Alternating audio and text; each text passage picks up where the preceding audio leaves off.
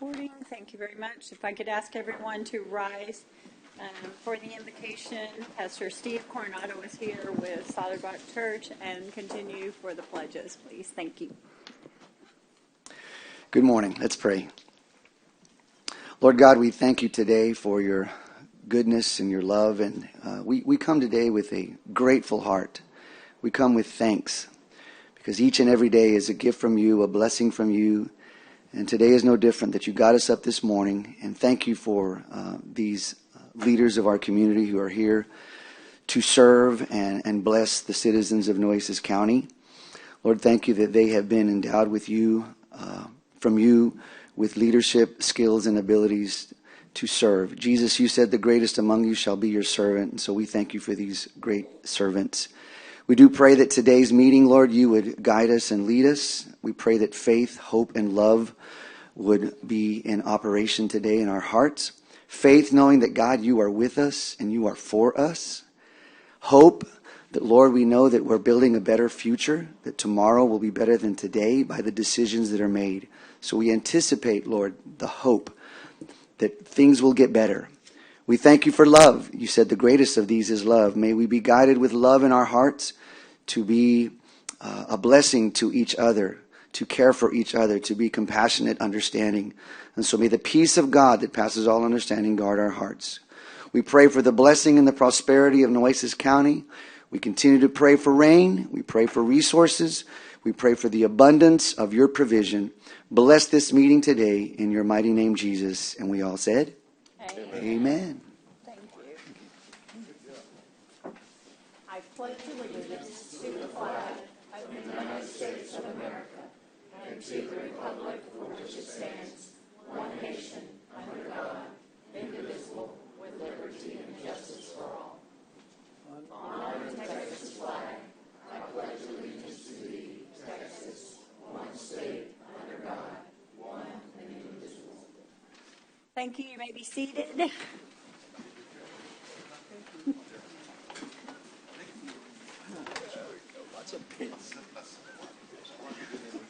It is Wednesday, October 22nd. We are in the Nueces County Commissioner's Courtroom, 901 Leopard Street, and I will certify that the entire court is present. It is 9:09, and I will call this meeting to order. Item D, do we have any disclosures, conflicts of interest? There being none right now, you can always bring it up if at the item you feel you have failed to do so. Item E, adopt the following resolutions, proclamations, and or orders. E1, we are recognizing today, if we will bring the 2025 W.B. Ray High School Athletic Hall of Fame inductees, or Emily's going to read? Yes. Please. Mm-hmm. Whereas Mr. Stephen Campbell, Dr. Tommy Elkins, Mr. Mark Johnson, Mr. Duke Lopez, and Mrs. Renee Dodd-White will be inducted into the W.B. Ray High School Athletic Hall of Fame on Thursday, October 23rd, 2025. Now, therefore, be it resolved by the Commissioners Court of Nueces County, does hereby recognize the accomplishments of the 2025 W.B. Ray High School Athletics Hall of Fame inductees and congratulates them on their achievements. Motion passes. We have a motion and a second. All those in favor say aye. Aye. Aye. Any opposed? The motion passes, and this is your item, Commissioner Chesney. Yes, ma'am. That was. I'm going to present. You're going to present it yeah, later. You don't want to. Yes, ma'am. I didn't see There's anything no one here, for that. so Yes, yeah, I didn't know if you wanted to make any comments, but congratulations. thanks. Yes, we all send our congratulations. On item number 2, and the reason we're all wearing pink today, pink out. Thank you very much for being here, everybody. Recognizing Breast Cancer Awareness in October 2025. Deandra is going to read. Thank you. Whereas in 2025, an estimated 319,550 people will be diagnosed with breast cancer in the United States, and 42,680 will die from the disease, approximately 3,330 deaths will occur in Texas. And whereas in 2025, 2,800 men will be diagnosed with invasive breast cancer and 510 men will die from it. And whereas female breast cancer has surpassed lung cancer as the most commonly diagnosed cancer worldwide. And whereas there are more than 5 million breast cancer survivors in the U.S. today, including those who completed treatment and those still undergoing treatment.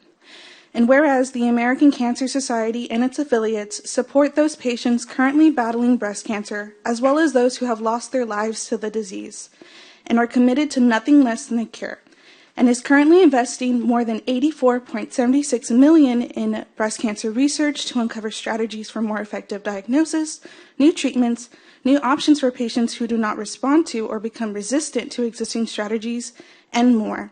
Whereas the good health and well-being of the residents of Corpus Christi are enhanced as a result of increased awareness about breast cancer and research into early detection, causes, and effective treatments. Now therefore, be it resolved by the Commissioners Court of Nueces County that the Commissioners Court does hereby recognize the month of October as a National Breast Cancer Awareness Month, duly adopted by the vote of the Commissioners Court of Nueces County, Texas, on this day, the 22nd of October, 2025. We have a motion and a second. All those in favor say aye. Aye. Aye. Any opposed?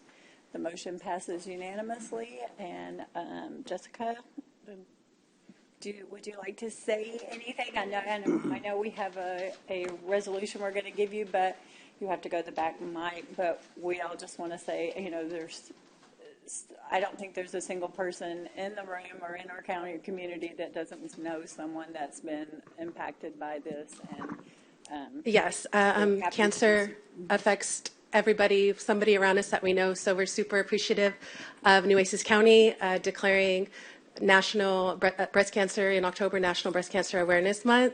The American Cancer Society is celebrating 40 years of breast cancer awareness, which was introduced in 1985. So we're proud to be here today.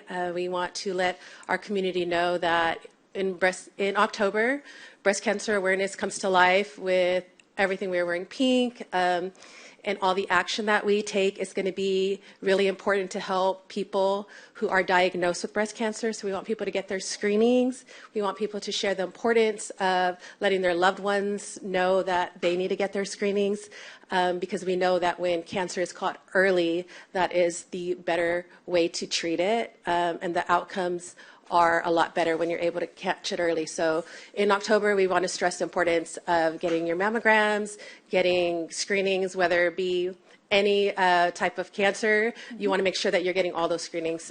So thank you so much for allowing me to be here today. Thank you for being here, and we stand united with you and encourage our employees as well to get those screenings and stuff. So thank you. And we have this. Would you like to come up and take a picture with us? We would love to have you come forward. So yes. Yes.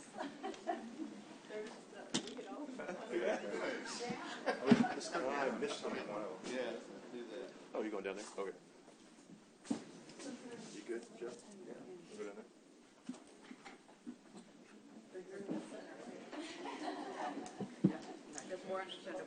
I definitely get that. I'm sorry, I was just curious.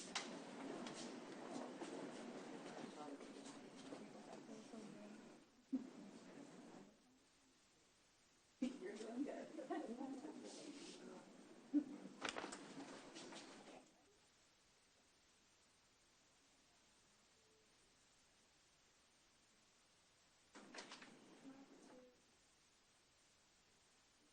We appreciate you being here. Yeah, oh no, yes.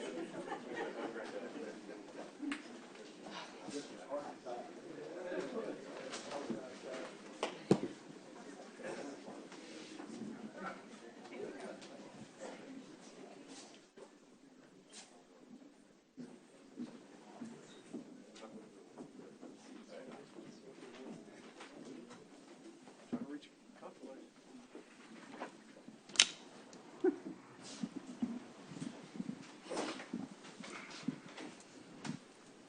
You look so short back there. We'll wait. Item number 3, recognizing Pastor Steve Coronado of Solid Rock Church in recognition of 40 years in the ministry. So Priscilla's going to read that. Thank you. Good morning, everyone. Whereas Steve Coronado is the lead pastor and co-founder of Solid Rock Church in Corpus Christi, Texas.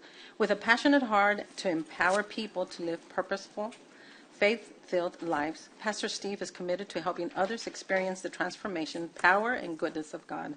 Whereas under his visionary leadership, Solid Rock Church has expanded to 2 campuses, offering 5 dynamic weekly worship experiences where lives are being changed through the presence of God. Pastor Steve also oversees FM 100.3 and InspireRadio.com, extending the church's reach and message through inspiring music and relevant teaching across the airwaves. Whereas in addition to his pastoral role, Pastor Steve is an acclaimed recording artist with 3 albums, Promesa, Alegría, and Gratitud, which reflect his passion for worship and his heart for God's people. His ministry through music continues to impact lives both locally and internationally. Whereas Pastor Steve holds both a bachelor's and master's degree in practical theology from Oral Roberts University, he and his wife Vivian live in Corpus Christi, where they enjoy life and ministry alongside their 2 daughters and son-in-law, all whom are actively involved in church leadership. Now therefore be it resolved by the Commissioners Court of Nueces County, duly adopted by vote of the Commissioners Court and Nueces County, Texas, on this 22nd day of October, 2025. Do you want to make the motion? Motion to approve. Second by Commissioner Gonzalez. All those in favor say aye. Aye. Aye. Any opposed? The motion passes unanimously. And I'm sure Commissioner Mottas wants to say a few words first before we get. Definitely. Thank you, Judge. Uh-huh. Pastor Steve has been an important part of the community and area close to where I grew up. And I was sharing with him earlier, remember it used to be a movie theater where the original church campus is. And now to see it flourish and expand is an honor and a blessing for our community to have that.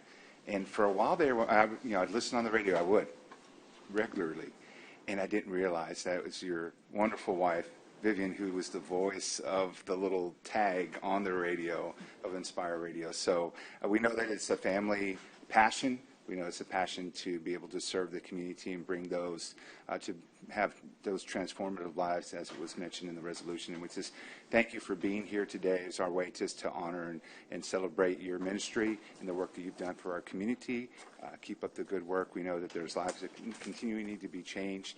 And it's just, it's been wonderful to have you start this day. Powerful prayer to begin this day. We know we always need good prayer to get us going. And so you have helped, I think, bring some peace to us long before we even knew we needed. So thank you, Pastor. Good point. And thank you to your family. It sounds like your family has been instrumental and behind you and very much involved too. We really appreciate their input. Thank you for your wife, lovely wife, being here today with you. We have this. If you would like to take a photo with us, we would love to take a picture with you as well. No pressure, because you can't say no when they ask if you want to take a picture, right? So we just need you and our picture to make us look good.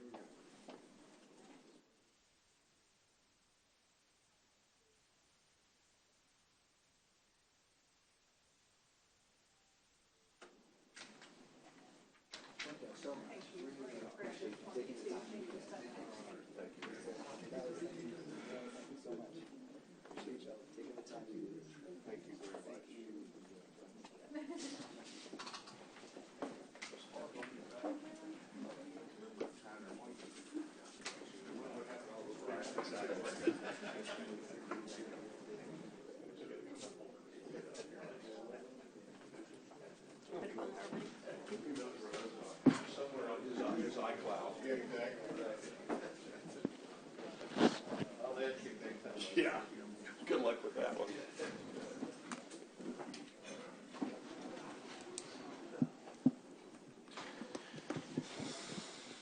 I'll let you get to your seat. Next up, we have our public comment section. And first signed up, we have Mike Culbertson. You realize it's 3 minutes. We can't answer questions or anything. I know you've done this before, but. Good morning. Mike Culbertson, President CEO of the Corpus Christi Regional Economic Development Corporation. So I've been watching Corpus Christi City Council, so I know how to do this, so don't worry. I applaud your idea of having a policy for TERS. I'm speaking on item 12. I can't be here for that portion, so I'm going to speak on it now. But I would like to talk a couple of them. Number 18 on incentives, talking about layering and not having that. We, the EDC, have been doing incentives since I got there in 2009, but a young man. And layering is important because layering is the ability to not deplete a fund, and also layering allows other things. So one fund may help with infrastructure while other fund may help with quality of life, and they have different reasons and they did have different mandates. So I would just ask you to take a look at that and how important that is, and to not box yourself in. The next one is 19 is existing buildings and not having existing buildings in there. It's a TERS. Existing buildings are it. I was talking with an old friend who built the Dallas Opera House, and they were bidding on whether to do the Ritz. And he says there will probably be not another theater built because of the extreme cost of having to do a greenfield project like that. But renovating is so much cheaper, and that is what you're going to look at. And if we do a TERS in the west side, this is the exact same thing that you're going to have, because there are existing buildings there that can be used with TERS. So I want you to take a look at number 19 also. So I thank you very much for your service. I know I know it can be fun at sometimes for the proclamations, and I know it can't be fun some other times. So thank you very much. I appreciate it. Thank you. Hank Harrison. Is it possible for me to wait until it's discussed? Yes. Mm-hmm. You can speak at the item. Sarah Florence. Chief Clack. Michael Clack, Nueces County ESD number 1 and ESD number 4.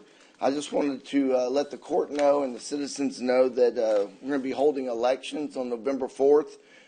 Pertaining to annexation of what we call no man's land. It's a large area of Nueces County that is unprotected by any fire or EMS, and we have been petitioned and requested by the citizens to annex those areas into existing ESDs to provide fire protection. What this means is that each resident of the current ESD has to vote to accept the new areas, and the people within the areas that live out there have to vote to become part of one of the ESDs.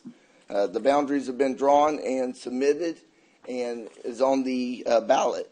And what this will do is give a guaranteed fire and EMS protection to those areas that have been so long just bounced around, and we go when we can instead of being part of our respective districts. So just wanted to give y'all an update, let y'all know that was on the ballot, and let the citizens know what's going on. Thank you. Thank you. There. Your Honor, could we get our assistants to get with Chief Clack and get a copy of those boundaries for all of us, please? Sure. Peyton, if you're paying attention, or Teresa, write that down. Thank you. There's no one else that has signed up for public comment. I know our rules state you have to be here, but is there anyone who wishes to speak that didn't have the opportunity to sign up? There being none, we will move on to our consent agenda. Any commissioner has an item they wish to pull for further discussion from the consent agenda? Judge, item G, as in go, please. G. G. And there was one I was asked to bring. Item L. Any others?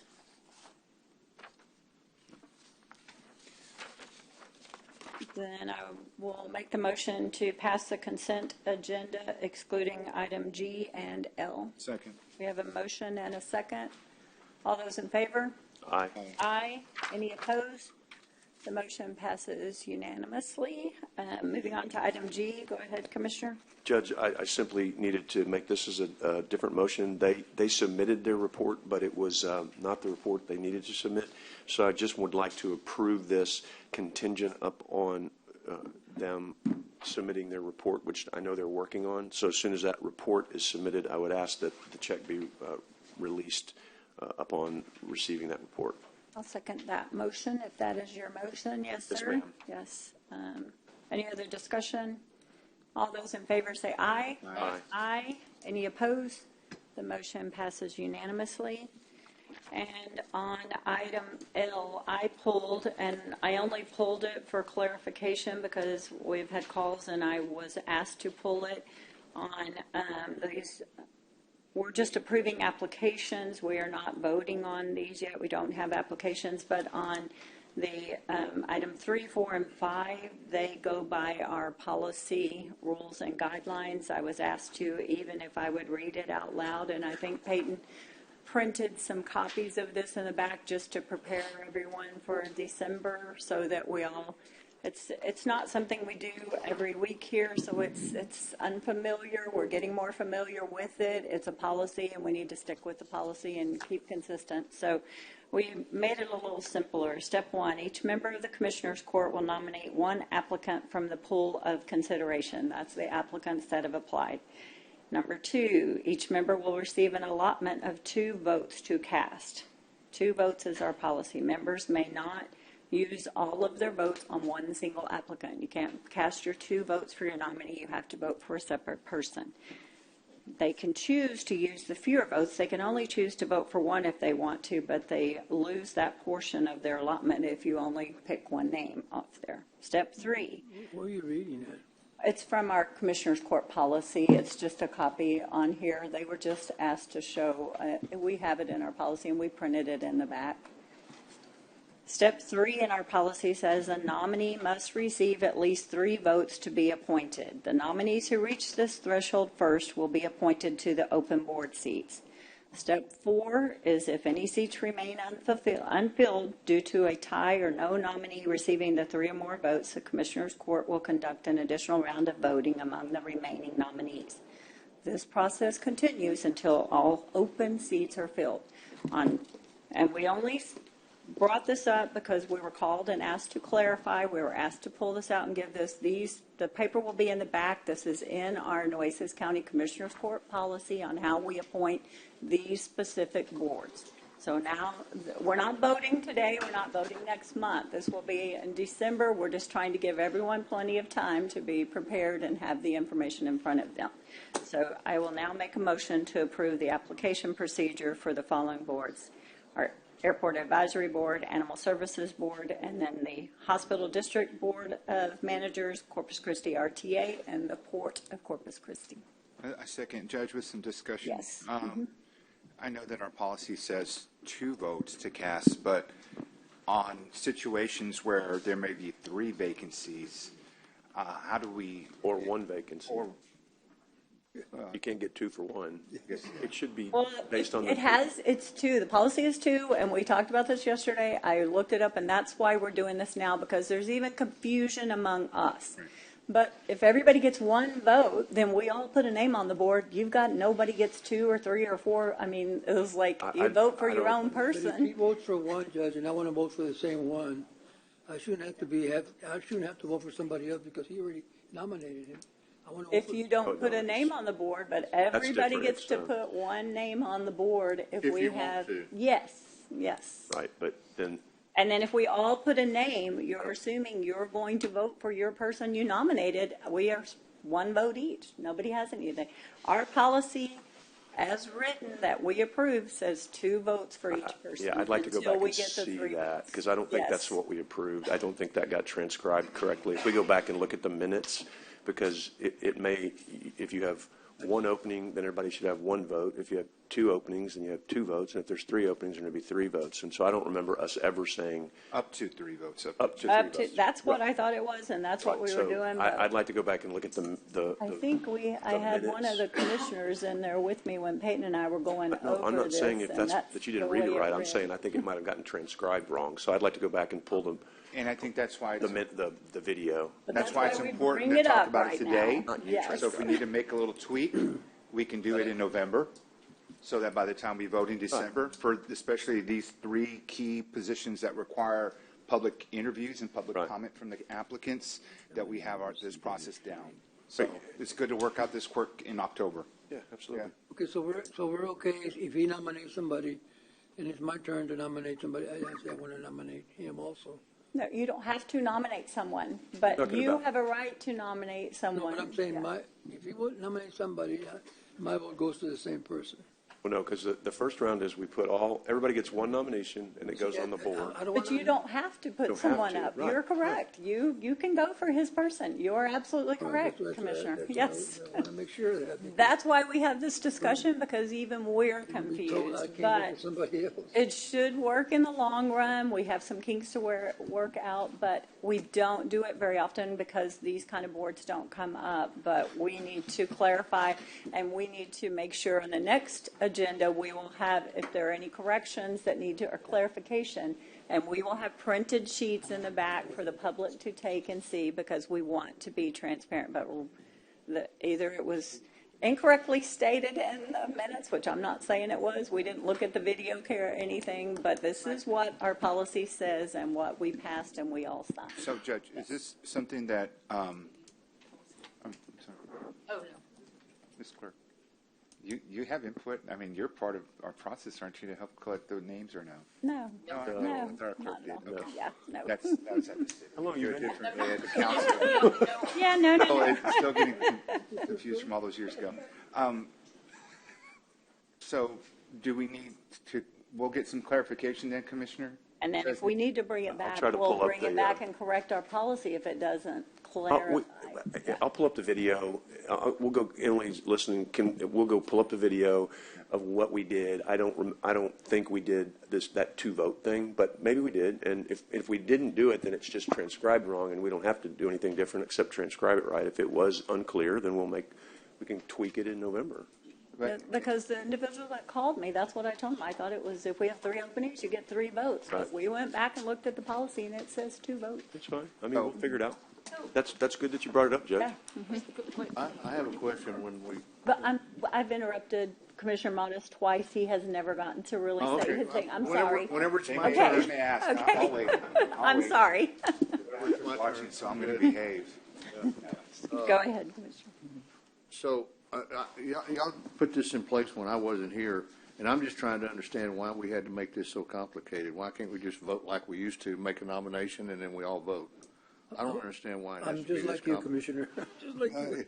Well, there was a lot of reasons. Commissioner, if you want to have that discussion again, I'm happy to I'm do it. perfectly happy having that discussion again, because I just think this is way more complicated than it needs to be. Well, then, I mean, I mean, you know, we. bring something to the court. But right now, it's our policy, so this is not on our agenda to discuss No, I right now. understand So that. everyone needs I to want to ask move a forward. question. If we need to change it, then we need to bring it back at Well, the then next meeting. It needs to be put on the agenda, and we will bring it back to discuss at a meeting if someone wants to change it. Because I just Yes. think this is way too complicated. Okay. So the motion is just to approve the The opening of the application procedure, it is not, but we have too many phone calls about people wanting clarification is the reason we did what our policy We're was. confused, too. So, we're confused And too, it's- is why. Just Sorry. an explanation for the public. We only do these big appointments, which we consider the big Anybody can bring 3, it back. only once a year. So it's Not like even we do once a them year, often. some of them Just serve right. longer than Or, one. I'm sorry, they're yeah. I mean, several it's years, yeah. Every other thank year, you. every 3 years. So that's part of why we want to remind ourselves of this. But also too, for these higher profile positions where we know there's more interest, there are applicants who will be given a time to come in and speak, right? Speak before the court and for the community to hear what their response is, why they're wanting to serve. And is there a question, answer? We give them a Only few just minutes to speak. speak, yes. But that's all part of another discussion. That's not what's on the agenda item today. Yes. You can ask, Yeah, yes. a question. So if the minutes are incorrect, I absolutely will correct them, and I apologize and take full responsibility for that. We'll look at the video and Oh, see. yeah, yeah, no, Nobody's but- saying they but- are yet. No, it's okay, but if they are, I mean, we'll correct Yes. them, but that's why they're also on the agenda, so perhaps read them prior to approving them. We do, but it may not So have if been, there is a it may not have been the mistake, yeah. minutes. It may have somehow gotten Right. transcribed wrong, and we just didn't catch it. I mean, I didn't say it was anybody's fault. Oh, no, I'm just saying if it is, I take been ours. responsibility and we'll fix it. I'm sure it's right. It could have been ours. We have a motion and a second to open the application procedure. All those in favor? The procedure, this procedure This here? is just No, the no. application Just open the for application. applicants Oh, yeah. to She just- apply for the boards. Okay. Yes, yes. All those in favor, say aye. Aye. Aye. Any opposed? Oh, the motion passes unanimously. Now I'm even confused on how to vote. I was like, what am I doing? Thank you. The motion passes to open for applications. This is not doing anything about our process. It's only allowing people to apply for those positions. Thank you. Moving on to our regular agenda. Our regular agenda, item A, discuss and consider accepting and adopting the meeting minutes from the October 8th, 2025 meeting. I will make the motion to pass. Second. We have a motion and a second. Any further discussion? And my staff does look these over and compare and look. So all those in favor say aye. Aye. Aye. Any opposed? The motion passes unanimously. Item number 2, receive a presentation from Robert McDonald for the 2050 Metropolitan Transportation Plan and all related matters. Thank you. And you may point the microphone up. I know when Chief Clack was back there, y'all are tall, and he need spoke a little loud, bit. but it was, Right. I have my props. yes. Good morning, Judge Scott. Good to see you, commissioners. Good to see you again. It's been a while since I've been here. Someone's controlling the slides? Yes. Thank you. We'll go pretty quick on this. So again, the Corpus Christi MPO, you may not have heard of us too often, but we've been around about 55 years. In Texas, there's 25 of the MPOs. Nationally, about 440 MPOs. MPOs were created to consolidate the discussions around primarily transportation. Our federal government didn't want to talk to every city, county in the land because that was not as efficient. So back then they set up the MPO. So we're the MPO for this area. I'll show you our boundaries in a minute. Next slide, please. So here's the logos of our partners. You can see the commission, the Nueces County logo is up there, and as well as all of our other partners. You may be familiar with a lot of them, but for this group, really can move the needle on selecting transportation projects. Now, my prop today to get you thinking about, I have $1 billion in front of me that you can't have, but you eventually, and Judge Scott, you get to vote on how we allocate the $1 billion. Now, these are $1 million bills, so they don't spend real well, but as you all know, it costs a lot of money to build things. You know, think of the Harbor Bridge, $1.2 billion. I need a couple $100 million more just for that one project. And so, again, for these partner agencies, next slide, please. Our leadership of the partner agency, as you said, Judge Scott, you're our vice chairman, and so you get one vote toward this money amongst all the other things we vote at. But you can see the leadership with our 2 mayors, 2 county judges, head of the Port of Corpus Christi board, the RTA board chairman, who came out to our public meeting last night. And so, next slide, please. We have the companion technical gurus across the regions. Your own public works director, Juan, is on our technical advisory committee. So they advise our elected officials on everything from project selection to all sorts of other things. Next slide. Now, I could probably spend an hour on the boundaries that we have, but suffice to say that the various colors you see, purple, the most central, that's defined by the U.S. Census. They do it for all of the 400 MPOs in the country every 10 years. They define what your population is for an MPO, and you have to have a minimum 50,000, and if you're over 200,000, you're a TMA or a transportation management area like we are. And you get different pots of money based on your population. That purple area is our population that drives how much money we get. Outside that, the yellow area is the area that we, the MPO, decided that is our boundary. That's the boundary we will develop over the next 20 years, and that boundary was decided a couple decades ago. We're reaffirming that boundary in the next couple months to make sure we have the new census information of where we're growing, and I'll show you a little bit where we're growing. Now, we show the two big counties, Nueces County and San Patricio County. You all know, we know the data comes out of all sorts of places at the county level. And so we pull all that down, we bring it into our planning. It's just easier than cookie cuttering the data. And so when you talk population of the county, you're like, okay, we get that. And State Demographer literally 2 weeks ago came out with new population totals. So that's going to be entered into our process in the next few months. Next slide, please. So our main products that we talk about, starting on the left, we're right now kicking off our latest 25-year transportation plan. It's a 1,000-page document. I'm not going to cover all of that. Again, I'm inviting you all, your constituents, your staff, employees, to come tell us what you think about, what you want from, and what we need out of our transportation system. We've captured everything that's out there now. We've captured everything, and I'll show you in a minute. We have existing plus committed projects over the next 10, 25 years. So we'll compile the 25-year list, but you can see on that slide, we also have a 10-year list. And so it gets a little bit more real. It's hard to think, what are we going to build in 25 years? But if you start talking 10 years, well, people can start wrapping their heads around that. Our next document is the TIP, the Transportation Improvement Program. That's our 4-year. That's no kidding. We're starting to plan projects, and barrels will be showing up soon. And so look for rerouting, look for detours.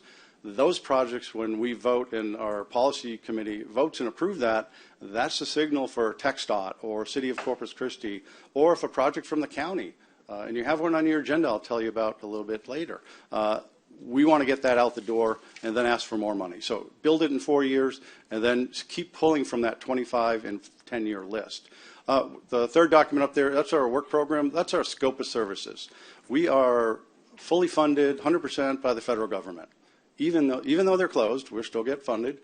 We get our money from gas tax. And so gas tax is still flowing. Our federal partners for highways and transit, they're still on the job. And so that's our scope. That's what we tell them we're going to do with roughly $1 million a year. We get to plan all these documents and do things like today and come up with all our planning documents. The last one's a little strange. That one could be another hour presentation. I invite you to join us talking about congestion management process. We want to identify where congestion is now, where we think it's going to be in the future, and more importantly, what are we going to do about it? So next slide.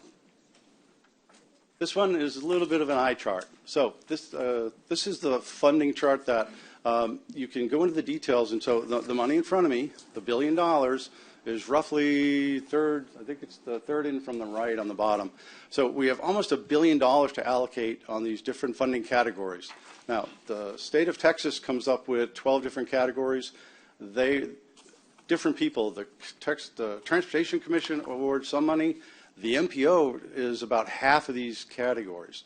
So when we vote on the $1 billion, we get to direct it into transit, bike, pedestrian, widen the road, extend the road, safety projects, whatever we come up with. This is the money chart. And so this is the current one. We're going to use this for the 10 and 25 years, as well as the 4-year Transportation Improvement Program. If you look at the far right, bottom right-hand corner, you can see it as $444 million that we need to allocate. So what are we going to allocate it on? That's what we're asking. And we want the public to start telling us, what do we need out there? So next slide, please. This one is a snapshot of we wish we had more projects, but this is the list of our highway projects. So in the red on the left, these are in the next 4 years, some of the projects that we want to get built. I'll look at ones for interest of the county. On your agenda, you have a project that ties into, I think it's the second one, 624 Northwest Boulevard. On your agenda, you have a project that the county wants TxDOT to build as part of 624. And so that one, Northwest Boulevard. And so we've allocated millions of dollars for that, for TxDOT to do that project. TxDOT and the county have got together and say, let's do a companion project. It's just more efficient that way. You can also see on there FM 43. A little bit later, I'm going to show you the growth plan that you all have. I would imagine you have a lot of growth in the county out along FM 43.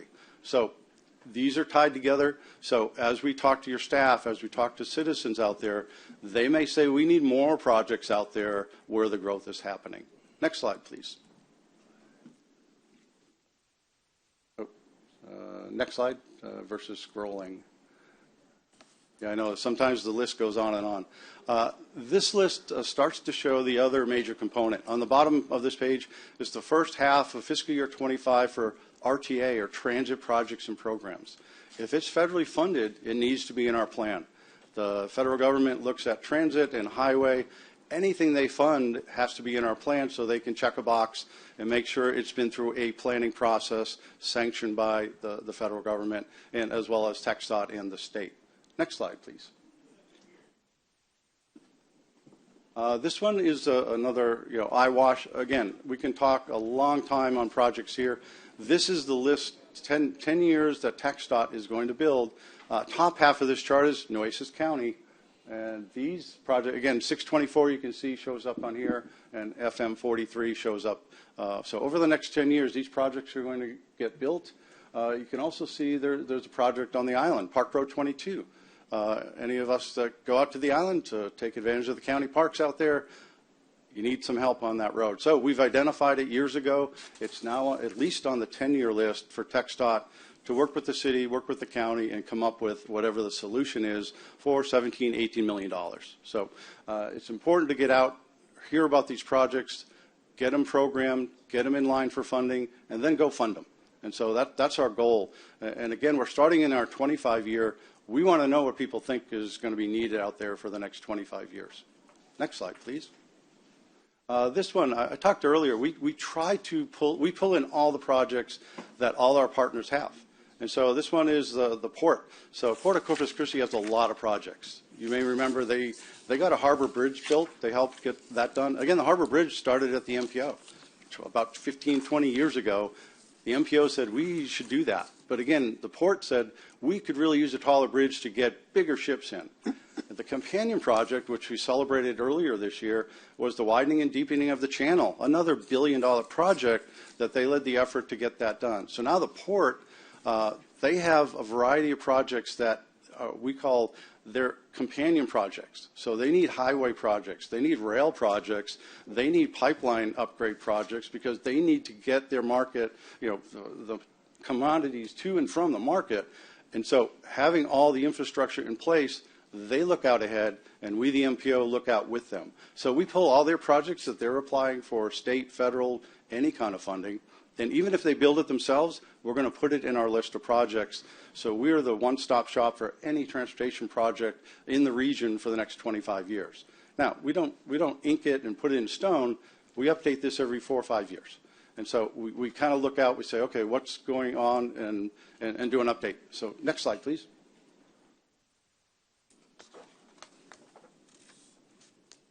This one, and again, for City of Corpus Christi, they've got a lot of projects. If you remember, probably a year or so ago, they came up with a roadway master plan. $1.5 billion of need for collector and arterial roadways to accommodate what they think their growth will be for the next 10 years. So we don't ask them to redo their list. We just say, thank you very much, a lot of good work. We pull it into our list so everyone can see all the projects going on in the region. So there's also bond projects. So they issue bond projects, and we pull out the roadway ones primarily. But if there's anything like a park, we'll look at park projects so we can connect them with sidewalks, bike trails, and other things, maybe even transit. Next slide, please. So we invite everyone to become part of our process. We have a social pinpoint site. We have a website that please go to. There's a QR code. You can go take a survey on what your preference is in transportation. And we did this about a year ago. We had a consultant put together a focus group forum of 80 individuals, and we did not allow our engineer selves or planners to be in the room. We had to facilitate it. And we got our demographic based on the U.S. Census. So we said, this is our demographic in this region. tell us about transportation. So that report came out, things like we need more transit service. So, of course, we passed that along to the RTA. There's a big need for filling potholes or maintenance projects. We've got that. So all that is available for people to go take that survey yourselves. And so we want people to tell us what is next. What are those projects? Is it safety? Is it extending a roadway? Is it transit?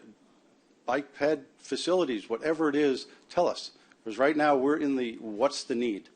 We'll worry about allocating the money later. Next slide, please. So as I said, we don't start from scratch. It seems like only a year or so ago we developed a plan, a 20-year plan out to 2045. So if you want to get a head start on reading what we've done before, you can go to our website. You can look at all the information. We're going to update everything you see on screen and everything on our website, but this gives people a chance to say, okay, what have they been talking about? So this is what we've been talking about. But we're going to update this and go out to 2050. Next slide, please.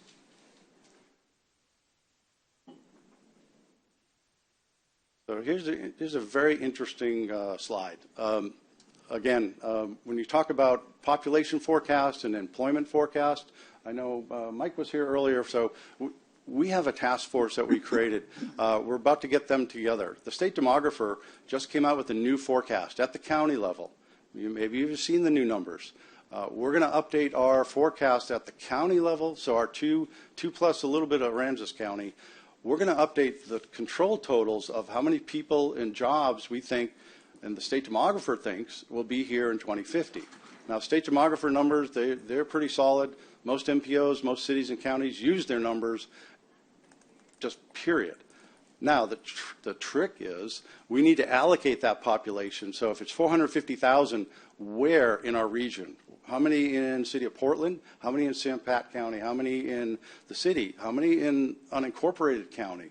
Are they going to be on the island? So where are these people going to do? We're going to live and work. And you can imagine, depending on where they live and work, it creates a transportation demand. So that's what we're going to do probably in the next 6 months, is allocate the regional control total down into smaller geographic shapes. Probably, we call them traffic analysis zones, but think, smaller than zip codes. So we're going to allocate where we think the people are going to go. Now, we know where the growth has been since the census. South side of Corpus, London area, Portland, west side of Portland. We have the west side into the county. I'll show you a slide here in a minute. Next slide, please. This is our first cut of where the growth has happened since the census in 2020. We've literally documented, and you can go see it in detail on our website, we've located every house that's been built in the region. We've also put on a map every development plan that was approved by either city and some for the county, ideas of where the growth is happening now and where those future developments are on paper and actually building out. Next slide. So this is the slide I referred to. So thanks to your county staff, we got this. I think it's almost a year old. This is what you're saying of where your growth is going to happen, where you've got development pressures in the county. Earlier on your agenda, you heard about fire protection district. Well, we want to see what roadways or transportation infrastructure the county needs outside the city boundaries. And so as you hear about development, as you see what's coming on, we want to hear from your staff and you and the developers and whoever else has an opinion. What do we need out here? Is it streetlights? Is it better signs and markings? Do we need the sidewalks to go to a school, for instance, like the London area? And so we work with TxDOT and the city, the county, everybody to identify what that need is. And we've already talked to the school district. We're talking to all the school districts. Next slide, please. This one I want to leave you with the next few slides. One of the most important things that we do in the city, the state, and even the county, you pass something that called Vision Zero. And so Vision Zero is a concept where you want to get to zero fatalities on our roadways over some period of time, 15 years, 20 years, or 25 years. So our policy committee in October 2024 came up with a regional safety action plan. In essence, we did the analysis with a national engineering firm. They looked at all 75,000 accidents over the last 5 years and identified what kind they were. Were they T-bone? Were they sideswiped, run off the road? human impairment, all sorts of, we read and had them read all the crash reports that we get from the police departments and DPS. So this is on our website. I'm afraid to say it's 1,000 pages, but it's 1,000 pages. All the analysis leads to, next slide, please. Oh, I'm sorry, one more thing. On our website right now, if you can go to that, back up one slide. On our website, we have something called a crash dashboard. So you can sort it by things like Nueces County. So this is a quick sort that I did, so it's not too complicated. This shows all the fatalities and serious injury accidents in the county over the 5-year period. Again, it's a little dated. We're going to update this to a new time period, but it gives you a sense of where's the focus area, where are these accidents, where are the fatalities. And so if you believe in the Vision Zero concept, and TxDOT's concept is the road to zero, meaning zero fatalities, this is the target.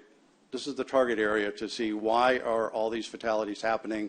Are there's a ton, you can probably guess, you can probably shout out the ones, SBID. But there's a lot of other places that, again, one of the news reports reported there's some fatalities on Flower Bluff, and we're trying to figure out why. And so our consultant came up with it needs more refuge islands, so medians and little sidewalks in the middle of the road for people to be safe there, and streetlights. So when people cross at night in dark clothes, not in a crosswalk, if there's a street light, it gives a driver a chance to see him one more time. Next slide, please. So the end result is, again, there's 32 dots on this map. So after the analysis of all those crashes, all those fatalities, we came up with 32 projects for the TxDOT or City of Corpus Christi because they have most of the traffic lights and other things. Next slide, please. We've given them the list and the solution of here are proposed ways to fix these locations with high incidence of fatalities and serious injury. Some are like the top one on the list, $2,000, retime the signal. Wow. That's not too bad. But there's also other ones that are $10 million. So this is our first set of projects. The MPO, I have in front of me for safety projects, we have right now almost $40 million to implement these projects. So the projects are now in the hands of TxDOT and City of Corpus Christi. If they like them, and they've already acted on, I think, 4 or 5 of these projects. And so we're hopeful that they're going to continue to get these projects. Next slide, please. We'll go through the list. I'm not going to pick on too many of these. Let's go to the slide after these, please. Again, all the details on our website. Please come to our website. See if we got these right or our consultant got them right. Next slide. The companion projects that we just kicked off, we're going to bring our safety task force back together, which includes law enforcement, it includes the engineers, TxDOT, cities, counties, all to come around and look at the new data and come up with something we call a safe system plan. It's a phrase and a plan that is documented by Federal Highways of say this is how you do safety planning, and so we're going to tackle that in probably the next 4 to 5 months. So stay tuned to be part of that. Next slide, please. There's my contact information. If I didn't say go to our website, go to our website. A lot of this information is there. Please reach out to me. We are coming out to talk to our counties, cities, Port, RTA. We had a public meeting last night. We have another one tomorrow night. We're getting the word out. Again, we're not asking for anything except what's on your mind with transportation. We know there's a lot of issues around, but if you think of anything connected to transportation, let us know. We want to help get the need identified and then eventually come up with the funding. And I want to get rid of all $1 billion. So I don't want to be here in a few years. I don't want any more money. We want to get it out the door. So happy to take any questions. But again, we're happy to talk to you offline in our next set of meetings. And yes, Commissioner Pesley, go ahead. Thank you, Your Honor. Thank you very much for the report. I read through it last night. So I have a question. And if we could go back to and talk a minute about the safety part of the plan here. Those of us who, and I don't know, I've never quite understood how the MPO works. I've been doing this a while. We have an area, those of us who travel Interstate 37 on a regular basis, when you're coming on the southbound lane headed toward downtown, there's an exit to 358 just before or just after the Lantana exit. Okay. That is a major problem on Interstate 37 in the mornings and in the afternoons. The traffic piles up there for a long way every day because of the people trying to enter 358 and those trying to exit to the Lantana exit. And then just behind that, you have an entrance off of Corn Products Road. So there is a wreck there. I don't know how many fatalities have been there, but I know there's an accident there almost weekly. And so how do we get I even was visiting with a TxDOT district person here a few months ago, and he admitted that place was a problem. So how do we get that fixed? Yeah, a couple ways. I think the first one is, number one, identify it. So we go from anecdotal, people recognize it and see it, and then go get the data to make sure that, okay, we can document the accidents, the type of accidents, is it based on congestion, or you have people stopped on a freeway. Who does all that? I mean, do you do that? Does the MPO do that? We do part of it, but also in our safe system plan we're developing, we're going to look at why there are a lot of accidents there. But we do that in companion with also that may be a location. I know TxDOT has it on their second 10-year list. Update that interchange. So rebuild that interchange to make it safer. Maybe a 2-lane flyover that helps the major movement. So you don't have people stopped, backed up at 0 miles an hour with people going at least the posted speed limit right next to them. So if anyone has issues with that. Well, it's a combination of things. There's people that are flying 85 miles an hour down 37, and half of them are trying to get off on Lantana, and the other half are trying to exit onto 358. Right. And so it's just a really dangerous place. And I don't understand how we get TxDOT to recognize those areas and get them to do something about it. Sure. And so how we get, and TxDOT's part of our process. So they're part of our safety task forces. They're part of our other committee meetings. So we talk to them all the time about what they have identified as issues, then how do we solve the issues? So again, we take it in slices, identify what it is. Are there early solutions, more lighting, more enforcement, something they could do to make it more safe until they can build something? How do you get that process started? Do I need to introduce a resolution here at the Commissioner's Court and pass it on to the MPO or to TxDOT? Or no? How do you get somebody to, I know TxDOT knows this is a problem because I had one of them admit it to me. So how do we get them to start talking about doing something about it? Sure. Commissioner, you just did it. It'll be on our list. Okay. And so we take all the comments from. Thank you. And I'm not trying to beat you up about it. It's very frustrating that day after day after day after day you see these accidents in the same place, and we just ignore it like it's not a problem. TxDOT needs to attack. The city of Corpus Christi is 5th in the state of Texas for traffic fatalities related to speeding. 5th in the state. We beat even some of the major cities like Houston and places like that. And so anything that TxDOT can do to address that issue, and the majority of those accidents and deaths related to that happen on Interstate 37. Sure. This is the perfect start. And so as we continue to talk to TxDOT. We are one of the few cities that still has the 75-mile-an-hour speed limit inside the city limits of Corpus Christi. Most all other cities, if you travel around, that when you enter the city limits, the speed limit drops to 65 miles an hour. So we're one of the few cities that has not done that. And have areas, and I don't know why we haven't fixed that. Thank you. Yes, Commissioner. Since we're adding roads, we're talking to them, what about 361 and, especially between the island and Port Aransas, where if you want to talk about deadly crashes, that's about as bad as it comes. Where's that on the list? Yeah, 361 was on our last 25-year plan, near the bottom. Again, it just didn't get into the funding stream as far up as some of the other projects that are going on now. We know it's an issue. TxDOT knows it's an issue. They started a process probably 7, 8 months ago. On the island, they had some public meetings to identify. They're looking at the planning part, the environmental clearance, the early design parameters, safety issues of 361 from Park Road 22 all the way up to Port A. So only some of that is in the MPO, but TxDOT, they don't stop thinking about a road at the MPO boundary. They know it's an issue all the way up. We have the crash statistics for the full 2 counties. And so they have the same data, we have the same data, and so we know they're looking at possible solutions, everything from, as I said, you do it in phases.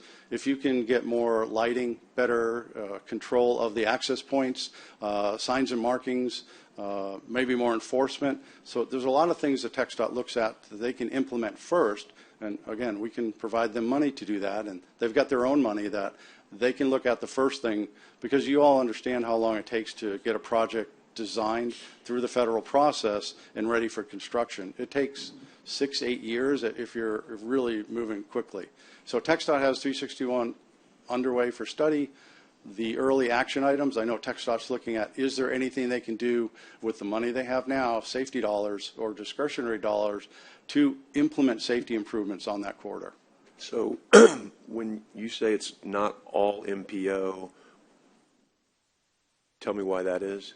Yeah, our MPO boundary is a little strange because it's defined by the U.S. Census as far as where the population is and where it's outside our area.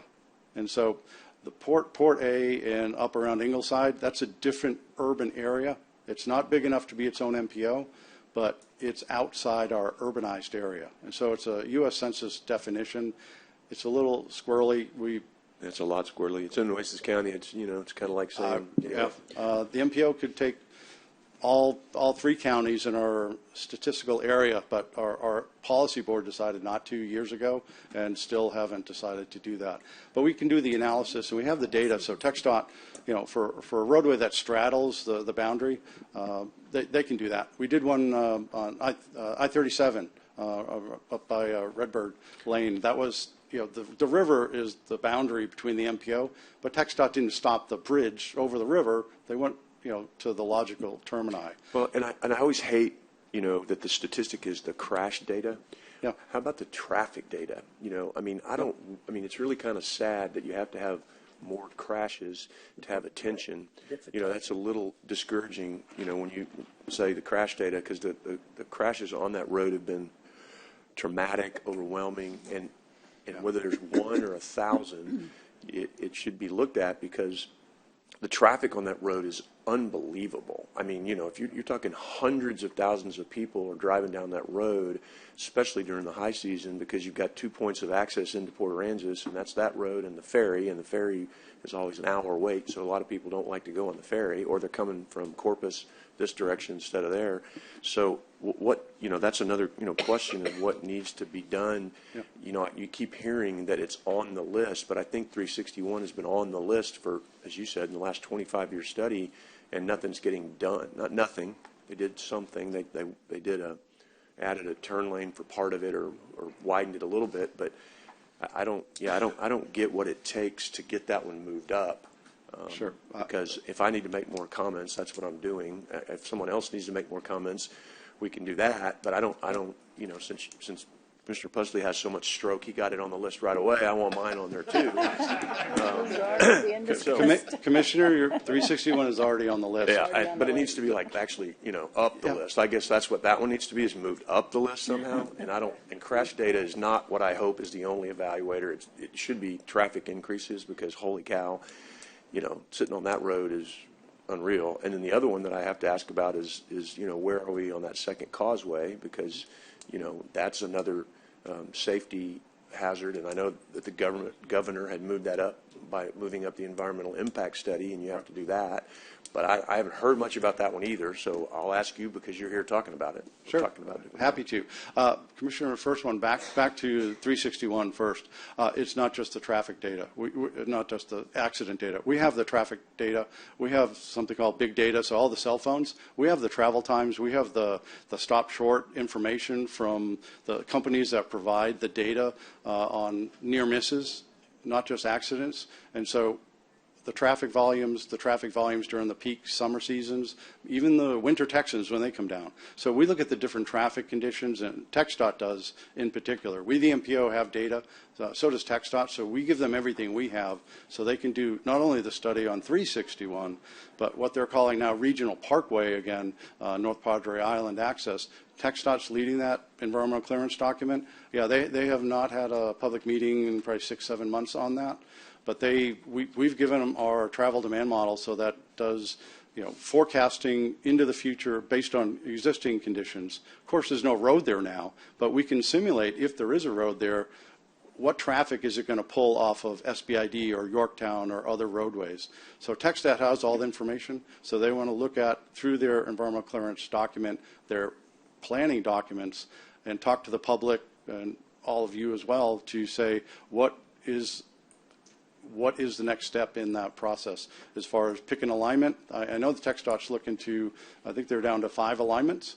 And so they have a website, happy to send it back to the court through your staff, the website of where TxDOT is, and I can call and ask them to make sure they have the most current information. Again, I don't like to talk about their project except point you to their project and have the most up-to-date information on the TxDOT website. And so if we have a link to it on our website, we make sure it's the most current. But I invite you to go to that to see where they are and what their timeline is. We think they're moving pretty quickly to identify what's next for Regional Parkway as far as alternatives analysis and coming out and talk to folks on the island, the county, the city, and the residents as well. Since we're pitching, those are my pitches. I would really appreciate if the 361 could get moved up the ladder, because it has not been anywhere near what it should be, and certainly having the second point of access for the thousands and thousands and thousands of people that live on that island. If that causeway, because of a storm, gets washed out or closed down, then Lord have mercy, I don't know what we do. So that's mine. Thank you, Judge. Commissioner Modest. Thank you, Judge. I'm going to follow along the line with Commissioner Chesney. Arguably, Port A is the second largest as far as economic development within our county. As far as that community, the second largest in population is Robstown that I represent, and that's not in the MPO. So I know that TxDOT helps cover those projects. I know that a few years ago there was some discussion as far as bypass, different routes. There was some crazy lettering that was included in different options to get through the crossroads in that area to connect from 44 from the east side to the west side through Robstown. Around Robstown, there was loops, all kinds of ideas that I know that TxDOT is pushing, but I would encourage the MPO to look at expanding their boundaries.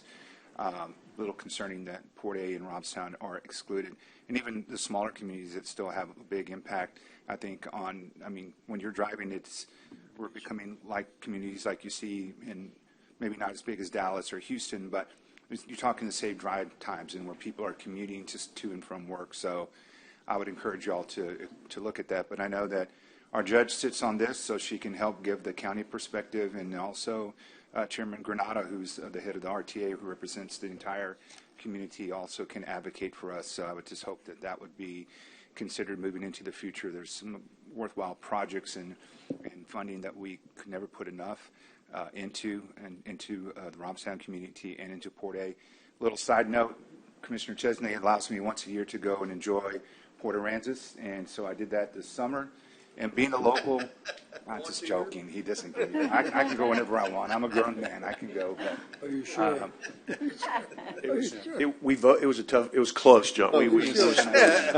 No, but my point is, as a local, you know when to leave Port A, right? And I don't want to just turn into Port A, but you either leave early, which we did, or you wait to the rush and then you leave later in the day, because right around that 10 to 2 o'clock time frame, the map, if you're mapping at home, you'll see the red lines just pop up of traffic stoppage or yellow lines. So there is a big concern that I would advocate for that part of the county as well.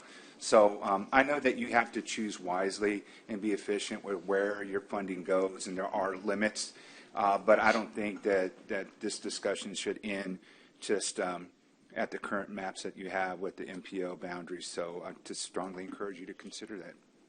Commissioner, just a quick snippet. We've been in active discussion at our MPO at the policy level about possibly adding Robstown and Port A. And so those are ongoing. We hope to have it resolved in the next few months. There's actually a piece of Robstown that the U.S. Census said must be in our MPO boundary because they meet the urbanized definition. But in early conversations way back in May of this year, I went out to their council to ask them if they would like to bring the whole city in. And they tabled that, and I'm trying to get back to them to see would they like to join the MPO, because they can if they want to, or they can stay, stand put, pat. Sure. And again, the quick issue on that is they get TxDOT money for being in the urban area. That could be. But they also get currently TxDOT money for rural areas. And again, so that's a calculus that the city has to do to understand, do they give up, I'm guessing, do they give up $100 million to join the MPO and then fight with 2 cities, 2 counties, Port, RTA, over the $1 billion, or that? Port A is the same thing. Port A could come in as part of the MPO if a few other conditions get satisfied. We're waiting to get a reaction from our federal partners to say, yes, they can come in and we can go ask them, but we have not pursued asking them yet because it's only under one condition. And if the feds agree that they can, then we'll go talk to Port A. So, thank you. Appreciate it. Commissioner Gonzalez, also, we're on, don't leave yet. Yeah. Well, I got one, so we talk about TxDOT. I don't really have a lot of faith in TxDOT doing things, right away either. Because one concern, it's a huge concern, we just talked about it yesterday with a group of people. It's all these ramps going on the freeway and off the freeway. I'm sorry. Yeah. Ramps, all the ramps coming off the freeway and going on the ramps freeway. off of which road? Any freeway. Any of them? Yeah, there's no yield signs. Yeah. So who's got the right of way? I mean, so it's a problem. Yeah. Because everybody coming on into the freeway thinks they have the right of way to get in front of everybody coming straight on the freeway. Sure. Yeah, I'm familiar with those signs. I know TxDOT is too. One of their projects they're just starting is on SBID, trying to reverse the on and off ramps to make them safer. But again, the yield signs are still out there. But I can bring back the issue for the district, because the TxDOT district, they're the ones that decide, based on their traffic analysis and good standards, to put the right signals up or signs up and pavement markings and keep them up to date and make sure everything's repaired. There's a recent order that came out through TxDOT about some not standard signs and markings that cities across Texas are being required to take up those signs and markings because they don't meet the federal standard anymore. And so they're colored crosswalks are like at 6 points. It's blue and white, but TxDOT is saying, you need to remove those. And so signs and markings are a big deal right now. And so I know TxDOT wants to make sure it's as safe as possible for the ramps. And so it's not Union 37 or 286 or whatever. I know that one they did in SBID because it was under construction. So Right. they did those when they did the construction. But it's only part they did. They didn't do the rest of it. Sure. So it's a lot of accidents that happen because everybody thinks everybody's supposed to move out of the way for somebody else to come on. But if I'm leaving the freeway and I'm going down in the ramp, I don't know if I should get in front of the guy coming on the access road or not, or he's supposed to stop. Like I said, there's nothing to tell anybody, hey, you gotta yield, you gotta wait. So I think that's an issue where you have a lot of the accidents. So I think it's something to look at. And we have asked TxDOT several times to help us with a bridge. It's not a big bridge, nothing like the Harbor Bridge, but a small bridge, and we're still waiting. It's been about 6 years. So, but we had to braze that ourselves and spend our own money to braze it. We just said they're going to come back and really fix it, and they haven't done it. The other thing that I encountered a problem with TxDOT is they only have one excavator for the whole district. Whenever we ask them to come excavate something with the floods, they say, well, it's in Houston, well, it's in the valley. So I don't know if y'all have anything to do with it either, But if y'all work with TxDOT, there's any kind of equipment they can get so we don't have to be borrowing from the Valley, borrowing from Houston, and not have it here. Yeah, so let me bring all this back to TxDOT, the district, and see what they can do. Yeah. Thank you.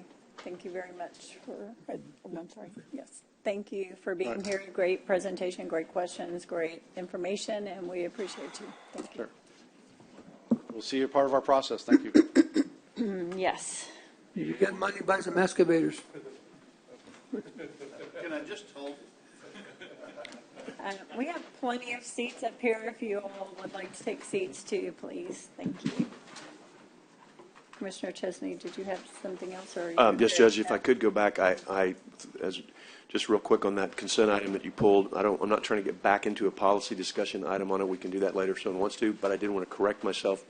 I do remember why we had the 2 votes, and that was because if everybody nominated someone and only voted for their person, then there would be a deadlock. So that was the reason we gave everyone 2 votes, so that it would undo the deadlock. So that was correct, and I apologize. I just kind of had a brain fart, and you caught me off guard, and so I'm wanting to correct myself from what I said earlier.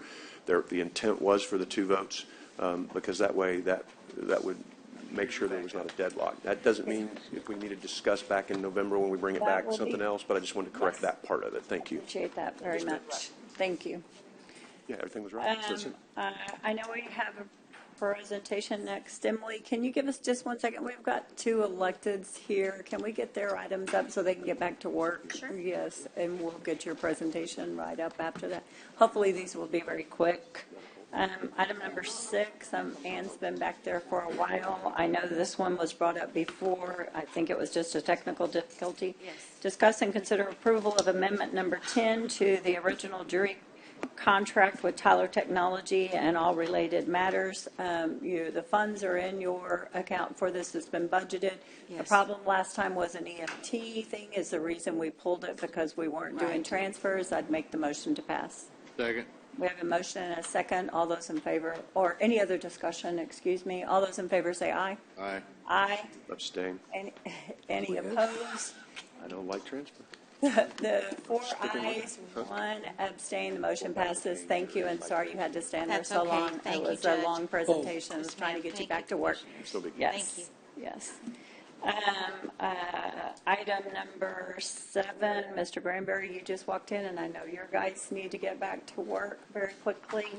Discuss and consider approving eliminating a misdemeanor 1 attorney position, creating a legal position 1, and the total amount of $88,935.93 in the district attorney's office, allocating the remaining funds from the elimination of misdemeanor 1 attorney position for the reclassification of other roles in the district attorney's office and all related matters. I will tell you it was my intent today to hold off on this because it hadn't gone through HR to see what we have done. I know it has. I got that paper this morning. That's the only reason we're bringing it up. I know in all departments we extended this until the end of the year because of transfers.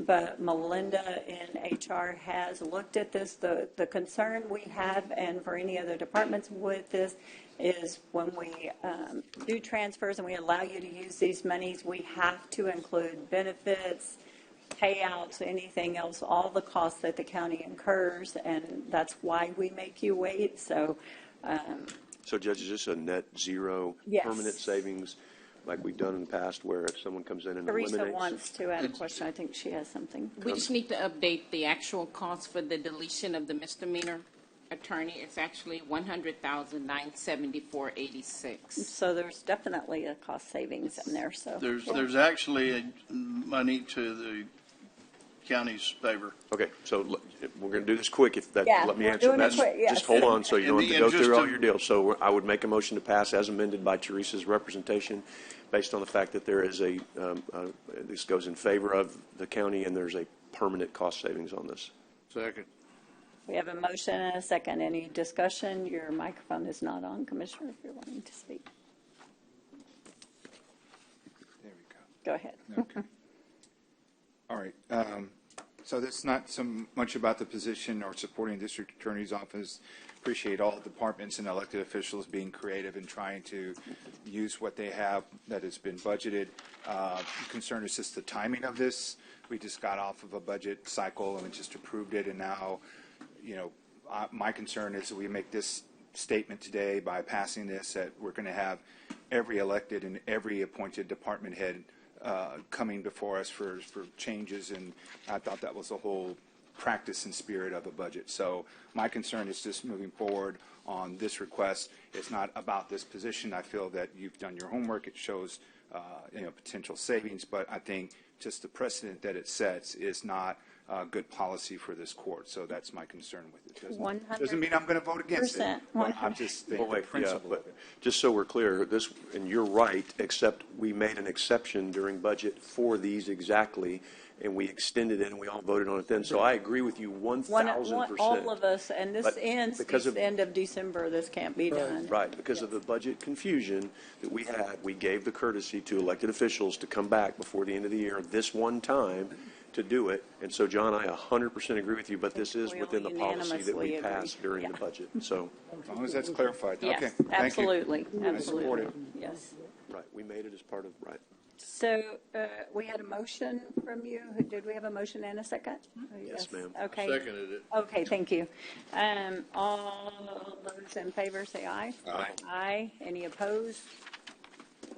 Passes unanimously. On item number 8, discuss and consider allocating Chapter 59 funds.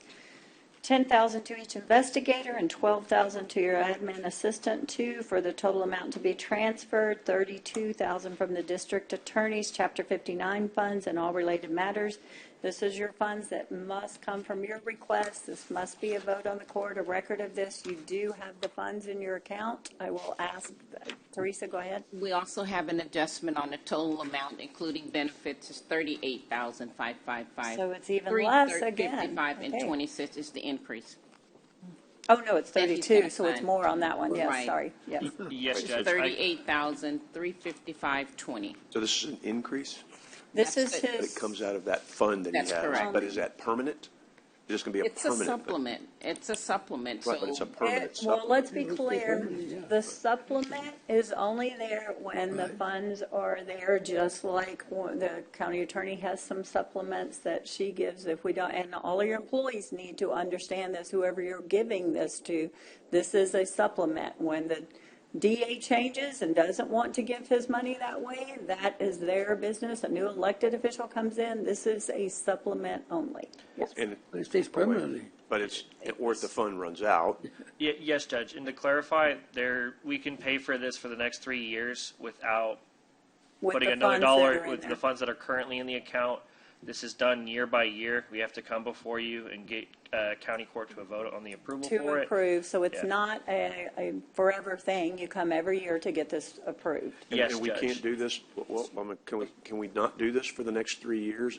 Right now, you have to do it year by year? That's the law? The way I understand it, it's the law to do it year by year. I think we want to do it year by year. People Well, no, I'm change okay things, with it. yeah. If he's got the money and he wants to do it, but if that's what the law is, that's what the law is. That's fine. And then, Judge, Make the we motion did talk to to approve. HR. We just request that you amend the amount to the $38,355.20. That's with the benefits that weren't included. And that's one thing we are being very clear about. We have failed to do that in the past, and it has cost the county money. The benefits and all the costs have to be calculated into this, so. May I ask a question? I have the motion. Did anybody second it? I'll second it. Everybody seconded it? Oh, everybody seconded it. But I have a question. Yes, go ahead, please, sir. Okay, thank you. And I'm sorry to ask this. I've slept a couple of times since I was here before. Where do the Chapter 59 funds come from? It comes from on seizures on felony cases. So let's say you have a manufacturing delivery. They have $10,000 in the car from the proceeds of the sales of those drugs. CCPD. So it's forfeitures or? Yeah, it's forfeitures from Chapter those, 59. and then we go through a process, and then that's divided between law enforcement agencies and the DA's office. Okay, So that's kind of how we get continued revenue there. okay. And we have no authority over these funds whatsoever. It is all at the DA's discretion when his funds, just like the sheriff's with With his. approval Yes. from the Yes, Commissioner's yes. Court. Okay, I'm good. We have a motion and a second. Oh, another question. I'm Yes, sorry, Judge, Commissioner sorry. Modis. We've done this before, so this is not anything new. My question is, again, what our intent is the court, what we've stated, and I know there's been some heartburn. To me, this is kind of like the discussion, the debate that we've had, been brought before on grants. You know, we fund them for a year or two, and then it falls on us to put it on the budget. I think that's the kind of same argument and perspective that I know that you know, some of our commissioners have brought up in the past. So that would be my concern. Once again, I support this, but you know, it's good that we can support this position for now, but eventually I doubt that this workload is going to disappear. So we're going to have to talk about absorbing that within a few years. Now, a few years is better than next year, but we've had discussion on, we don't like grants. We don't like grant funding, and even if we're only having to bid in 20% of a grant, 30% of a grant. We collectively as a court have had that argument and that perspective before. So that's just my concern, is that this can be funded for now. But maybe it's not the same argument. Maybe someone could correct me on the court as far as what our discussions have been in the past on this. But this seems like it's good for now, but in 3 years we're going to have to swallow that pill somehow. Well, and I will take the liberty to answer that question, because that has been a concern with grants. This is Chapter 59 funds, and I appreciate Commissioner Gonzalez and his clarification and us sticking to the annual. But the sole responsibility on these funds is the DA. They are his funds to allocate to whoever he wants to. He can actually even, I think, be prosecuted if he doesn't do this correctly. They come with bracelets for yes, me, yeah. Yes. So, Will they appoint me as a special prosecutor if I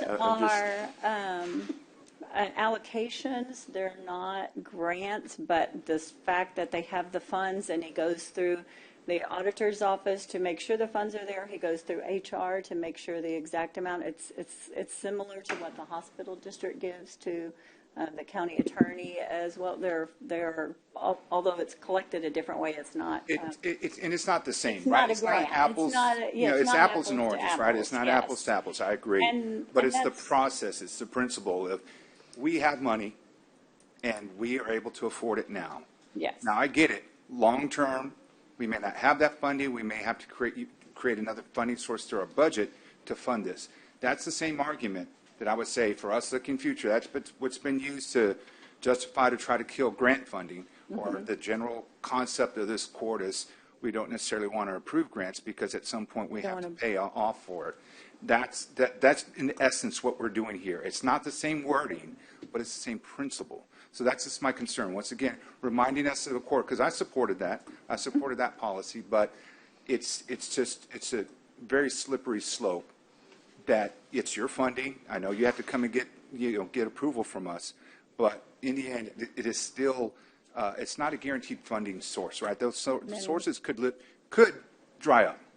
Highly unlikely. There's always going to be forfeitures. They have before. But it could dry up. So it's the same thing, I think, in concept with grants, is that when we're discussing, we don't want to pay so much, even 50-50 is sometimes just not rich enough for the county to accept. So that's just my concern, to remind us again what actions, what steps, what statements that we have made as a court, and what that means going forward. And I think that this kind of applies. But as I mentioned earlier, I will support it. I have no issue with it, but this is a good reminder for what we've done in the past. But it's a good point.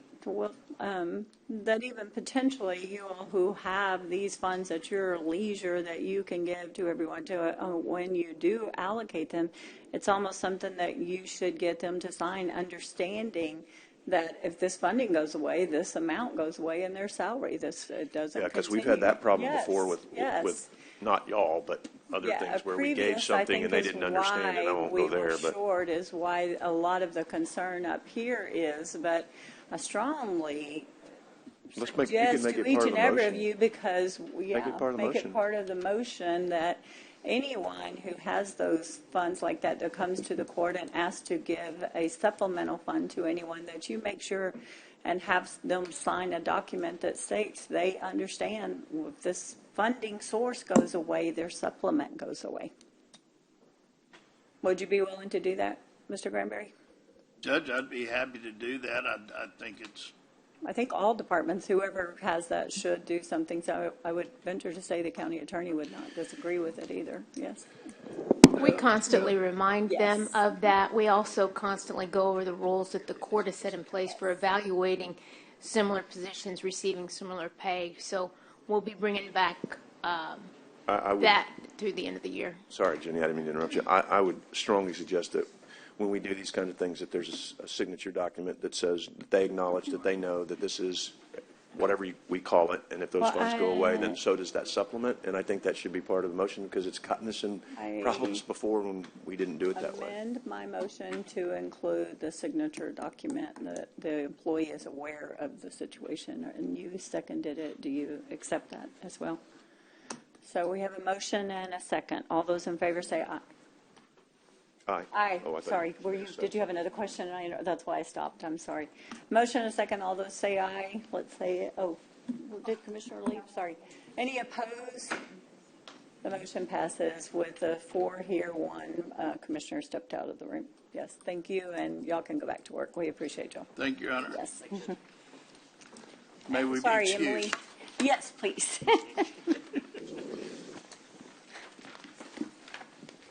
Let me see, where am I at on the item number 3? Receive an update and presentation on the progress and design work on Briscoe King Pavilion.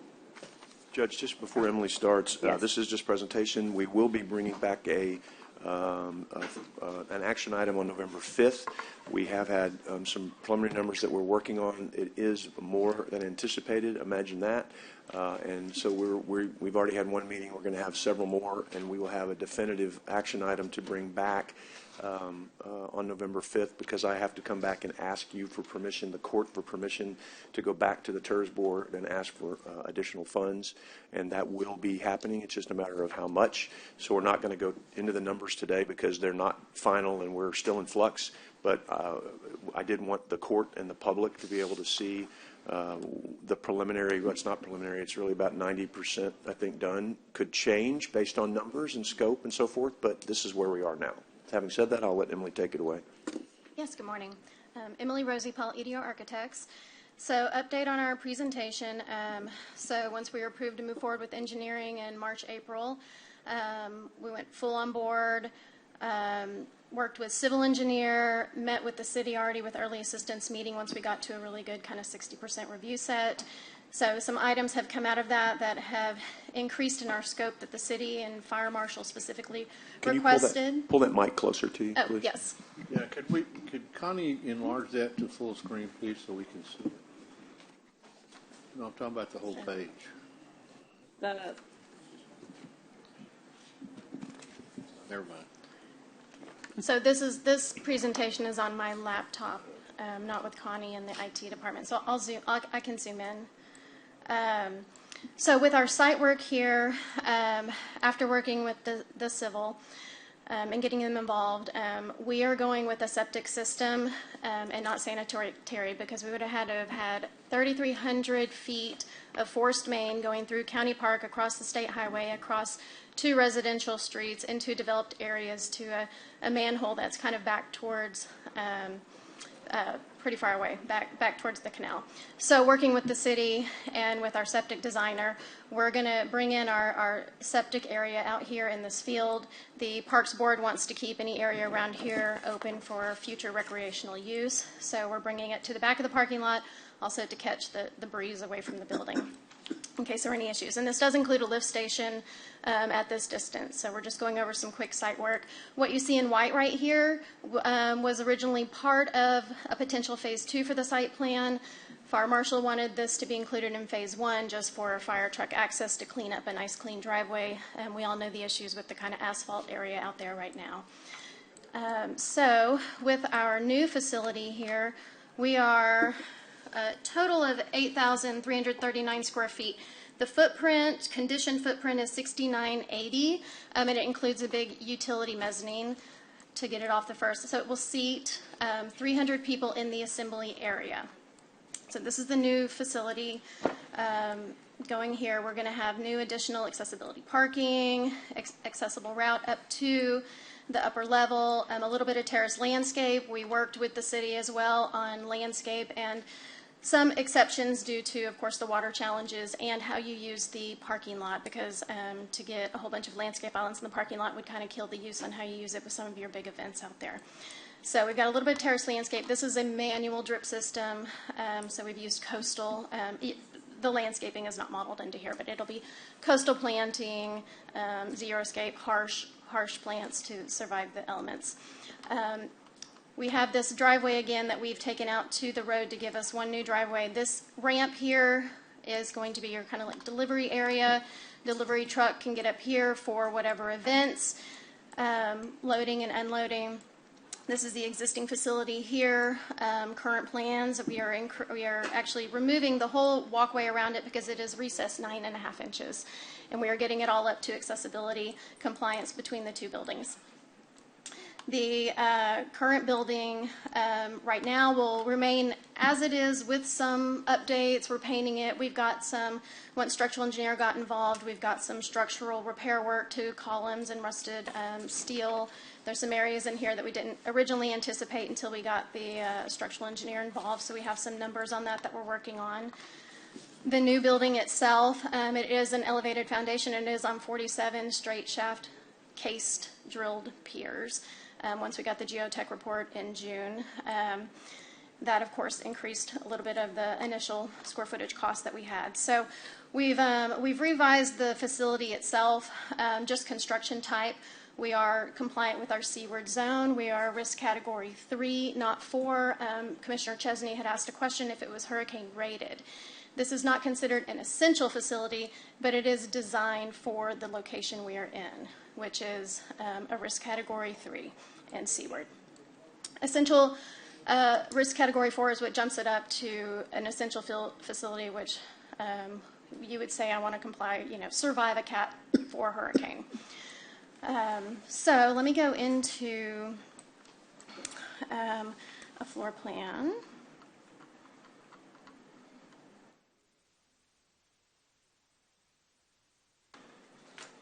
Okay, so parking down here, we can come up our ramp system here. Our new facility, we have our entry lobby, our fire riser, it is fire sprinkled. It's minimal. Our minimum was for 300 occupants in our assembly space, so we are designed for 300 occupants. And then we have the services for that. We have an AVIT room, our restrooms. What you see as a break room is our catering kitchen. The city doesn't like the word kitchen and starts getting into some trickier things. So it's a break room, but it's a catering kitchen.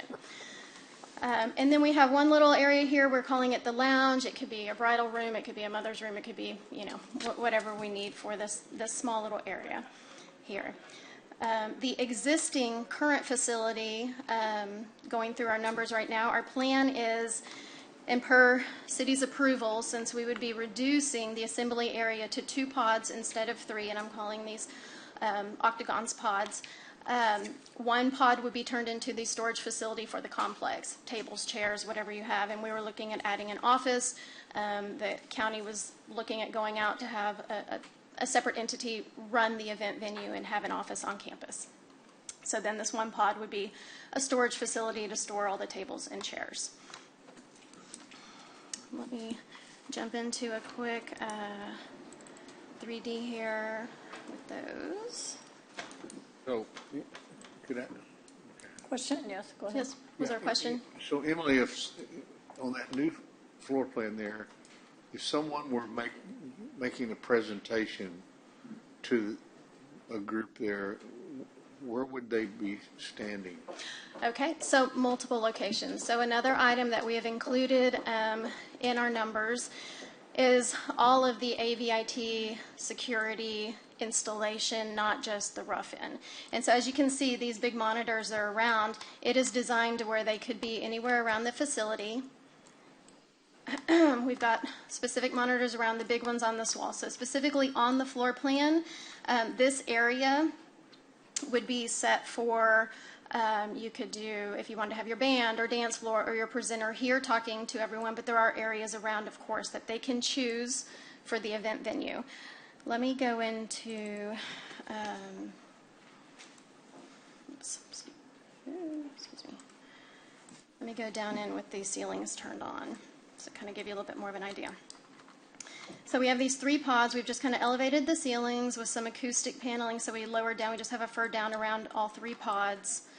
And so they are open, and the flow is however the event venue decides to set it up. So let me go back to the floor plan.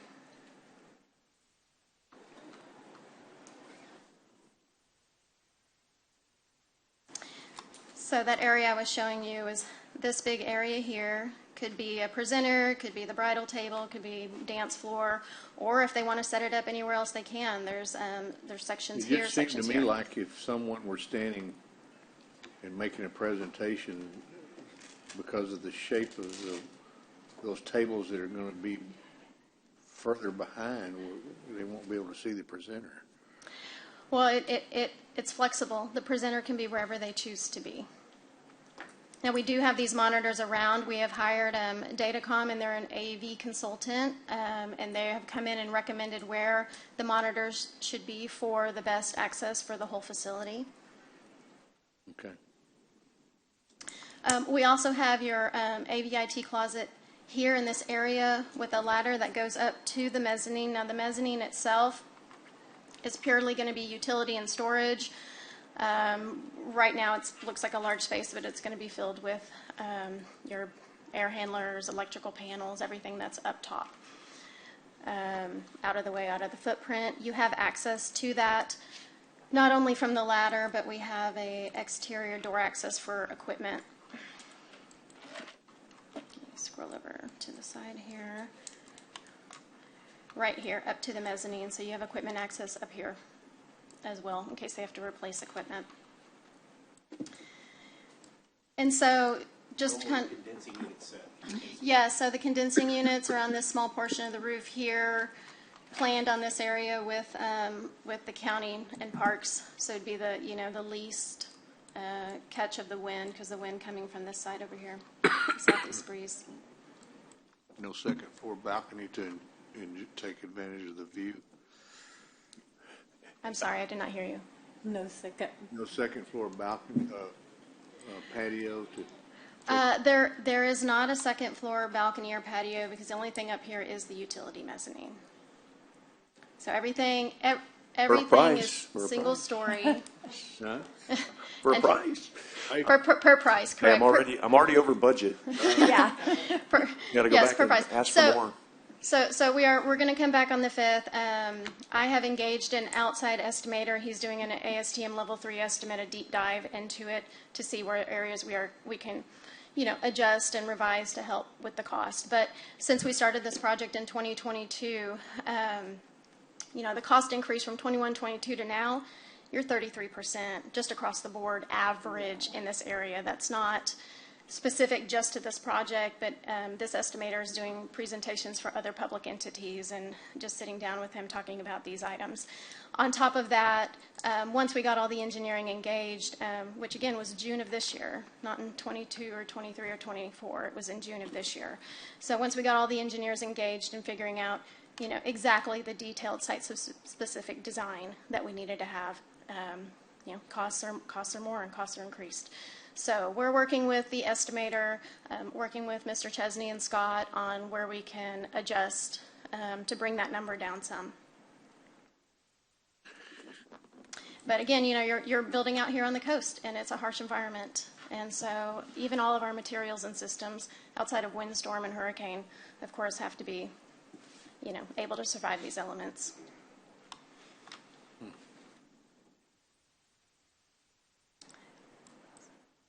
And I was going to say, and where we are on design, he's correct. So we took this to a point where we could get really far to get a deep dive into the numbers. We are approximately 90% complete. The city is ready at any point to start plan review once we are approved and we have, the appropriate funding to go forward with, to move forward. My process is I always go to city for first round of comments, adjust those with an EVE before we go to bid. I always want that first round of comments addressed before going to bid. So That's just kind of where we stand. We started off on a 4-sheet set. Now we're 164 engineered sheet set into this project. So, any questions? Just a couple Go comments. ahead. But I want to, if anybody had any questions first, I can wrap up real quick. So again, we will bring this back detailed, but this is a prime example of the county being more aggressive on these TERSs, because for years, like other TERSs, we have funded city projects that that were primarily the city's responsibility, but the county has pitched in mightily on the island and a lot in downtown, right? So we're going back, and we've already gotten $6 million, 5.9 something, on this project from the TERS, which means the county is getting a financial return on its investment that we've made into that TERS by doing this. However, so I don't have any problems going back and asking for more from the TERS, as long as we do our diligence to make sure we're providing them a tight project and we've done all the diligence, and that's what we're going to do. So I'm saying this again because whoever is watching, I want the city to know that we're coming back, and the TERS, that we're coming back, and we're going to have to ask for more because it's just the way it is. We're going to tighten this thing up as much as we can. We're going to present it to the TERS, assuming the Commissioner's Court gives me the ability to do that, and we're going to do everything we can to make this tight without sacrificing the value of the project, which is great because of what we're putting out there, which is event space that we think we can get a return of investment on, because we will rent that event space, we will use that event space, and there will be an actual return of investment on that. So super important. I want everybody to understand this is higher than we anticipated. It is what it is. Some of it will be because of the city's additional requirements. Some of it will be because we're taking what was going to be phase 2, which was the parking lot, which the TERS knew we were going to come back for. Some of that is going to be done in this phase because of this white area here we had to do for ADA. So some of that's not really extra, but it's going to appear as extra, but that'll be a little more defined as we go forward as well. I have asked Emily, I did ask her to try to put this in as backup because it's just a presentation today. She couldn't get it translated off of her laptop, so we'll have something better for backup for everybody to see. And this is not an action item. We're not doing anything. But again, I want to make it really transparent that we are going to have to go back to the TERS for more, and that will be another return of investment for this county because this will be a county project, and we have funded that TERS for a long time. That we need to get some return on the island, just like we do anywhere else. So that's it. Thank you. Thank you very much. We appreciate you being here.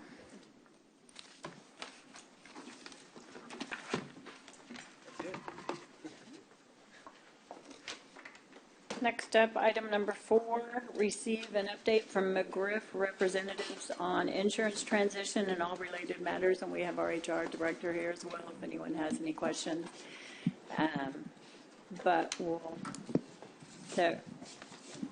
there's been some, as with any transition, when you change policies, change things, and with the county, with us with Workday as well, there's been some hiccups and stuff, but we think we're, as per our insurance meeting this morning before this, we think we are on the road to getting past those hiccups and doing better things for our employees, but we wanted to have them here.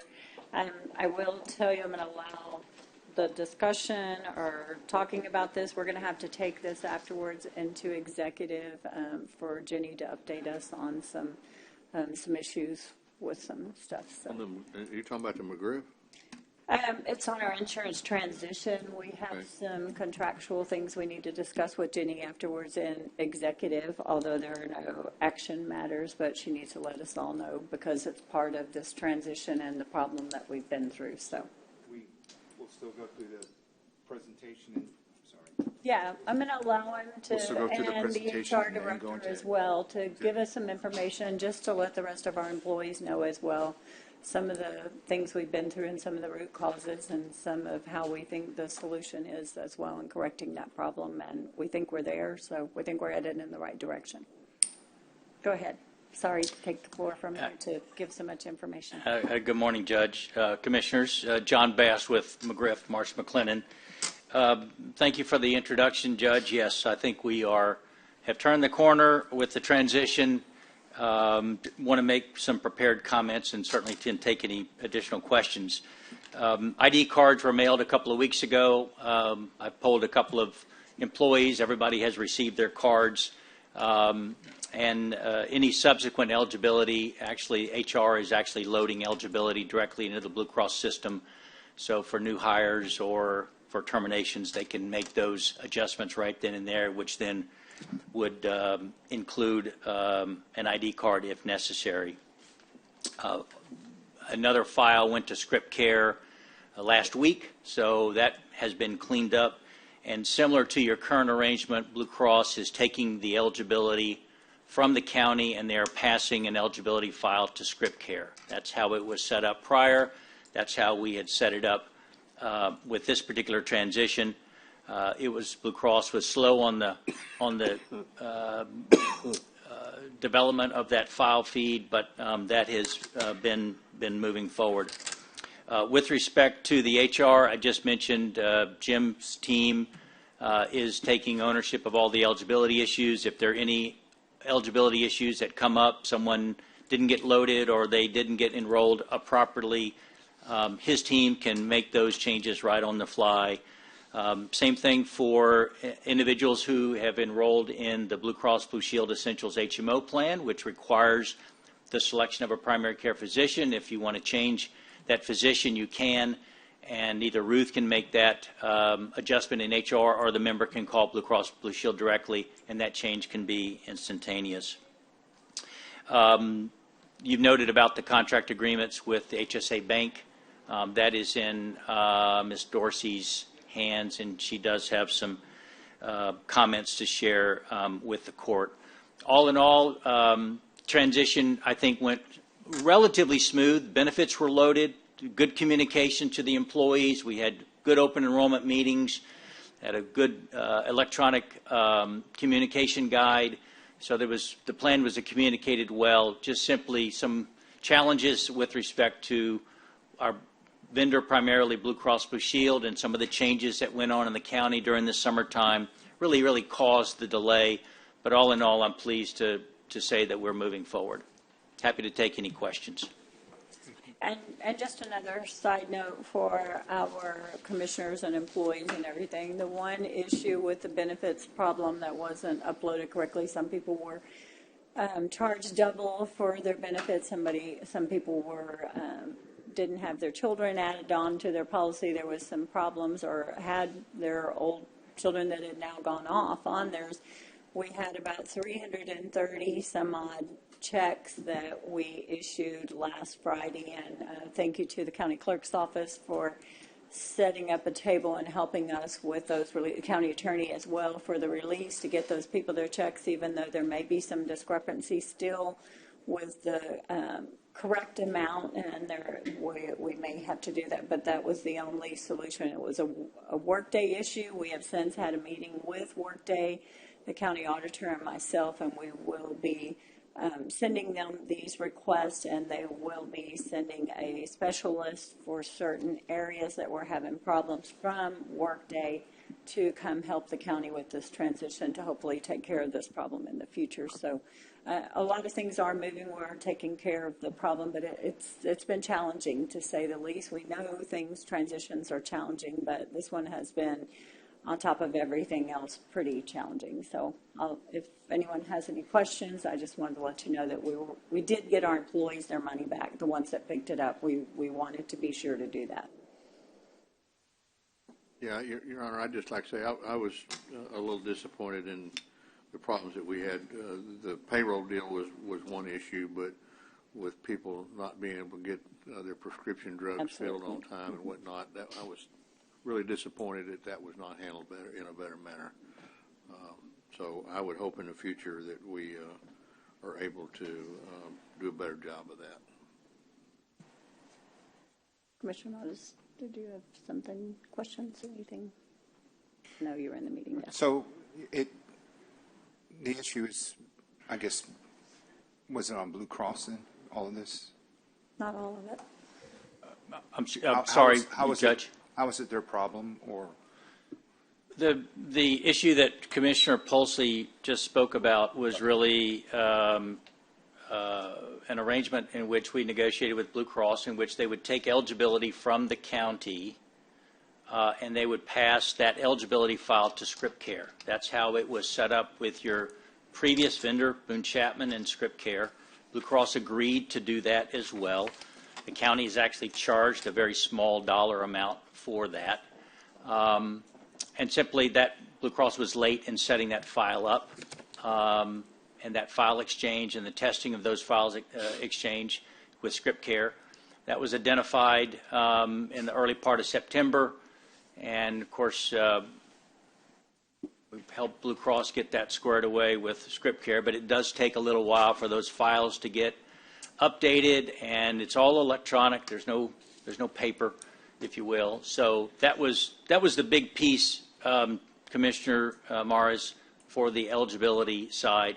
And building on the judge's comments, Workday was the file that was originally sent from the county to Workday did exclude several dozen employees, and then that was rectified. So a subsequent file had to be sent from the county to get those folks added, which then had to roll over to Script Care. But that was really the main piece with respect to the eligibility.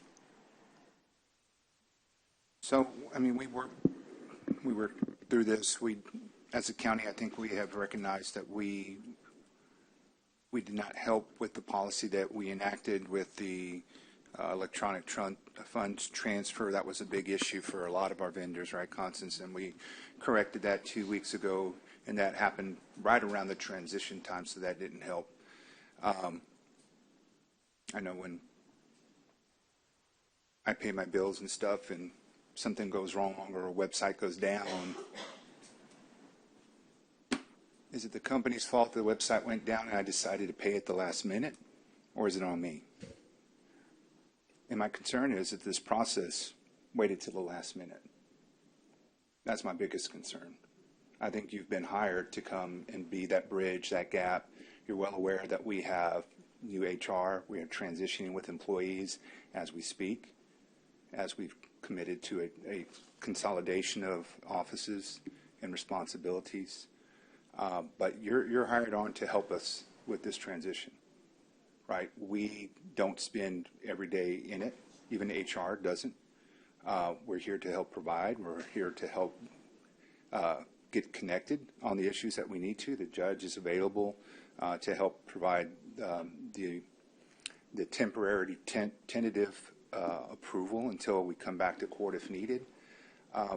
But my concern is overall the transition and the timing, right? So the timing can be put on a number of people, a number of groups, but in the end, you know, it happened at a very difficult time, right? We were dealing with so many things. We were dealing with the collective bargaining agreement. We were dealing with all these different changes into the year budget process, and this was, I wouldn't say the last thing on our mind, but we have a consultant that's supposed to make sure to go down a list and go down and make sure that all these things are being accomplished and completed. So that's my concern with this, is that we didn't have it. I think that you helped provide some insight to the judge.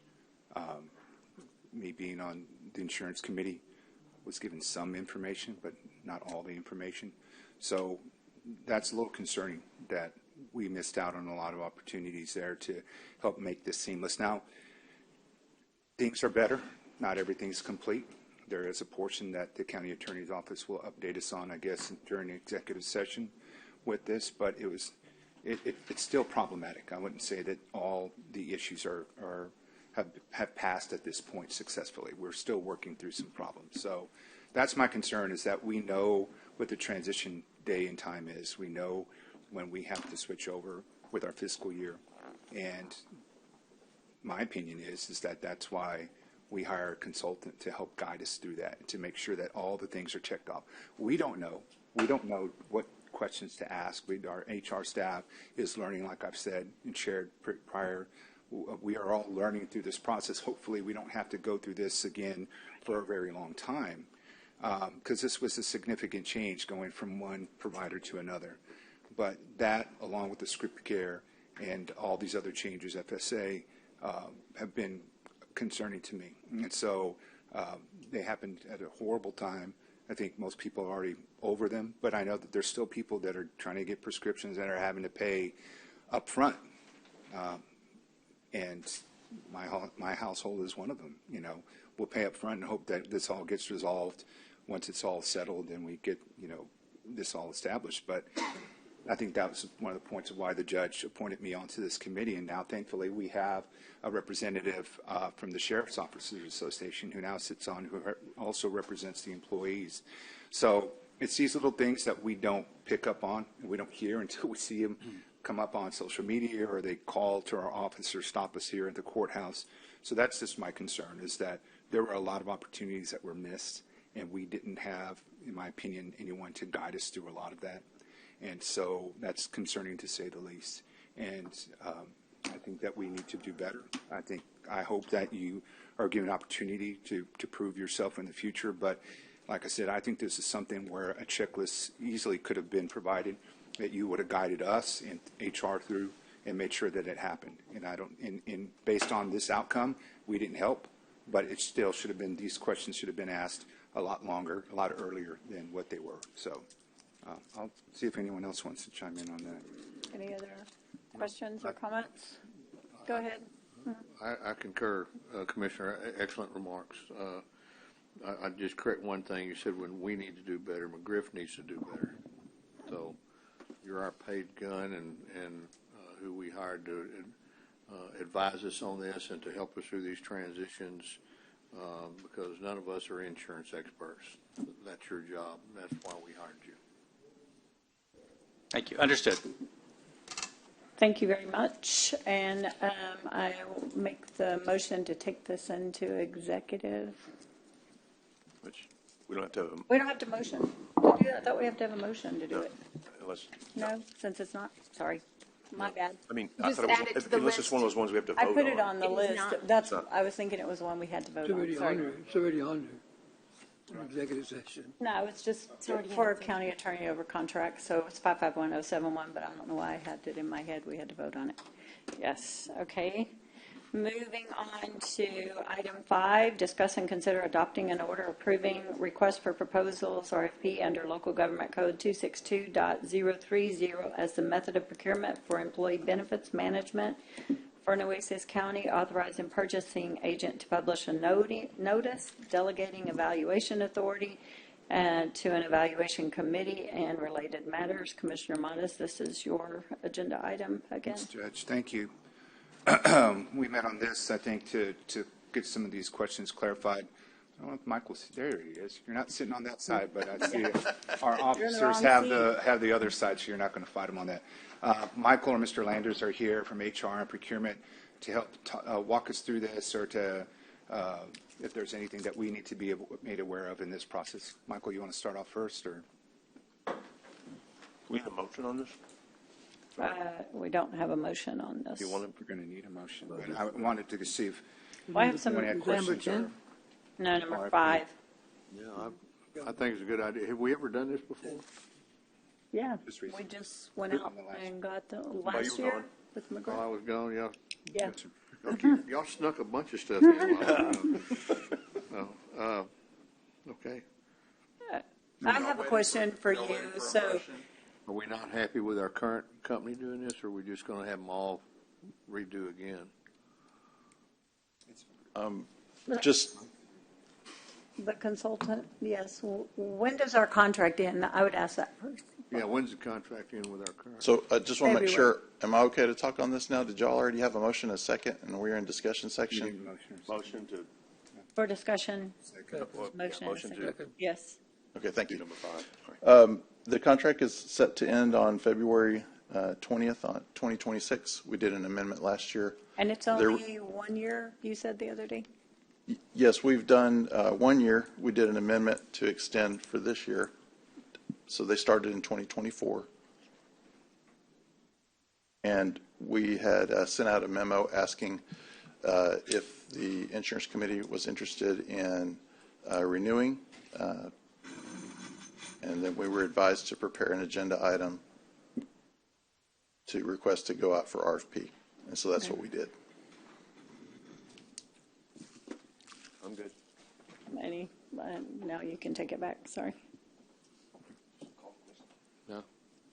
Good. We get a motion and a second already? We're good, Judge. Okay. We have a motion and a second. There is no. I just got to say, but in all fairness, and I greatly appreciate Commissioner Modis's work on this, and no offense to you in any way, shape, or form, but with this is coming up in February, we're going to do this anyway. I won't be voting for this. I have seen the transition, just changing the insurance and what chaos that has created, and whoever we want to land the blame on, however that wants to happen. There's our side, and there's Workday, and there's employees, and they move from auditors to HR, and then we've lost employees with all the knowledge of that. Then you have their failure on the notice, and us having a check card of things. I absolutely agree with all those things, but I'm afraid this is going to create yet another problem in the middle of handing Mr. Landers this work already. Huh? We don't forget what the employees are now. Yeah, exactly. I'm confused. Didn't this expire in February? It comes up for renewal in February, yes, sir. So when would we normally go out for this? So I have to ask before the expiration if a department head or official wants to How many renew. renewals do they have? We have unlimited, Oh. as long as it serves the county's interest. But which doesn't mean we still couldn't renew, but if we don't go out for RFP, then we have to renew. Right. Then. Correct. Okay, because this Would would be be the the normal time part. if we weren't going to renew, we would have to go out. Yes, if you're If not we going don't to. have options, yes. Yeah, I would have to start right away. Yes. That's why it's on the agenda today. So if Okay. y'all want me to do that, you have to tell me today. If you don't want me to do that, then I'll prepare a renewal amendment and bring that back at a later date. I think it's just to have options is all I thought this was. I mean, doesn't mean we can't renew. It just means if we choose not to renew and we haven't put it out, then we're really in bad shape. Okay.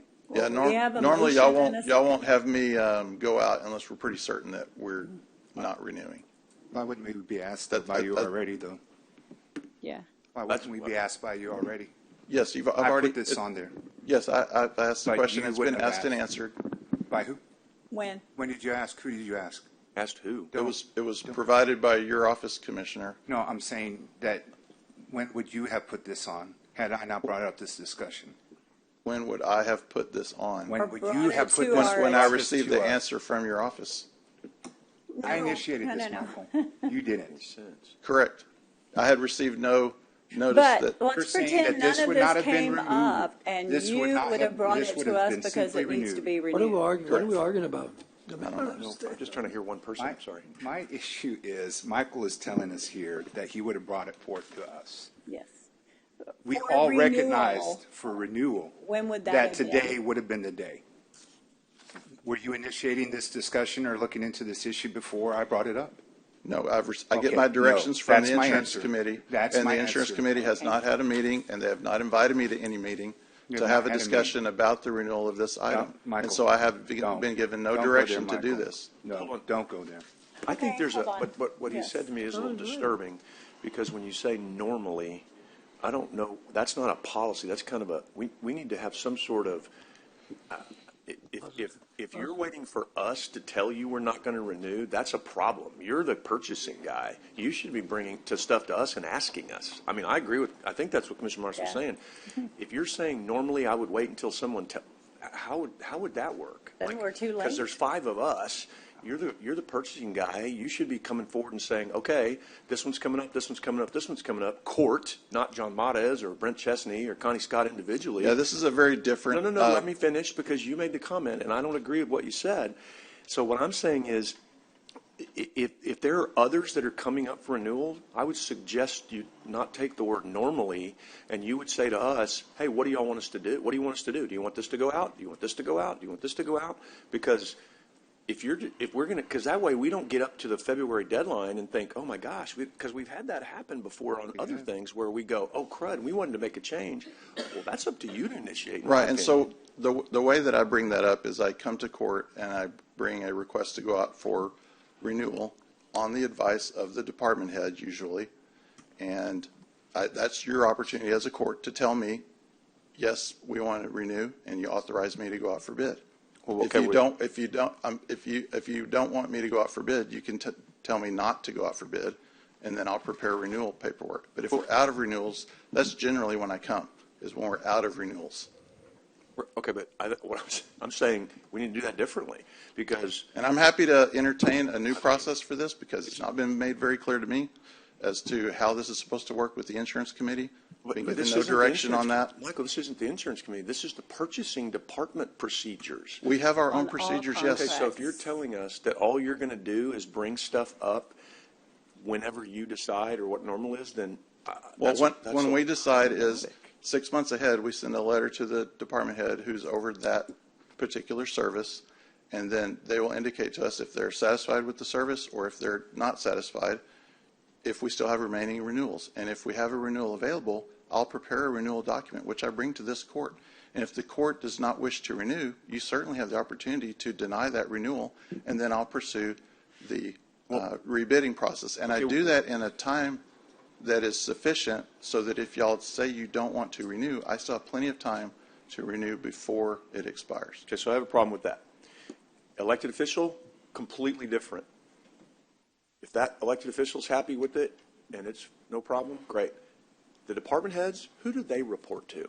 They report to the county judge. They report to the court. The whole court. They report to the commissioner's court. So it's not up to the department head on whether we renew or not. Their input is very, very important, but it's up to the commissioner's court. So you should be sending that to the commissioner's court and letting us have input in that and not just to the department head because, no offense, the department heads work for us. And if they make the wrong decision, guess who takes the blame? Us. So I think that whole policy's out of whack, and that needs to be changed immediately because they don't have the final say. The commissioner's court does. The department heads, not the electeds, because I always get in trouble if I don't distinguish. The electeds are different. Correct. The court always makes that decision. That has never changed. Well, you make the decision every time on whether we renew or not, and whether I go out for bid or not. Not really. You just said if the department head's okay with it, you don't That's do okay anything. for me to place it on the agenda to ask you guys. That's the only forum I have to ask you. Okay, that's not what you just said. So said. if you want me to ask you in a different manner than presenting a renewal for you to approve or disapprove, I can come with a question you could go to before department head that. meetings and the judge is at least there and she'd at least know. And I mean, somebody's got to know besides department heads. No offense to department heads. We have great department heads, but they're not the final say. Well, no, none of that's the final say until we come in here. I'm not arguing with you. We're saying the same thing. Well, but but the process needs to change. So I don't know how we need to do that. But in some way, shape, or form, these renewals need to come to us in some way, shape, or form, initiated by you, not waiting on us, because Commissioner Montes is right. They're always initiated by me, sir. No, they're not, Michael. They're not initiated by you guys. And they're not initiated. You're saying the department heads, if they're okay with it, you don't even come. I initiate every single renewal. You got to go back and watch the tape. You are so out of whack on this one. Every single renewal I bring to you guys. No, you don't. You need to go back and review the tape because you have completely contradicted yourself. So can we move forward on this? Yes. Yeah, Excuse me. Just one comment. On the attached order, just if y'all decide to vote up or down, the fourth whereas needs to be removed. It talks about the morgue transportation services. Talks about what? Wow. Yeah, it's just inadvertently included.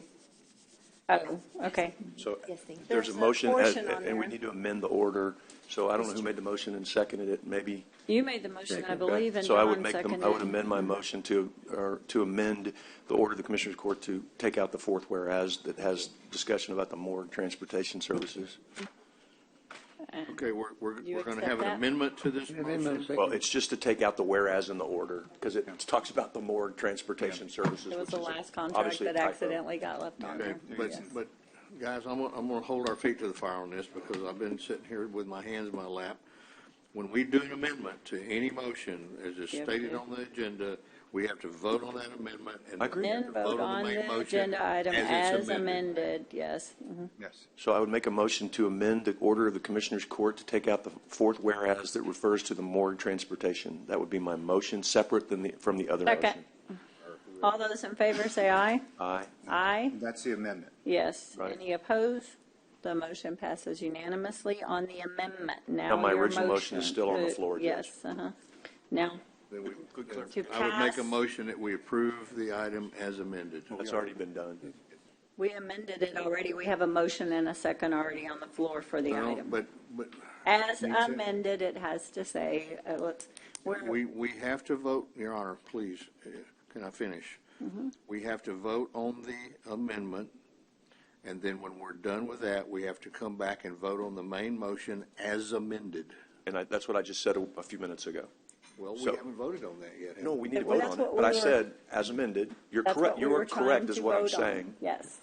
You are absolutely correct. But let's also be clear, this court, when we're going to be correcting everybody, we use Robert's Rules of Orders as a guideline. We do not follow them to the T every day. If y'all want to start that, we will. But we are not doing those on a regular basis as well. It is a good practice, yes, I Either agree. we do or we don't. Yes. Either we do or we Like, don't. well, there's a lot of things that will be corrected and changed in here. We went by Robert's Rules of Order in the Capitol. We don't do it here. Okay. Yes. I'm good. Judge, Yes. I would now call the question on the motion as amended. Because Commissioner Pusley's right on the language. Yes. And we have a motion and a second. All those in favor say aye. Aye. Any opposed? I'm going to say no. 4 ayes, 1 no. The motion passes.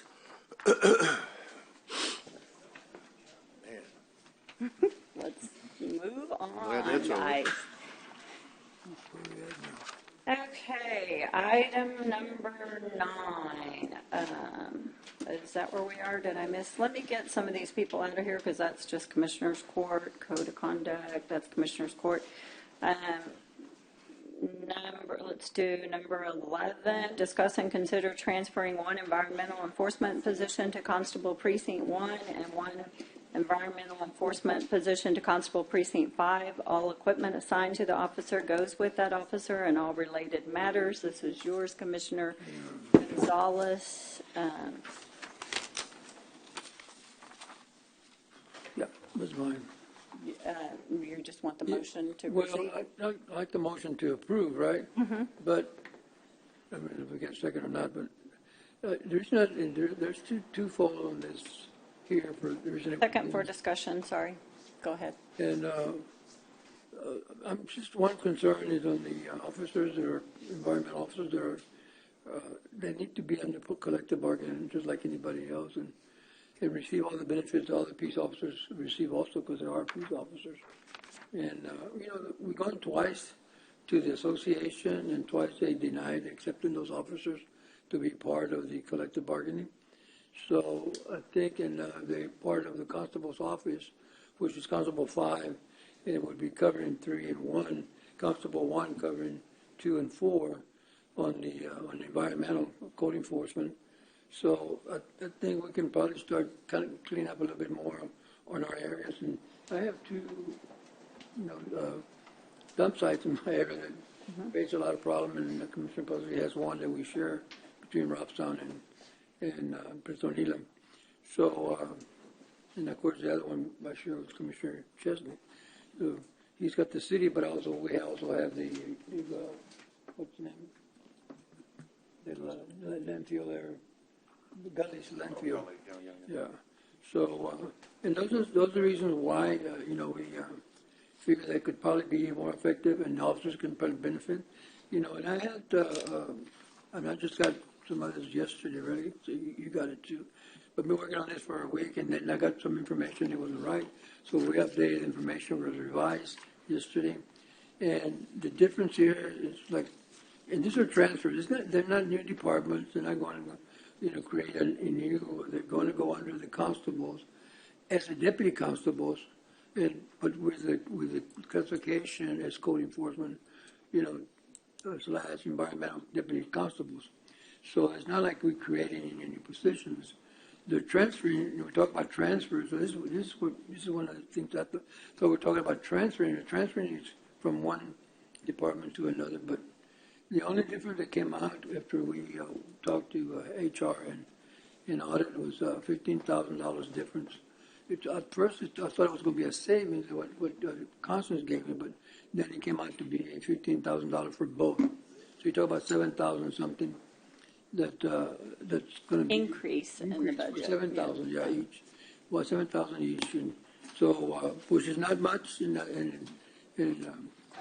when he says, or any other matters, I think that each constable will probably have at least 7,000 on their budget that they can say, you know, we'll let those 7,000 there that can come out and watch. Or nothing else, I can use my own special revenues to supplement those 15,000 and put the officers where they belong. But I think in the long run, you know, they'll benefit more under that constable that they will be under, and in case emergencies, they can do their job as peace officers. Right now, evidently they're peace officers, but they're not recognized as peace officers. So I think that was one of the main reasons. Also, it's about the collective bargaining, so these officers can, you know, and I think that 15,000 is not a lot of money. I know that for first when we started it was going to be a savings. Now it's got 15,000, but I think 7,000 each is not a lot of money that we're looking at. And I think the constables are willing to make up those 7,000 from their budgets. But they do also, just like the DA, they also have monies they get from traffic stops, you know, that they get from traffic bus, and they can, you know, they also get money from that. They can use probably some of those money that they collect, you know, even from the funerals that they use when they get the money back. So they got money they can use, just like the DA has money, you know, they do, and so it'd be a wash, right? That's all. There's nothing like it. So this is my take on this, Judge. You know, so okay. I'm just looking. We've had this discussion lots of times in here, and I allowed the second for discussion. Is any other comments, or we're ready to vote on this? We've heard about it multiple times. Do you want something, Commissioner Matas or Commissioner Pusley? Are you leaning forward like you want to say something? Go ahead. You know, when I first had this presented to me by Constable Dorr, I thought, well, this was an easy decision. But like everything else, when you get down into the weeds, it gets a little more complicated. And Commissioner Gonzalez, I completely understand your reason for wanting to do this, and concur. We want to try to, treat our code enforcement officers with the same respect we do with our deputy constables that work directly for the constables. But and I've gone back and forth on this thing, but I just think at this point, until we can figure out a better solution, because Constable Dorr wants them. I had lunch with Constable Mendoza yesterday. He wants them. Commissioner Chesney, correct me if I'm wrong, the constable out in your area has made overtures about he would like to have them, and the sheriff has said he would like to have them. So it's gotten to be extremely complicated. Controversial. So I don't know. I think for at least the current time, we leave it as it is and try to figure out a better solution. My 2 points. But Commissioner Gonzalez, I certainly appreciate your comments and what you said. Judge, just anybody else? Go ahead. Do you want to say something? Go ahead. Judge, first of all, I've evolved on this too. I originally thought she'd go to the sheriff, and then I listened to Commissioner Pusley's compelling argument during budget, of which we just voted on this 2 months ago. And every commissioner has the right to put anything on they wanted, but we literally just voted on this to leave it the way it was.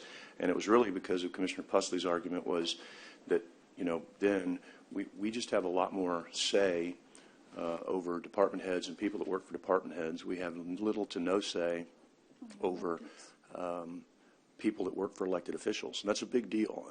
The constables can say, the sheriff can say all they want, and I believe them, hey, we'll work with you, but at the end of the day, they're not our employees anymore. They're the electeds, and those electeds have a different category than a department head. And so because of Commissioner Pusley's argument during budget, I changed my mind in thinking that it should go to the sheriff and that it should stay the way it is, because it's working very well the way it is. Had another conversation with Mr. Pimentel yesterday. He concurred that it's working well. He does not want this transfer to occur. But I think it also violates our policy. Our policy is we're not supposed to make budget changes after the budget's been made, and if we do it, then what's going to stop us from voting on anything and considering anything that any other department head wants to put on or any other elected wants to put on? If we violate our own policy, which is we're not supposed to make budget amendments unless it's an emergency. This is a budget amendment, and you can say, well, people can come in with that argument all day long, so I think it violates our policy. And again, if it ain't broke, don't fix it. I think it's working fine.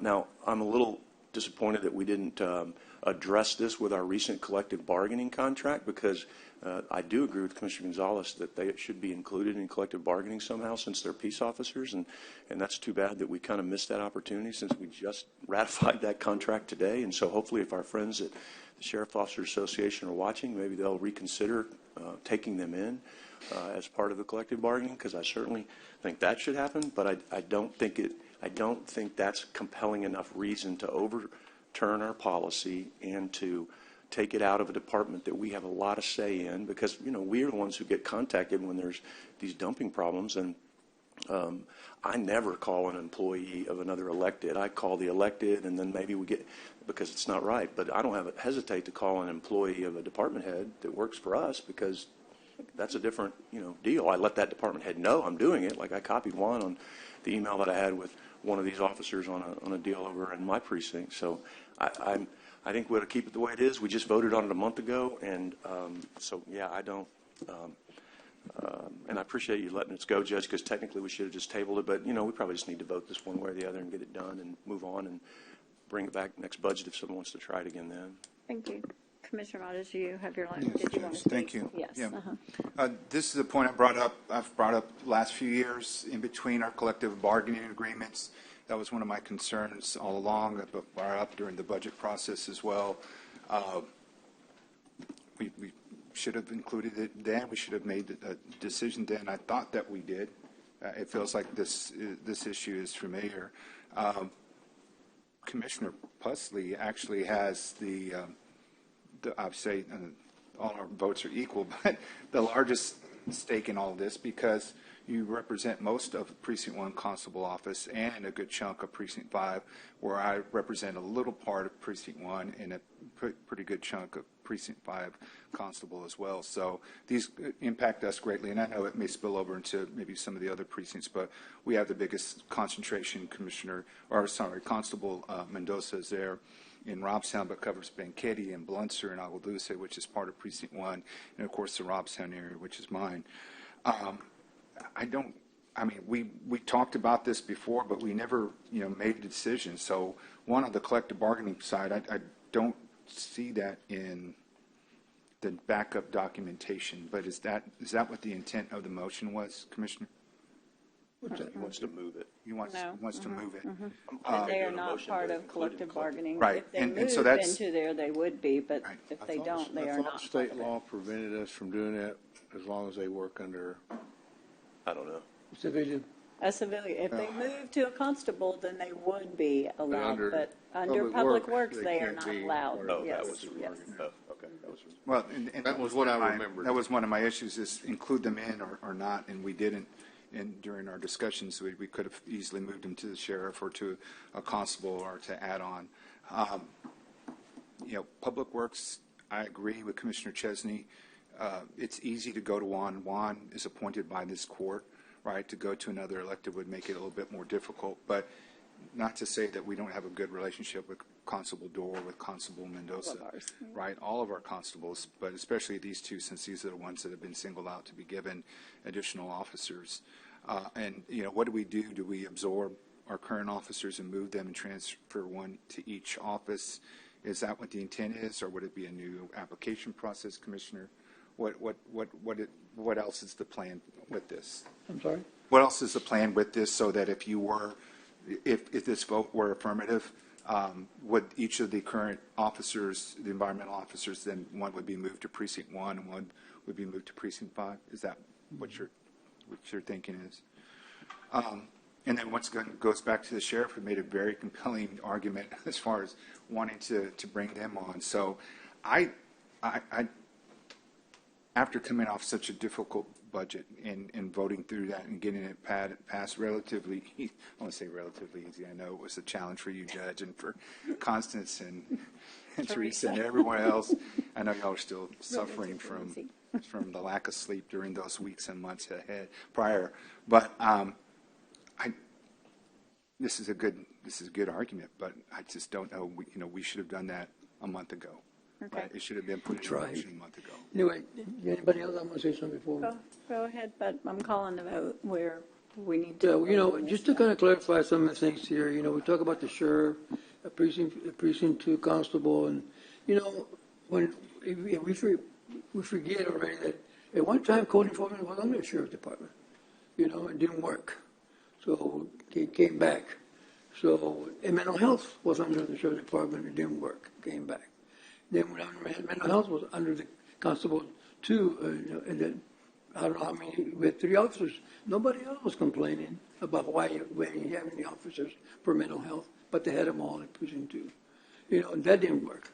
So, I mean, everybody wants something when something is happening, but nobody wants to volunteer to make it work. And when they have something, they don't even take care of it, and, we fall back.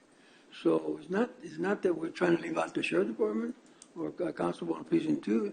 They've had an opportunity to work with special officers and special skills. It didn't work. So, I mean, who's not to give these constables a chance to work with this environment, to work with this officers here, to hopefully bring them in. And so much is for the officers, We keep saying, yeah, I wish there were. We get all the same thing, but I don't see nobody do it. Until somebody brings it up, none of us here are bringing anything up to help these officers go get what they're supposed to be getting. And I think that, in all fairness to them, they're peace officers, they carry the peace officers, they should be placed in work where they can actually get all the benefits everybody else, all the peace officers are getting, and they should not be left out. So that's my thing, and I think Constable 5 and Constable 1, they're willing to tackle this thing, and if it works, who knows, maybe we'll put one in each constable's office down the road and when we do the budget. I don't know. This is something that we have to look at, but don't knock it down because the sheriff department now wants it, or Constable 2 now wants it. They had an opportunity to take specialized officers at one time and it didn't work. So this is my take on that. So you can do whatever you want to do. So. Thank you. You're welcome. Just one final quick Go comment, ahead. Your Honor. And Commissioner Chesney, I haven't changed my opinion about them reporting to us versus an elected, and you're absolutely correct. When when I came to this commissioner's court, this is the way it was set up, where they were. In fact, we had 3 officers at that time, 3 code enforcement officers, and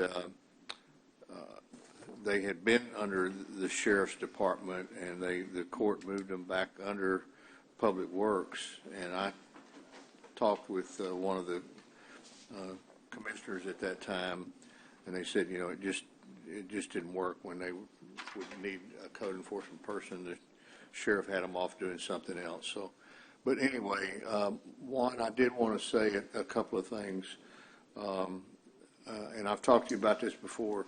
One of the things that the code enforcement used to do is provide the commissioners a report on the cases that they're working and where they are, and there was a form set up for that, and they would send that to us on a monthly basis or weekly basis, whatever the case may be, and we need to get that moving forward. I want to be able to see what cases they're working on and how that's progressing regardless of where they are. And then the other thing is we need to be careful about utilizing our code enforcement officers to do traffic control. That's a job that should be relegated to the constables or sheriff's department. That's what they're trained for, and so we want to make sure we're not doing too much of that. Yes, sir. That's correct, Commissioner. And I think temporarily we did use them on one of our county roads, Judge and Commissioners. We did have a heavy traffic. As a matter of fact, we had 2 accidents here in the past couple of months. Yeah. And right now we're trying to finish up that project. And the only way we could protect not only our staff, but also the constituents that are out there driving is we requested for an assistance. And that's been done in the past, Judge and Commissioners, in the past 7 years, 8 years that I've been here. They've always, No, I can yes, sir. totally understand on, Yeah. There'll be some cases where you Yes, need sir. to do that, and that's okay. Yes, sir. But we just, on a daily basis, we have to be careful about Yes, that. sir. I agree. Okay, Yes, sir. thank you. That's all I had. Thank you. Yes, sir. Thank you. Thank you. Promise. I'd like to hear from the constables that are here, the ones that have something to say.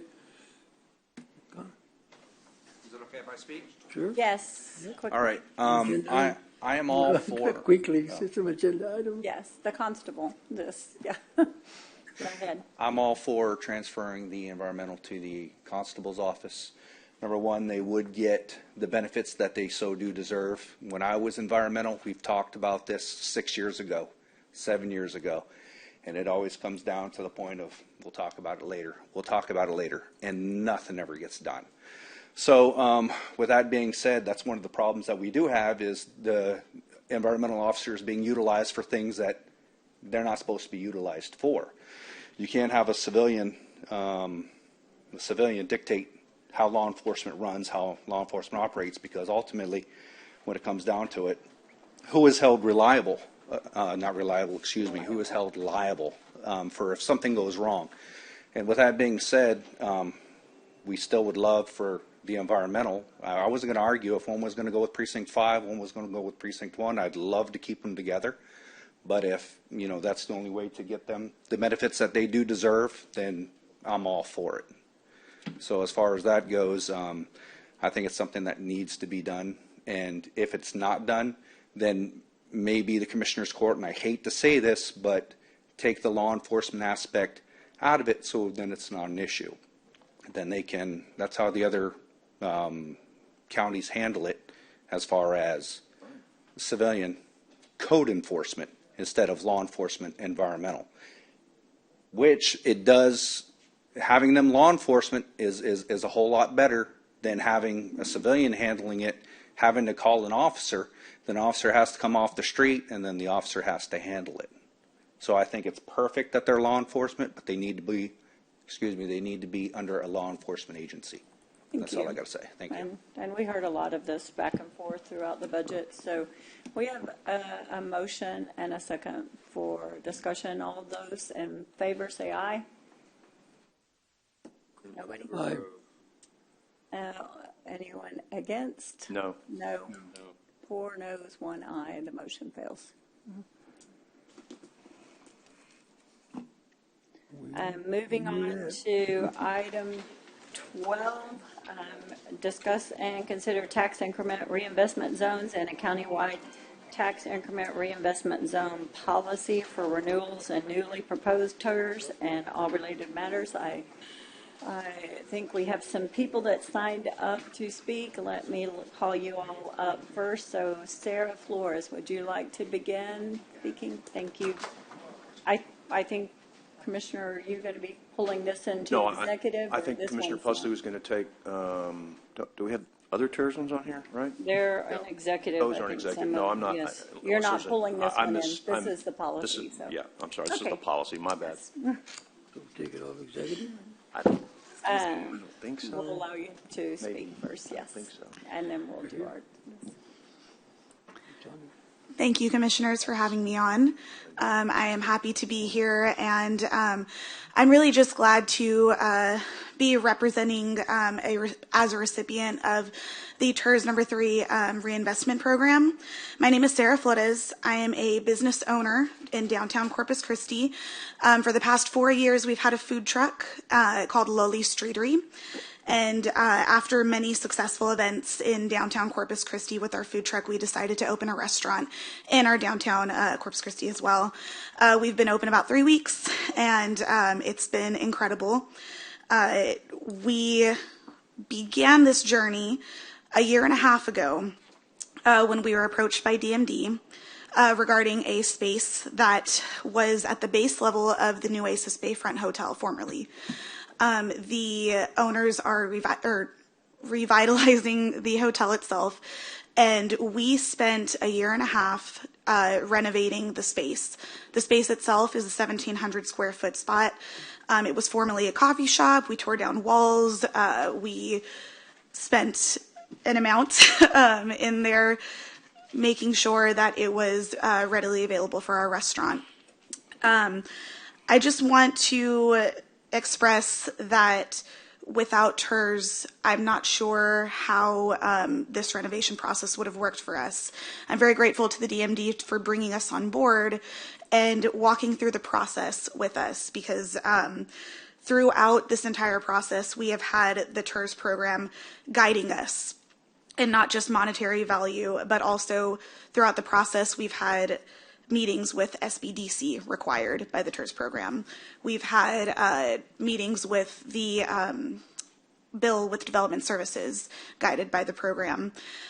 So, like I said, this building was abandoned for about 7 years, since 2017. So it needed work in terms of plumbing, electrical, mechanical, everything that you can think of we had to do in order to get this building up and running. And we are very grateful for the opportunity. Like I said, we've been open about 4 weeks, and we have seen very positive results. And I am just very grateful for the opportunity.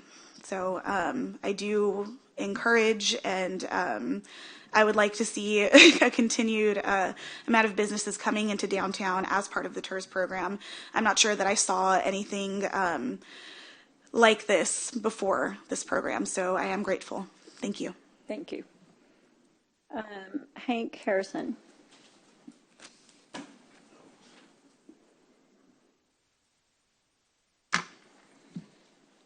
Morning. Well, thank you all for letting us come up here and talk about this. Obviously, as we've been able to see bits and pieces today and all the time, y'all have a very tough job. So I very much appreciate what you guys do.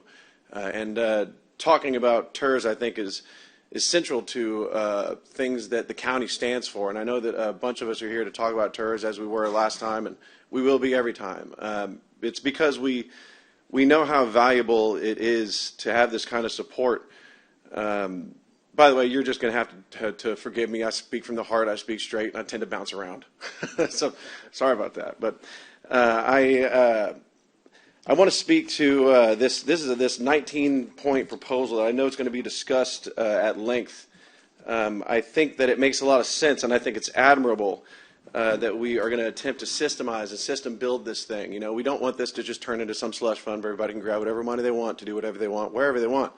But I do think that it's important to keep in mind, that this is a neighborhood that we're talking about. Neighborhoods are different. You know, you go from one neighborhood to the next, it's different. And what this thing is, I think, is, I'm a negotiator and I'm a systems builder. You know, as a systems builder, I can appreciate building a system, and as a negotiator, I can really appreciate a lowball offer.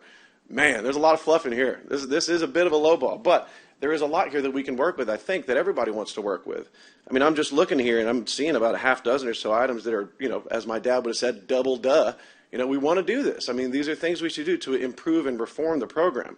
But I do think that there are some things that, like I said, we want to keep in mind that it is important we look at this from a neighborhood-by-neighborhood perspective. In this program as a whole, though, the TIERS program, I think it's also fair to say that I know that this is not y'all's job, but Del Mar is probably going to match what y'all do. So whatever happens will be a double whammy to all of the TIERS programs. And if we talk about downtown specifically, talk about the DMD, talk about all the other progress that we're making down there, this will hit downtown especially hard. And I do think that it's fair to argue, at least there's a strong argument to make, that that district downtown has the ability to bring in revenue, not just for itself, but when something happens there, it grows the entire city. All districts. For example, I play. I'm in a band. I travel a lot. I play on the island all the time. We got property in Port Aransas. Had it not been for downtown, it's very likely that my band would not have been started in the first place. I think that downtown has a lot of culture to offer. So let's talk about, I think, the two main points. First thing is this rate cut rug pull. Dropping everything from 100% to 50% immediately is going to have a massive, massive impact on our ability to maintain momentum. It's kind of like pulling somebody out of quicksand. If they're halfway out, you don't let go. You keep pulling until they get out of the quicksand. The other issue here, I think, is the county courthouse. Y'all, it's been there for a long time. It's not our mess to clean up. Don't make Tiers 3 pay for it. Anyway, thank y'all very, very much. I appreciate the time. Thank you. Arlene Madrano.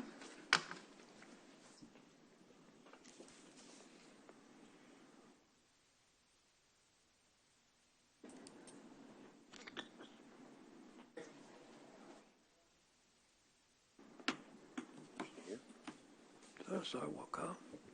Arlene, I'm sorry? May I defer my time to Freddie? Sure. You can have time to. Judge, just a point of clarification real quick, or with their county attorney. You can have time. So this is going to go into executive session then, I right? don't think this is. Not the I was thinking policy. she was pulling, I misunderstood what she was saying. I thought she was pulling up the specific ones that were in executive session so they could speak. This is just a countywide The policy. policy. If you want to take it into, but I don't know if Well, there's it's anything on legal on this. executive though. Not this one. Not the I thought policy. 3 was on there, no? Oh, Those it aren't is. hers. It is. They're talking about 3, but this item doesn't have anything, well, it could potentially have something They're to do with talking about 3. the policy because they're pointing out the 19 points is But it's- what, So I while guess they're my talking concern about is I'm downtown, going to they're have some talking- questions for yes. Arlene. Yes. So I want to make sure that whether she speaks now or when we come back, there may be something that comes up in executive session that we may need to clarify if we don't take a vote before then. And I want to be able to pull her Yes. for reference. Will I be able to do that? Yeah. But I don't think the policy's on the, I'm sorry. I Well, can't- but TERS 3 is on. Right, but I the guess that's my no, disconnect. TERS 3 is London, or no, sorry, TERS 3 is, Downtown. this is the Downtown. countywide policy, so that's not on exec that I I'm see. saying TERS 3 is on executive session. This isn't TERS Right, 3. but This is This is countywide our policy. policy. Oh, she can that we talk would- about the overall yes, policy, she can talk about but if how I have it something impacts on TERS this item- 3 because this is the policy that will That's what I'm impact trying to clarify. everything. Yes. Okay. Yes. Yes. And I'm sorry, Commissioner, were you She can talk about whatever she wants. contemplating pulling her into executive? No. Oh, okay. If I have a question out here. But can we pull this into executive session? Because If you want to, Is there a legal reason? yeah, I mean, if you want. If there's a legal question? I didn't put it on because Is I there didn't a see a legal legal reason, but question, I or don't. there's just If y'all want to, everybody has a right to, I mean, if you got legal questions. no, let's proceed. Yes, These people have been thank waiting you. all morning. Yeah. Arlene, let you've them been talk. here, you can defer your time, and I know the commissioners want to hear from you anyway, so we'll allow both of you to speak. Just Yeah. please. Yes, yes. Everybody can. Good morning. My name is Freddie Rodriguez. I'm the owner of Retro in downtown Corpus Christi. And I just want to say that everything that the DMD has done to help me and other business owners in and throughout downtown has been absolutely positive and remarkable. And one example real quick is right when I was about to turn the corner and finish my project, I found out that I had a $50,000 fire sprinkler system that I had to do that wasn't prepared or budgeted for.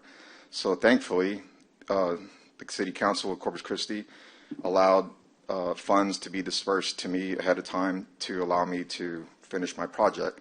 I mean, I'm already $2 million into this project, and now I get slapped for another $50,000. I mean, it was tough. But if it wasn't for the program that was in place, I don't think I would have been able to do it. I don't think I would have lasted 2.5 years where we are right now and created the jobs that we've created. Earlier today, this morning, Robert McDonald with the MPO, I wrote it down. He said, quote, "It costs a lot of money to build things," end quote, is what he said. And it stuck with me because it does. He's got $1 billion to play with earlier, is what he said. Well, I mean, I'm just a small business owner like Hank and some of these other folks in downtown. And if things change dramatically, it may negatively impact the possibility of future developments from future business owners. I mean, you saw the screen earlier where all the developments and housing and all the projects, everybody's going to the south side and all these other areas. Look, downtown is the heart and soul of every major city. I live in Houston, Texas. I'm from Corpus. And every time I come back, it's the same thing. It's just stagnant in downtown. There's no energy, hardly any energy. But I think the city is turning the tide. And Hank mentioned it earlier, momentum. Mother Mo is, she can be the lady that you don't want to mess with going against you, or the lady that you want to be on your side. That's Mother Mo. And I feel like downtown, through the DMD and their staff, have done a lot for us. And I really hope you guys consider those things. So I appreciate you guys. I mean, it's all about the numbers. I get it. But I don't know if you guys know who the 5 commissioners were 50 years ago or 100 years ago, but one day all of you guys are going to be gone and there's going to be a whole new set of people. And I would like for people to look back to today and around this time period to see all the good things that we did for those future generations. So I appreciate your time. Thank you. Thank you. Arlene, do you want to come up and speak? I know they may have questions for you afterwards once we get into discussion. If you want to just be here for discussion, or you're welcome to speak. Yeah, I'll be here for discussion. We've spoken, and I've shared my thoughts on the policy. I didn't get a chance to speak with Commissioner Chesney, but I do have, annotations for each of the 19 points. I'm sure you don't want me to go through them one by one, but there are some. If you have them, go for it. I know that's fine. Okay. Sure. Well, I mean, it's public discussion. That's why you're here. Okay, sure. Number one, 5 to 10 percentage points less than the city of Corpus Christi, depending on total percentage. I'm not sure why the 5 to 10 specifically, if that's based on, it's like a formula, or what that is intended to make up for. You may already know that the city percentage, based on their tax rate, does contribute 51% of the TERS budget. Nueces County and Del Mar College, based on their respective tax rates, contribute 24 and 25%. Number two, 1 10-year term on renewals. So like Hank said, when you're in the quicksand and you're halfway out, don't stop pulling. And so, many revitalization efforts require sustained funding for a long period of time. And so that is why these TERSs do have a standard 20-year renewal date. And so, as a reminder, to date, the downtown TERS has experienced an 89% increase in property value since 2008. And that is a feat only possible through the partnership of the 3 taxing entities in the past 17 years. At one point, the hospital district was in and CCISD was in, but legislation was passed allowing them to no longer contribute. So same with number 3, the 20-year max on new ones with 1 10-year renewal option, just about this, about continuing with the timing. The vice chair of every TERS board, county rep picked by commissioners court. So Tax Code Chapter 311 is the governing document for all TERSs in the state of Texas, and it does provide statute on how officers of the TERS board are appointed. So I'm not sure how this would work out, seeing as the tax code dictates that process. Same with number 5 seats on the TERS board, county commissioner. County can put members of Commissioners Court at large, members for community who live within the TERS boundary. So the tax code does provide that there can be no more than 15 members, and the governing body that created the TERS can appoint 10 directors, and so that would be the City of Corpus Christi City Council. They have 9. They could have 10, and it does provide that taxing entities who pay into the TERS may appoint 1 member to the board. So I understand the concern here is perhaps feeling that voices aren't being heard, and I'm sorry for that. In my experience, just in the time that I've been back working in municipal government in Corpus Christi, and then the time that I spent in municipal government before, I've never been to a meeting where anybody voiced a concern that was just simply disregarded. I've always felt and seen and witnessed a strong spirit of collaboration at TERS meetings, and anytime Commissioner Pusley brings up an issue, I know that the board does listen to him. That happened in July. He had an objection about an item in the budget, and they motioned to take it out, and the motion passed, and it was fine. And so, I get the sense that there is a sense of displeasure with voices being heard, but it has been my experience to see a strong spirit of collaboration at the TERS meetings between all the entities. On number 6, a specific list of what money can be spent on: no road or street repair, no city street cleanup, no security, etc. Yes to community quality of life projects. So these exclusions do eliminate essential infrastructure and safety investments that directly support revitalization and public engagement downtown. The TERS project and financing plan, which is of course adopted by the TERS board, it has three primary functions. One, to support private sector development and investment. Two, to plan and construct public improvements. And three, to provide revitalization-focused programs and services. Best practices for downtowns across the world are to be clean and safe. So in your commercial district where you have a lot of foot traffic, where you have in our downtown 20,000 employees, where you have over 1 million visitors per year, and that's visitors, not visits. And so you want to make sure at the very basic level that the downtown is clean and safe. And so it would be, which is also the basis of quality of life. And so the idea of not having security is challenging. But one thing that, I'm not the deciding voice here, but one thing that I would hope that everyone would be open to discussion for is if the county wanted to provide some of the security services to the downtown area, not just City of Corpus Christi Police Department, if you wanted it to be, your sheriffs or constables. So number 7, max participation by the county in new TERS. That doesn't apply to the downtown, thankfully, but it does say in new TERS going forward 50%, but always less percentage in the city. Number 8, renewing TERS would scale down to 50% in the same consistent manner as the one done for the island TERS. So that's kind of what got us here in the first place, based on the action that the commissioners took in July, which was to match downtown TERS with the island TERS, and we are in year 17. And Island is in year 4 of their renewal. So if we are pushed into their model today, year 17 for the Island is at 50%. So we have gone from 100 to 50% overnight, essentially. So and I know that's hopefully part of the discussion in your executive session today to sort of, reframe that to say, in the renewal, or perhaps, hopefully not as of today.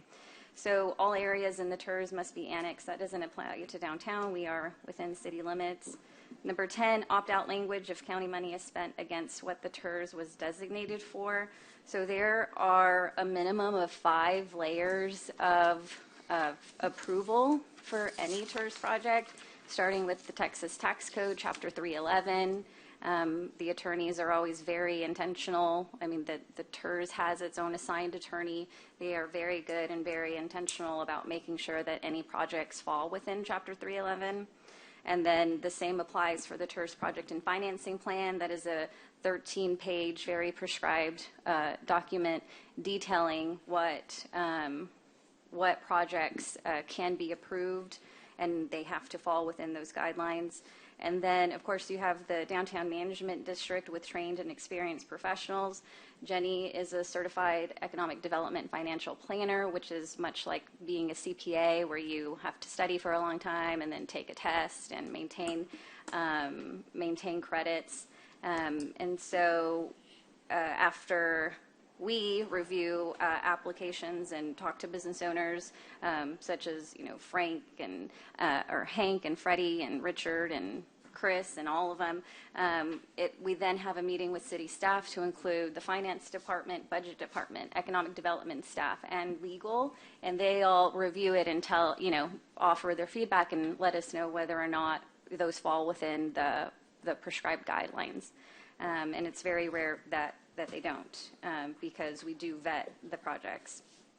And then the 5th layer, of course, is the TERS Board of Directors, which includes City Council, Nueces County, Del Mar College, and a representative from the Downtown Management District.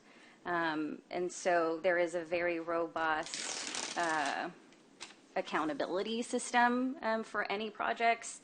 And the opt-out language proposed here does provide, it does provide uncertainty and risk for developers and partners. So they go through all of these layers, and then we say, but in spite of all of these layers that you've gone to, we still have to, if the county doesn't like it, then it'll be pulled. And I'm not sure what that would look like from an administrative perspective. Does it mean that we then have to come and present to the commissioner's court? And, that's a question mark, of course, for us.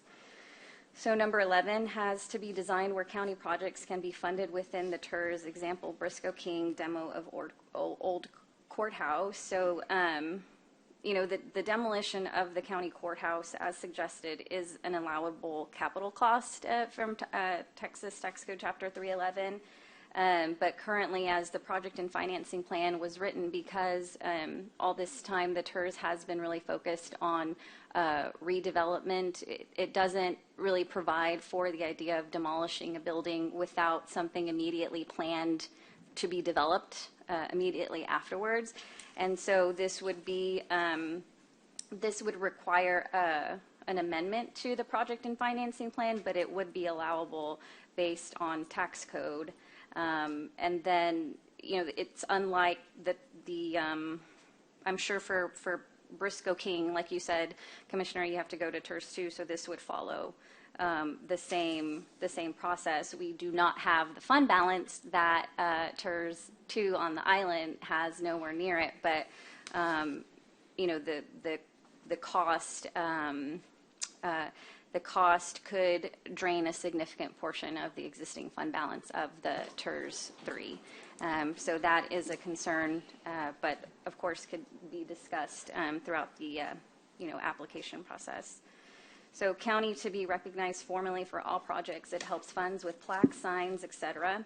So Jenny and I actually talked about this this year. I want to say we adopted it in our service plan, but we did commit to identifying TERS projects with plaques.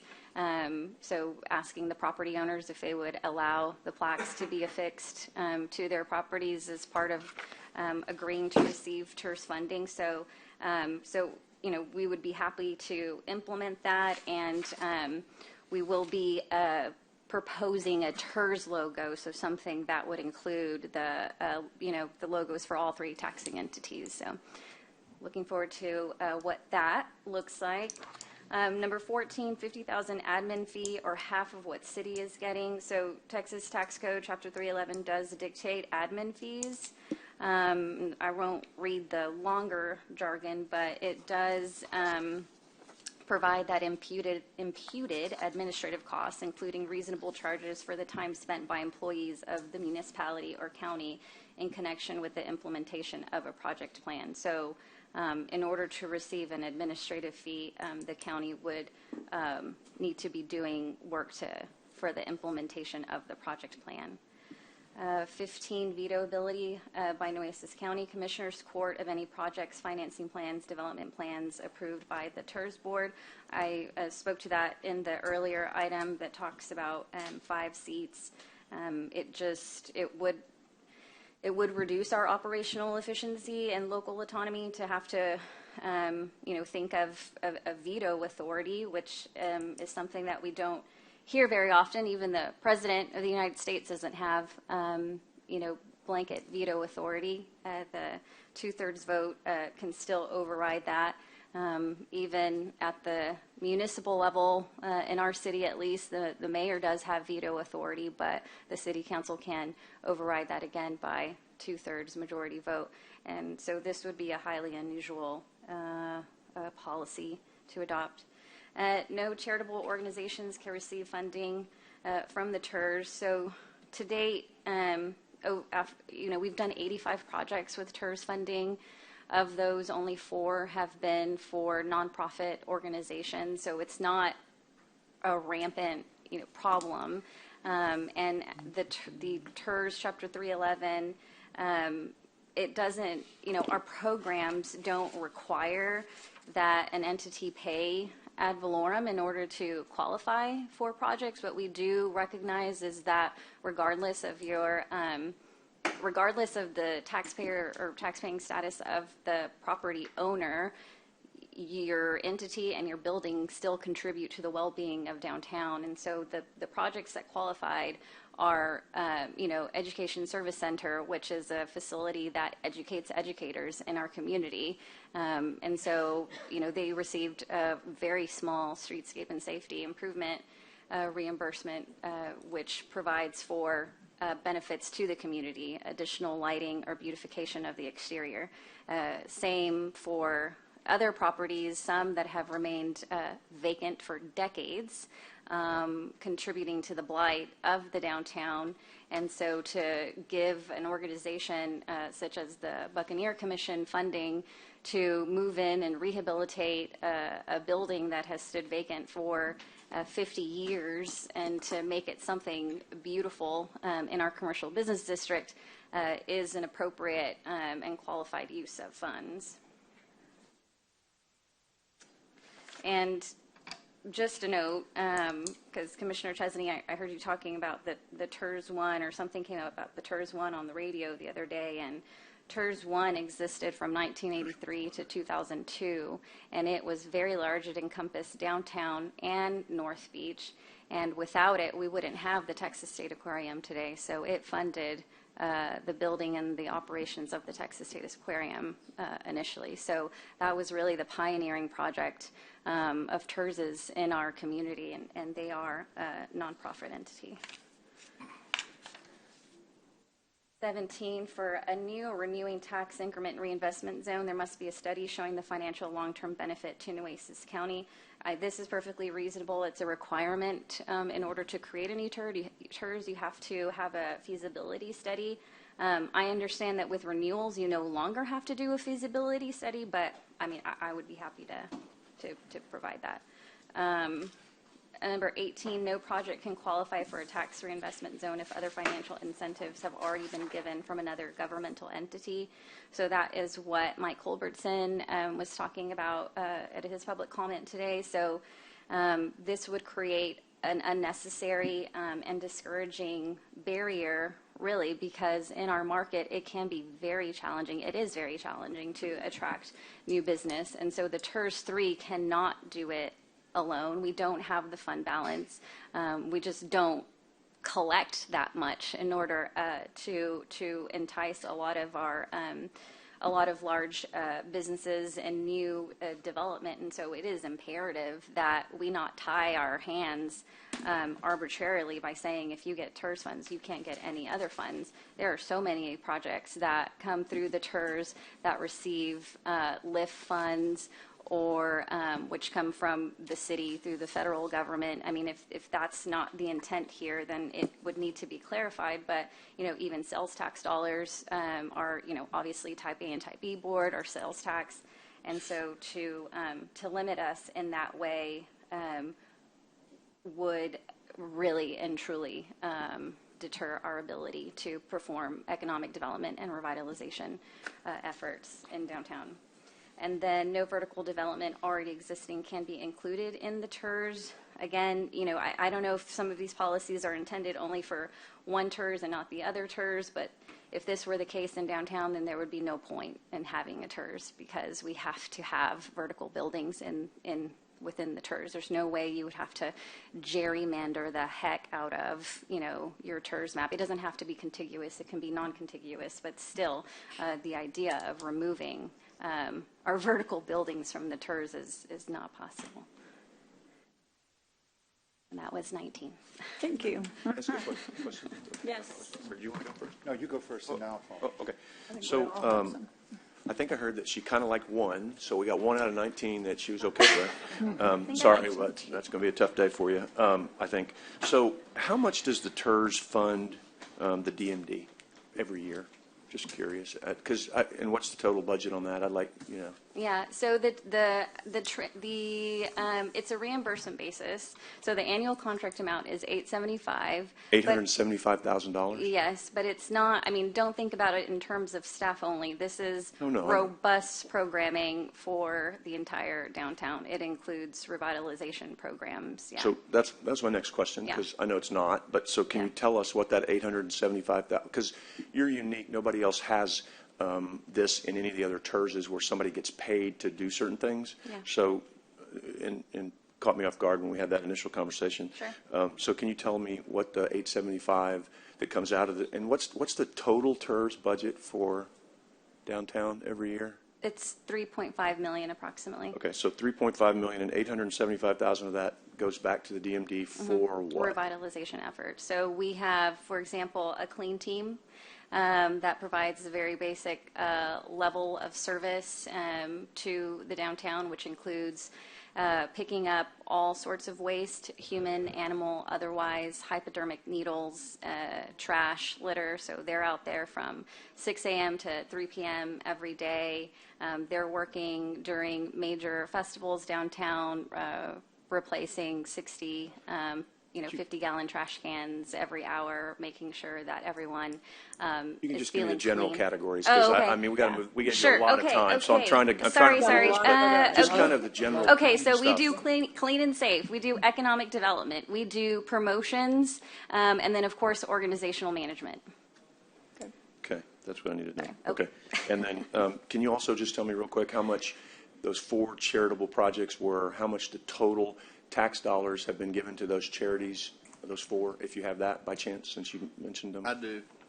Oh, okay. I don't. Sorry. It's the Ritz Theater. I'm sorry. I mean, do you have them with you? I do, yes, okay, sir. go ahead. I'm sorry. I just wanted to double confirm myself, but it was $100,000 to Ritz Theater for the replacement of the roof before it caved in on itself. It was $18,000 to Education Service Center. It was $200,000 to the Buccaneer Commission to revitalize that longtime vacant building, and then it was $447,000 for the Diocese of Corpus Christi to go towards their $15.5 million rehabilitation project. So roughly $750,000, $800,000 of $750,000, tax dollars that went to the charities, and that's. I'm not saying that's good or bad. We give tax dollars to charities also, and so I'm not saying that's bad. I'm just wanting people to know, what it is, because that's important. And I was going to ask you this on the other one, but since you're here, and I don't think you're going to want to stick around for the whole day since we've got a lot going on. So those are just the questions I have right now. Thank you. And then I'll have some discussion on the policy. But I don't know if you want to wait till that for after lunch. Sure. Modas, you want to go next? Or Yes. who's up? Yes, Judge. Arlene, thank you, and thanks to all the business owners and stakeholders for downtown. I inadvertently biased myself last Monday and took out staff for lunch downtown, and then we walked over and had coffee afterwards, and so had a good time. Good. It was good weather. It was is. the It's middle of the cooling day. down. It's cooling down. And you ate at Lomax's restaurant, so he's good. I didn't want to say where. I ate at all of them, actually. And if I ate at one last Monday, if we ate at one last Monday, it's because I eat at all y'all's during other events. It's just a joke. It's just a joke. No, I don't want them to get mad. Hey, why didn't you come to ours? So that's why I didn't want to. Okay, we got a lot of agenda items, guys. But my point is that downtown is truly the catalyst and the draw for our community. 2008, was that the correct year? Yes, sir. 2009? It started in 2008 with the city, and then thank you to the efforts of Commissioner Presley. Gosh, the county I was came in 2010. still representing downtown then as the district council member back in 2008. I guess that's why I've always just had an affinity for downtown, and I try to get everywhere, but enjoying downtown in all its beauty and its investment. And I was talking to a friend of mine who's actually planning a conference, a statewide conference, to be here next summer, I think, and they're a week off from First Friday, and mentioned, well, can First Friday be moved? And I'm like, that probably would take a lot of work to be done. Can you move the conference? So I think there's going to be some disconnect. But nevertheless, when you go downtown during the day or the night, it has dramatically changed in the time since I served on City Council to now being here on Commissioner's Court. Every investment that we put in is deliberate, it's intentional, and it has its purpose is to bring our community and those outside to support it. my question is not so much about the TERS or the DMD, because I think the work speaks for itself.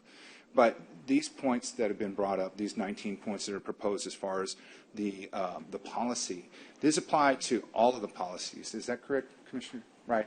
So I know that you're picking some that maybe directly apply more to TERS 3 and the DMD. So I guess you're addressing, it seemed like you addressed most, if not all, of those issues. I guess talking out loud, or Commissioner, can you give us some of your thoughts on this? Is the intention to make sure that we have all these policies apply? Because anytime you create a policy, there's always got to be an exception to something. So that's my concern, is how do we pull out, or can we, or should we? I mean, that's a policy question for the body. But how do we do that? Because obviously there's some items that don't connect, don't gel well with what is being done already, or what the intent is to be done with the TERS 3. So I want to be able to disconnect that. Is that the intent, or did you want to make sure that we had a policy that was across the board, just kind of applied to everybody, because we don't want to start making exceptions? What was your So if you remember, Commissioner, we passed a moratorium on TERSs moving forward, any that weren't already in the books, and then this court said we need to develop a countywide policy. The judge turned to me that meeting and said, hey, will you take this on and get input from everyone the best you can? And so many of these points were from what we've discussed in public meetings. Commissioner Pusley had one, you had one, the judge had one. So basically it was a compilation of all of the things that I had heard, all the things we've been discussing in the London TERS with the new norm, and trying to put something down to where we can start having a discussion today and tweaking language and coming up with a policy that generally works for all. Sure, there's always going to be an exception, but so that it's fair as best you can. And for example, let me just give you an example. The vertical one was one that the judge threw out during London because of the uniqueness of the London one. It may not work for this one based on, I don't disagree with everything Arlene said. I disagree with a lot of what she said, and I've told her that. I'm being honest. But that one's one that we may need to just take out. Commissioner Pusley had talked about charities, but we may need to tweak that one a little. We got to kind of get going on the discussion to see where it goes, because a lot of good points that she did make that I do think we need to take into account. But the general feeling of the court was, with all due respect, we're paying for things that the city should be paying for. We shouldn't be paying to clean your streets. That's the city street. We're a county, and county funds repeatedly are going towards city things that city should be paying for, and therefore we're shorting our county employees, our county roads, our county projects. We want to, we want to be a partner, as this court has said, but this is what I was asked to come up with, was something that we could have a discussion on, and that's what we're hopefully going to do today, maybe after exec or whatever, and come up with something, because I'm sure there are other TERSs who want to form out there, and we need to have a policy for them. So that was it. So that, I don't know if that answers your question. I know it's a long answer, but there was a little wanted more that history. expressed, outwards for first. So it's not, and that's what I knew, right? I don't want it to seem like it was targeting one particular area. And like you said, a lot of these conversations apply only to certain areas, like London, right? Because it has its unique issues that we are specifically addressing. Like, because of London, which is more of a county TERS than a city. We actually get more benefit for that. That we get more benefit, but that's why we want more say. So when we talk about inclusive all say, or veto power, or vice chairmanship, I think that's one of the main reasons why it was brought up. So it's not necessarily to circumvent what's already in place or in process for some of these, but I want the group that's here to know and understand that. And so hopefully, and by the way, I appreciate this is a very thorough policy. I mean, 19 points is a lot, and appreciate Arlene trying to be as succinct as you could on these issues and addressing them. But this is a lot to cover, including all the groups that we have in every situation, every scenario we can think of. So I think this is a good start. I don't know if the court's will be today to move forward on an actual vote, or if there can be some tweaks and come back. I know that we got so many items coming up, and we only have 2 meetings after today for the rest of the year. So that's a lot of work to get done, and we need to get it done quickly. But I want to make sure that we have some assurances, some commitments that we are committed to supporting downtown as much as we are to the island. And the island, we TERS 2, we get to rep. I think all of us, or 4 of us out of the 5, get to be on that board. All the others, I think, only get 1 representative from the county, right? London, I think we talked about adding more. Actually, and that was one of the points that Arlene made that I didn't agree with, because we've already run a lot of this through legal, and these things are all allowable. We're going to do them in London, and we've already done that. And so we can have more representation by agreement. We can have more participation. We can do these things that, respectfully, we have a different opinion that we've gotten on that we can, do those things. In fact, we're already doing it on the island one, because we have an agreement in place with the city, and we've got 4 members there, and they were nice enough to let me be the vice chair, and we're just going a little farther. We run all this through, and these are all things that we found ways to do that have been signed off by a TERS expert, the city, and us on London. So I don't see if we can do it. If we can do it there, then we ought to be able to do it everywhere. And that, I mean, I think Commissioner Pusley has some great ideas for later for the item, maybe, that he wants to bring out. I think, he's really worked hard to make sure that, that goes on. But all of these things that are on here, and I meant to say that, are things that are allowable based on what we've been told. Yeah, London is, I believe, a developer-initiated TERS? It is not.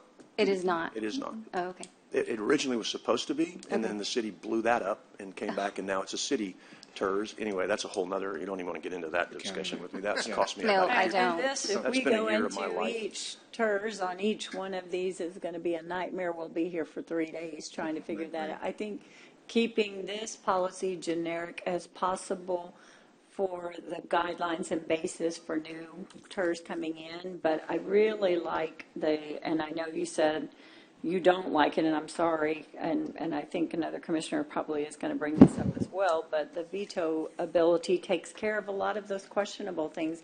And if the mayor has that authority and it goes through council and they have 2/3 vote, then we should have 2/3 vote to veto any item on there as well. We could get rid of I see 8 lines on this thing that we could get rid of off of the chart that could be negotiated and probably not move forward. So, well, once again, I just think policy-wise, if there's some exceptions that need to be made, then we need to separate that from the good work that's been done by the DMD. Absolutely. Right, and so I think that needs to be the message today. Right, we look at all the growth that has been done, all the professional work that's been done. I'll tell you, when I first started out representing downtown, we had Norma Urban, God rest her soul, and we had Heidi Hopta, and it was 2 staff, and they were supplied by, I think, by city budget. I don't even think it was a general fund item. And we had 2 people. And then after I got, I think I was still on council, but we switched our boundaries, and so then Kevin Kieschnick became the downtown representative in District 1 back when he was also in city council. So a lot of county history that was started off on council. Yeah. But once we left, then I saw the increase in the growth with the downtown ambassadors cleaning up. Right, and so that was additional funding, that was dedicated funding that came from council since then.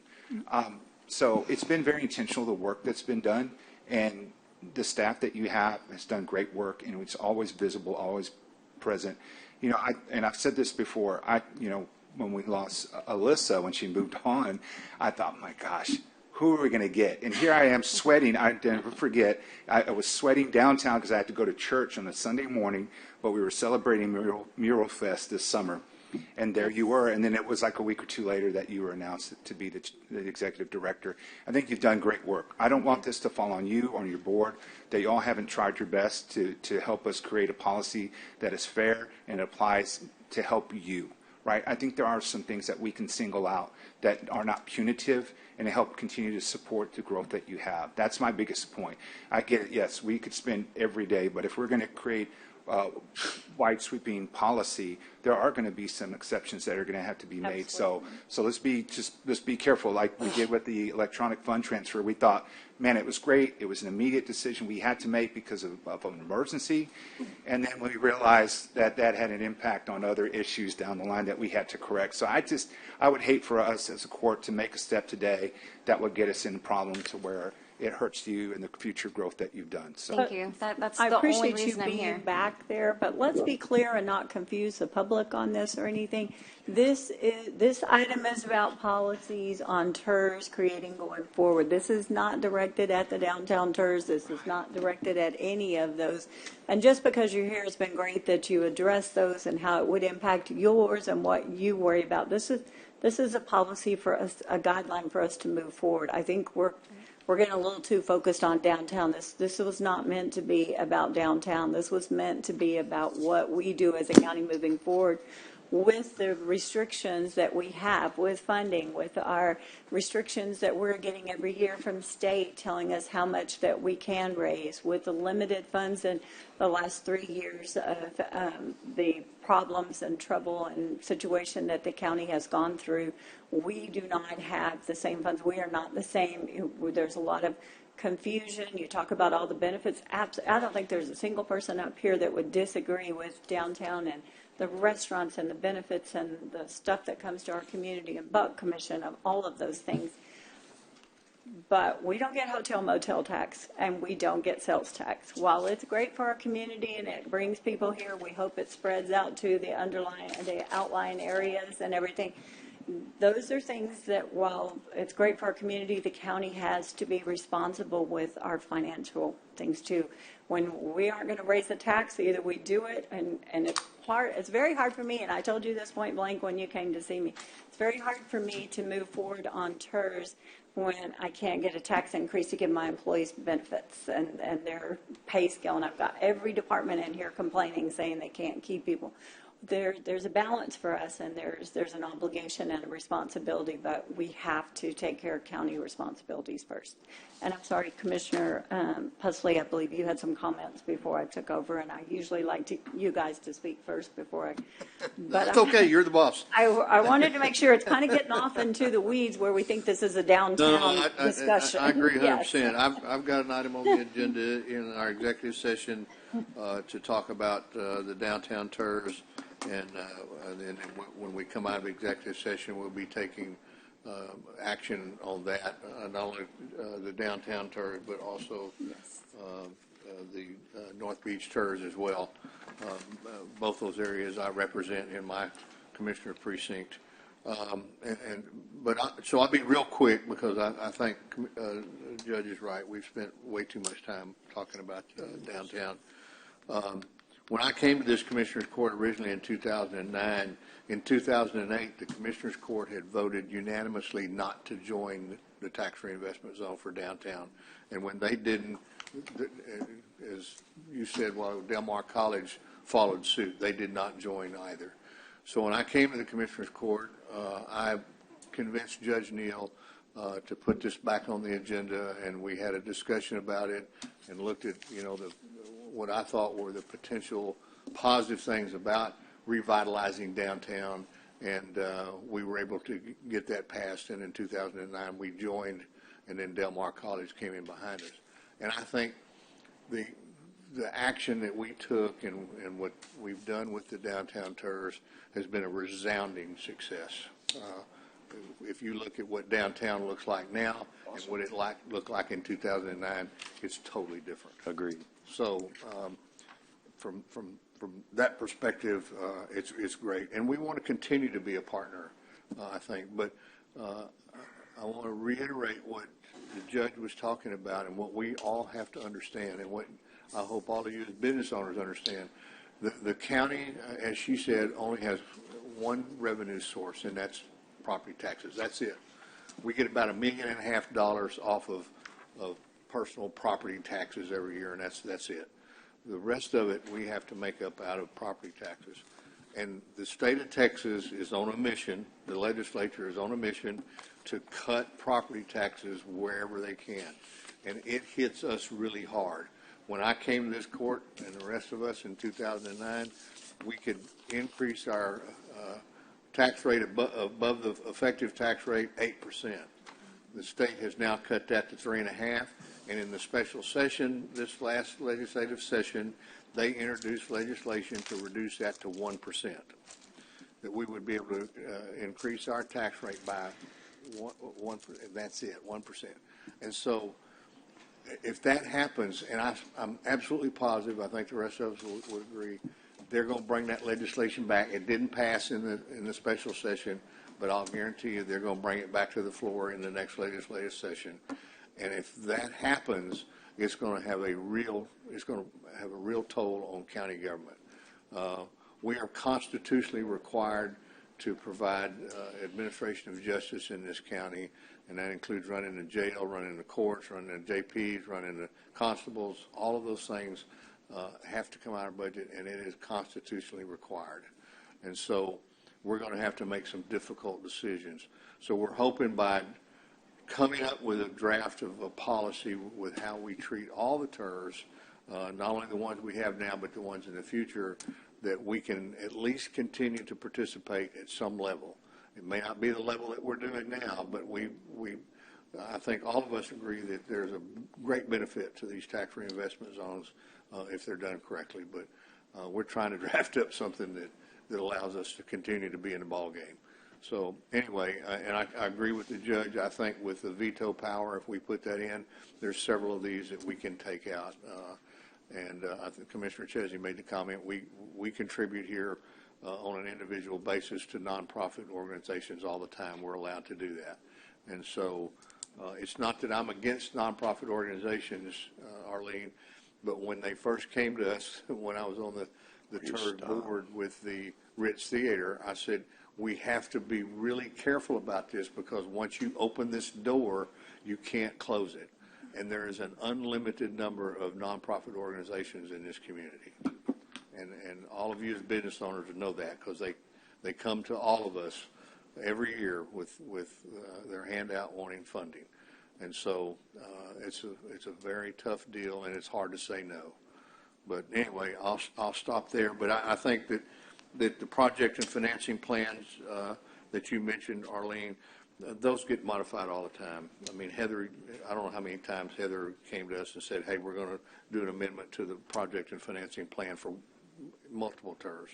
And so I don't think that should be a big deal. And I wanted to also mention that the streetscape program that we now have in the downtown TERS was something I introduced. I thought we needed to do to help businesses, because I wanted to have something that looked more uniform when you went downtown and we didn't have a bunch of different stuff going on. So anyway, thank you all very much for being here today and for being patient and waiting on us. And we're going to work through this and try to come up with the best solution for everyone.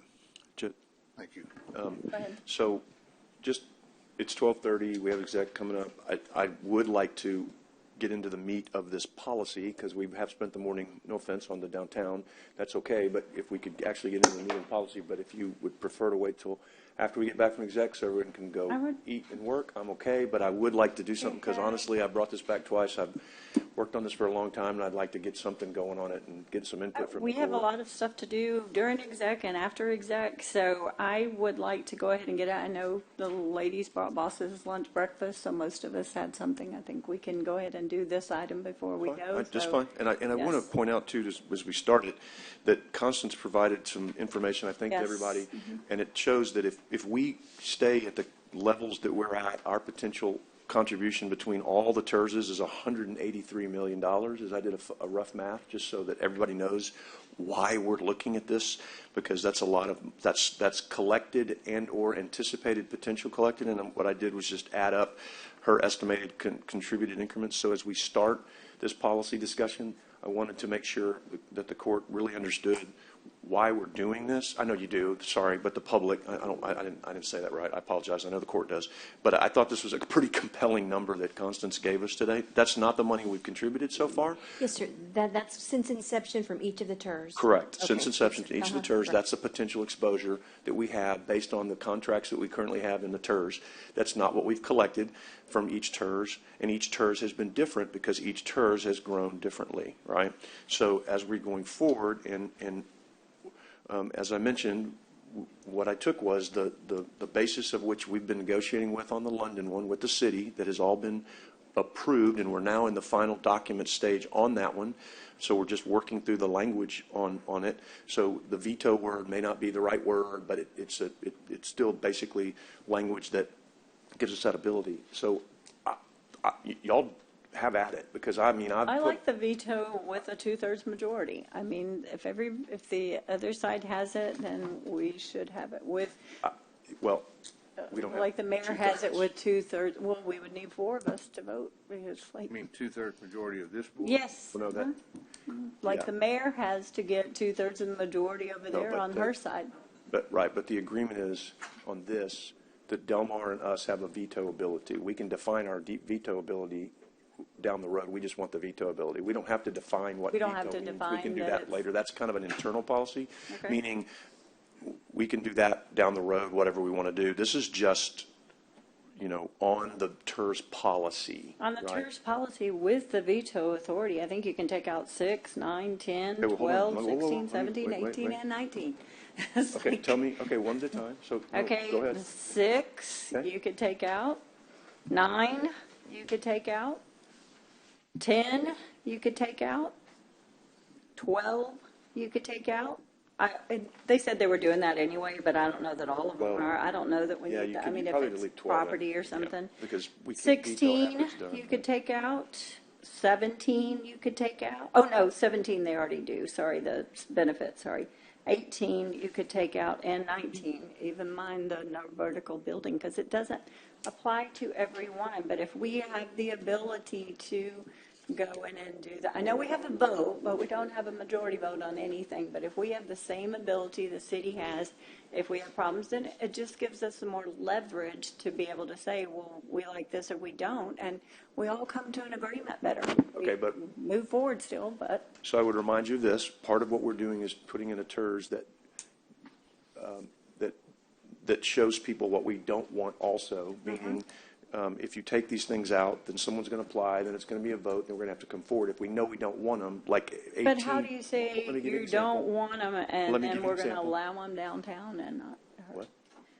I thought you said 19. I'm sorry, you said 18. No, 18. No, 19, that needs to come out. 100%. Yeah. 18, for example, this was the city's recommendation in the London TERS one, which was they don't want people double dipping on trust fund money, right? So this language needs to change, because let's say it's like type A money and different stuff like that. That's fine. There can be all these different kinds, but if it's infrastructure or participation funds, if a developer goes out and gets infrastructure and participation funds and then comes back and asks for more tax dollars for more development for infrastructure and participation funds, then they're double dipping. So that, to me, doesn't need to come out, but it needs to be worded differently. That's a good point. So right. So I'm just saying, like, maybe it would be It could be trust fund and participation funds.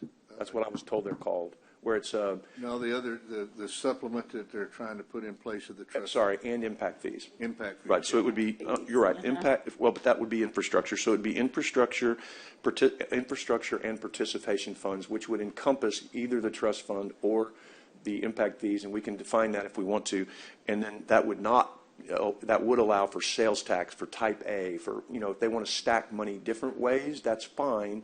But the city was like, look, we don't want to, so the city's not going to, according to the city, they're not going to do this anyway. So if we put it in our policy, it'll just discourage someone from going forward, because the city's going to say, we've already given you impact fees or trust fund money or participation. You don't get TERS money too, right? So I would like to leave 18 in and just redefine that and say, I agree. And use infrastructure and participation funds. So doing it the way Commissioner Pusley does, I think I probably should amend this, because this is where we're starting from. And so I would make a motion to amend number 18 that says. Well, we don't have a motion going forward. We haven't done. Okay, then I'll make a motion. Well, I'll make a motion for discussion to pass some policy. I'll second your motion for discussion. Right, just to pass a policy, and then so then I would make a motion to amend number 18 and to say that no project can qualify for a tax reinvestment zone. Got 2 motions at the same time, or what? Well, no, this is an amendment to the motion. Amendment to the main motion. Yes. Right, this is what it's like Commissioner we're Pusley. Really supposed to do it. Which is how we are. You're right. Yes. He's right. So, hold on. Qualify for if other financial incentives have already been given, which include and are limited to infrastructure and participation funds, such as impact fees or trust funds. Somebody writing this down? You got it? Mm-hmm. Okay, so does that make sense to everybody? Yes. Okay. All right. Can we add That those was- that I said we don't need on there since we're Yeah, doing the other ones can we vote on agreed? this amendment? Oh, yes. And then we can vote to take out the ones you don't want to do, which is I fine. second your amendment. Okay. We have a motion and a second on amending number 18 to be more detailed about the trust fund and infrastructure impact funds wording. All Yep. those in favor say aye. Aye. Aye. Any opposed? One, are you, aye? Commissioner, I'm sorry, I missed you, Commissioner Gonzalez. So 4 ayes, 1 no. Okay.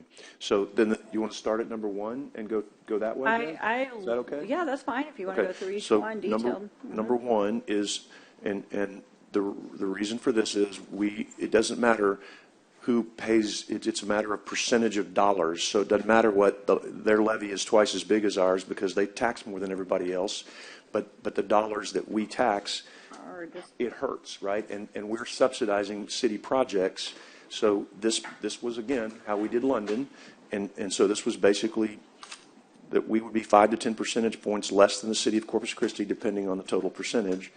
And it can be more, it can be not less, but it would be that. Does anybody have a motion or an argument on that one? Otherwise, I would move, or yeah, I would. do we have to vote on each one? No, I think we can, if someone has to amend it, and Then we take out, that's I mean, only one. if anyone has an objection to 1 or 2, I mean, we can do them in order? Yeah. How do you want to do them? Let's do them in order. Okay, Keep so going. number 2, again, this was just what I heard. If people have a problem with that, let me know. I don't have a problem, but it looks like the number 3 says, a 20-year It's max the on new same. ones, 1 10-year renewal. Do we need 2 and 3? You're right, Just- correct. We can do, you can take out number 2. I mean, I'll motion to take out number 2. Motion to take Second. out. We have a motion and a second to take out number 2, a duplicate. Any You're right. other That's mine. discussion? All those in favor say aye. Aye. Aye. Nay. Number We 2, have- would you take out number 2? It's because Yes, number 3 is a because duplicate. 3 is the same thing. Go ahead, yeah, aye. Okay. We have 4 ayes and 1 no, Commissioner. Okay, 3, then I'm just going to keep going. 3, Yes, please. 4. This was, again, these are ones we did for Yes. London. These are ones that we've been told can be done by agreement with the interlocal agreement. Number 5 is 5 seats on the TERS board. County can put members of the commissioners. I don't agree with number 3.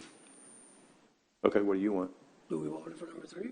Well, no, we Yeah, can. if you want to make an amendment to it, you need to say, what do you not agree with number 3? I think it's too, 20 years is a long time. That Then you says got the 10 then you got- max you can. You can go less, but the then you got- max you you got can go. 10 more years after that, that's a long, Well, but you don't have to agree to the renewal. The 10 either. years is optional. Yeah, the 10 years is, it sends the message of what we are looking to do going forward. You don't have to vote on the 10-year renewal. You can say, you don't have to, and maybe it should Have to say, vote on- and maybe it should say up to 20-year max, because it doesn't have to be 20. Yeah, it's like it says 20-year max. That It doesn't has to be mean it 20, has it can to be 20. 10. You could say up to 20 years max, so that way you can do it whatever you want. If you put in the words up to, so then you can make it 10, you can make it 5, you can make it 12. So up to? I was up to 20, but we can, and then with a one-time renewal of 10? Yes, sir. Up to 10. Up to 10, right. So I would make a motion to add the words up to in front of 20. To make it up to 20-year And max. up to in front of 10, yeah. All right, in front of 10, I'm sorry. correct. Both places. Okay, read that again, Brent. So the motion would be to put the words up to in front of 20 and up to in front of 10, so that it would read up to a 20-year max, which gives you flexibility on 20 years or below, and a 10-year renewals, not automatic, and 10 years or below. It's a little, just gives you a little more flex. Number 3, yes, sir. Okay, I second that. We had a motion and a second. All those in favor say aye. Aye. Aye. Any opposed? Okay. The motion passes, I guess, unanimously. Number 4, vice chair of every TERS board, county rep picked by the commissioner's court. Number 5, just stop me if you want to. Number 5, 5 seats on the TERS board, county can put members of the commissioner's court or at-large members from the community who live within the TERS boundary. Number 6, I think that's the one the judge thinks we can take out. That's up to you. I'll let you talk about that, Make the Judge. motion to remove because, well, I need to vote on 15. If we're going to keep 15 in, then Nobody said anything. nobody, that's what he was asking. Did you want to do something on 5? Oh, I thought we were just going to vote individually now. No, you need to amend it if you want to change it. I don't. You don't I want don't to want to amend number include. 5? I don't want to include members of the community. Sorry, I can't hear you. I don't want to include members of the community. I don't think that the city does that. I want to keep in with whatever. No, it's an or. It's an either or. Like, in other words, it's not automatic. It means it gives us flexibility. So if a commissioner doesn't want to serve or someone, yes. Well, we did it on Barisi. We've already done it once. That was I actually. didn't really care to do that. Well, I think it's a bad precedent. I think it's a bad precedent. It was your I do. idea. It wasn't my idea. It was your turn. It was yours and my turns. We split that turns and look at the problems they're having. But anyway, that's a whole nother issue. Yes. No, I don't agree with putting members of the community on any of these boards. Okay, so then you want to just any terms that separate it members out of the and vote it? community are on Make a other motion. than the Bruce. No, we don't. Do we? What was the question? I can't hear. What'd you Judge say? had the question. Do we have any members of the community on any TERS other than the Barisi, the new one we just did, and that is Well, a but it- developer-driven TERS? Do we have community members? Arlene, would you go to the back, Mike, please? It was what I was going Well, to suggest on London. I mean, The it was, 5 seats on the board, that would mean all of us would have to. Right. I don't think we want to do that.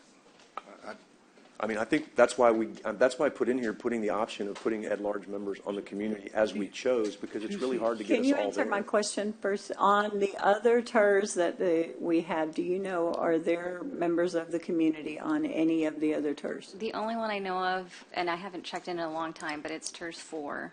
North Beach does. Yes. North Beach And- does. Okay, and that's a Barisi good point does. then. And Barisi does. I know, but Barisi is And a Barisi developer-driven, yes, okay. Yeah. Well, but we made that But decision. we made it, but it's Right. a developer, it's a different, I want to know if any of our TERS had I mean, it's. Can we just leave it and then we can fight that one later? I mean, it's just because if I just put off. I mean, we want the seats, but I don't know that we can't get more than 2 of us to most of these TERS board meetings. Yeah. I mean, there was don't only 2 have of us at the time last one. to I mean, go, being yeah. honest. So, I mean, having all 5 of us go to anything other than a commissioner's court meeting is a little rough. Yeah. I'd just like to leave a little flexibility. So do we want to amend that to say 2 seats on the TERS board with the option of I would just say let's. Commissioners Court electing Max of somebody? 3.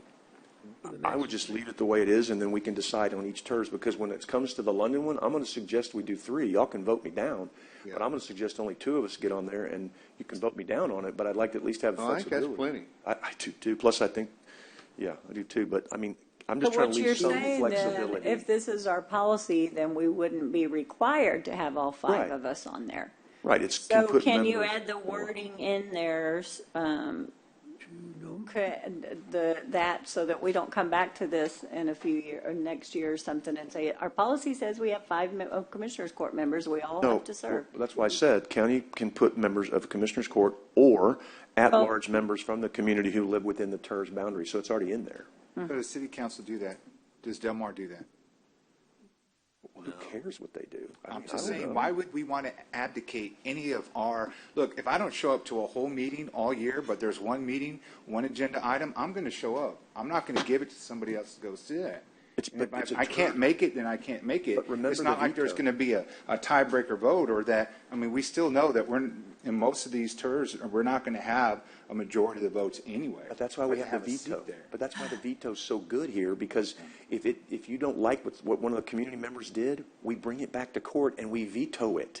That's the veto is like the gold in this thing. I'm telling you. I don't think we should. But have we the power don't to get people. We don't get everybody to show up ever to the island TERS. We don't. And I mean, in fact, Neither does city council, but they're not out there saying that they're going to put somebody as a designee to go fill in the spot for them. they're They not don't. saying anything, John. We're changing the course of all of this. We're changing it. We're changing for the sake of change. Okay, well, and I don't like that. I mean, just No. because someone else isn't doing it. I No, mean, we're doesn't changing to get more representation. That's what the purpose of this is. You may not like how we're getting the representation, and that's a fair statement. So make a motion or not, but I think we ought to have the ability to do it if we choose to And if we don't choose to, then great. If you want to put all 5 of us on a TERS you create, great. If I want to at least bring forward that I don't want all of us to be on a TERS, because if we don't all show up, then what's the point of being on the TERS? Well, how can we word it where it's not required to be 5 seats on the TERS, where we can discuss at any time on any of these in the future, say.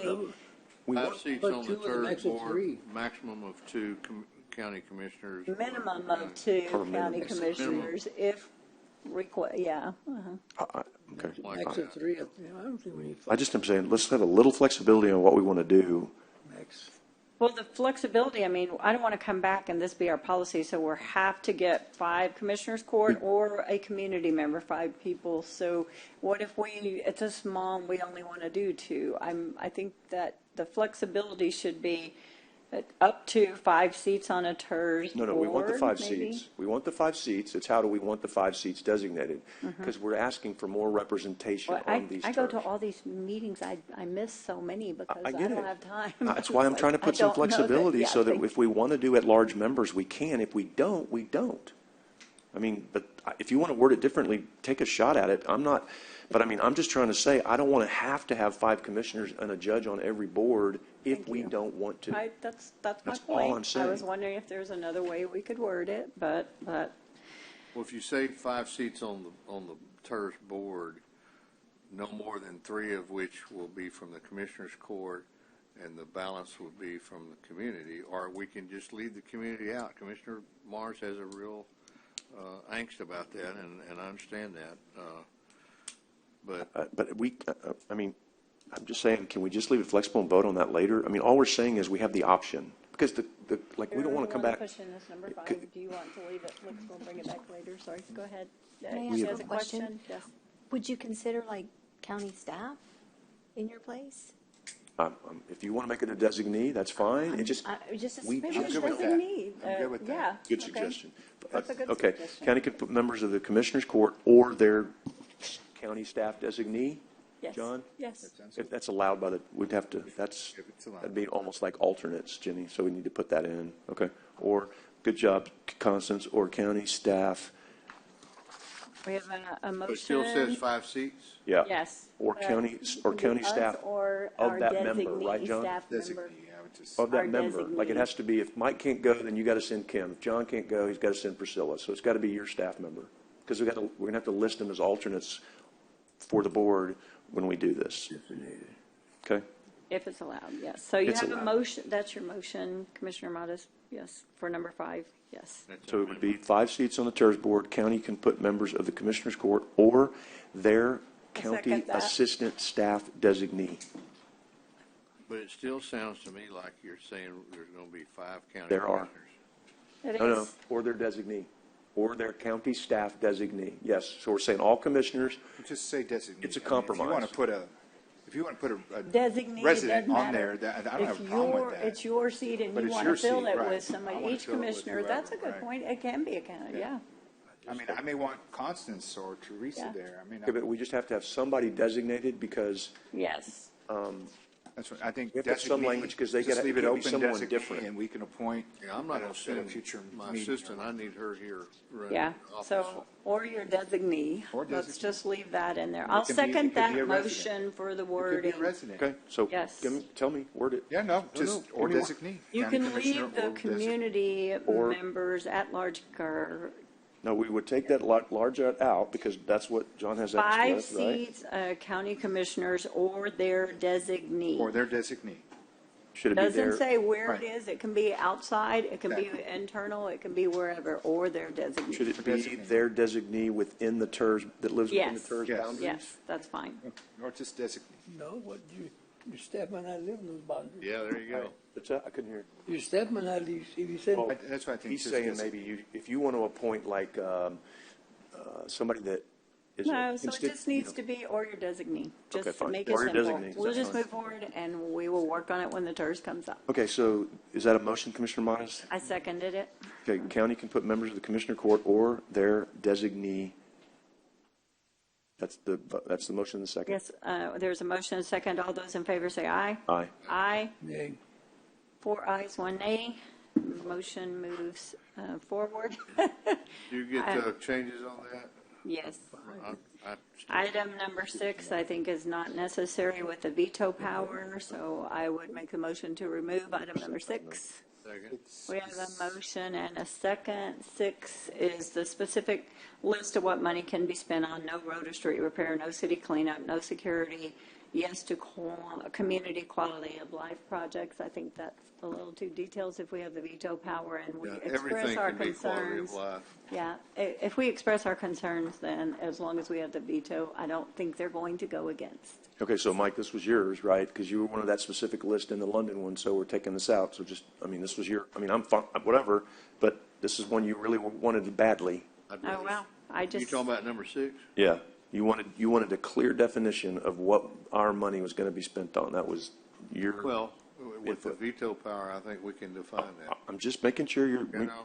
That's fine. All right. I'd rather switch than fight. Okay, vote it. Yeah, thank you. And if you say yes to community quality of life projects, then we can be in this discussion forever on what you consider Judge, community quality. vote it. Call the Okay, I question. have the motion. Who seconded? There's some clarification on that. So, sorry, I'm going to. No, it's okay. We're going to be here for another hour. Okay. We're going to be here for another hour. I worked on it for 20 hours. What's one more? Go for Let's it. do it. So, I just want to make sure, once again, I get that we're trying to perfect a policy, or at least create a policy that gives us some direction moving forward. This mainly applies to the newly created TERS, but this applies also to all existing TERS. Correct. Especially as we renew and what we do. Yep, absolutely. So 100%. That's my concern once again. That's why I just. Well, that's why I'm asking to remove it so that we don't on have every vote we make, and I've always said this in the years I've been here, we don't realize what our vote does until the dust settles the next day or 2 days later.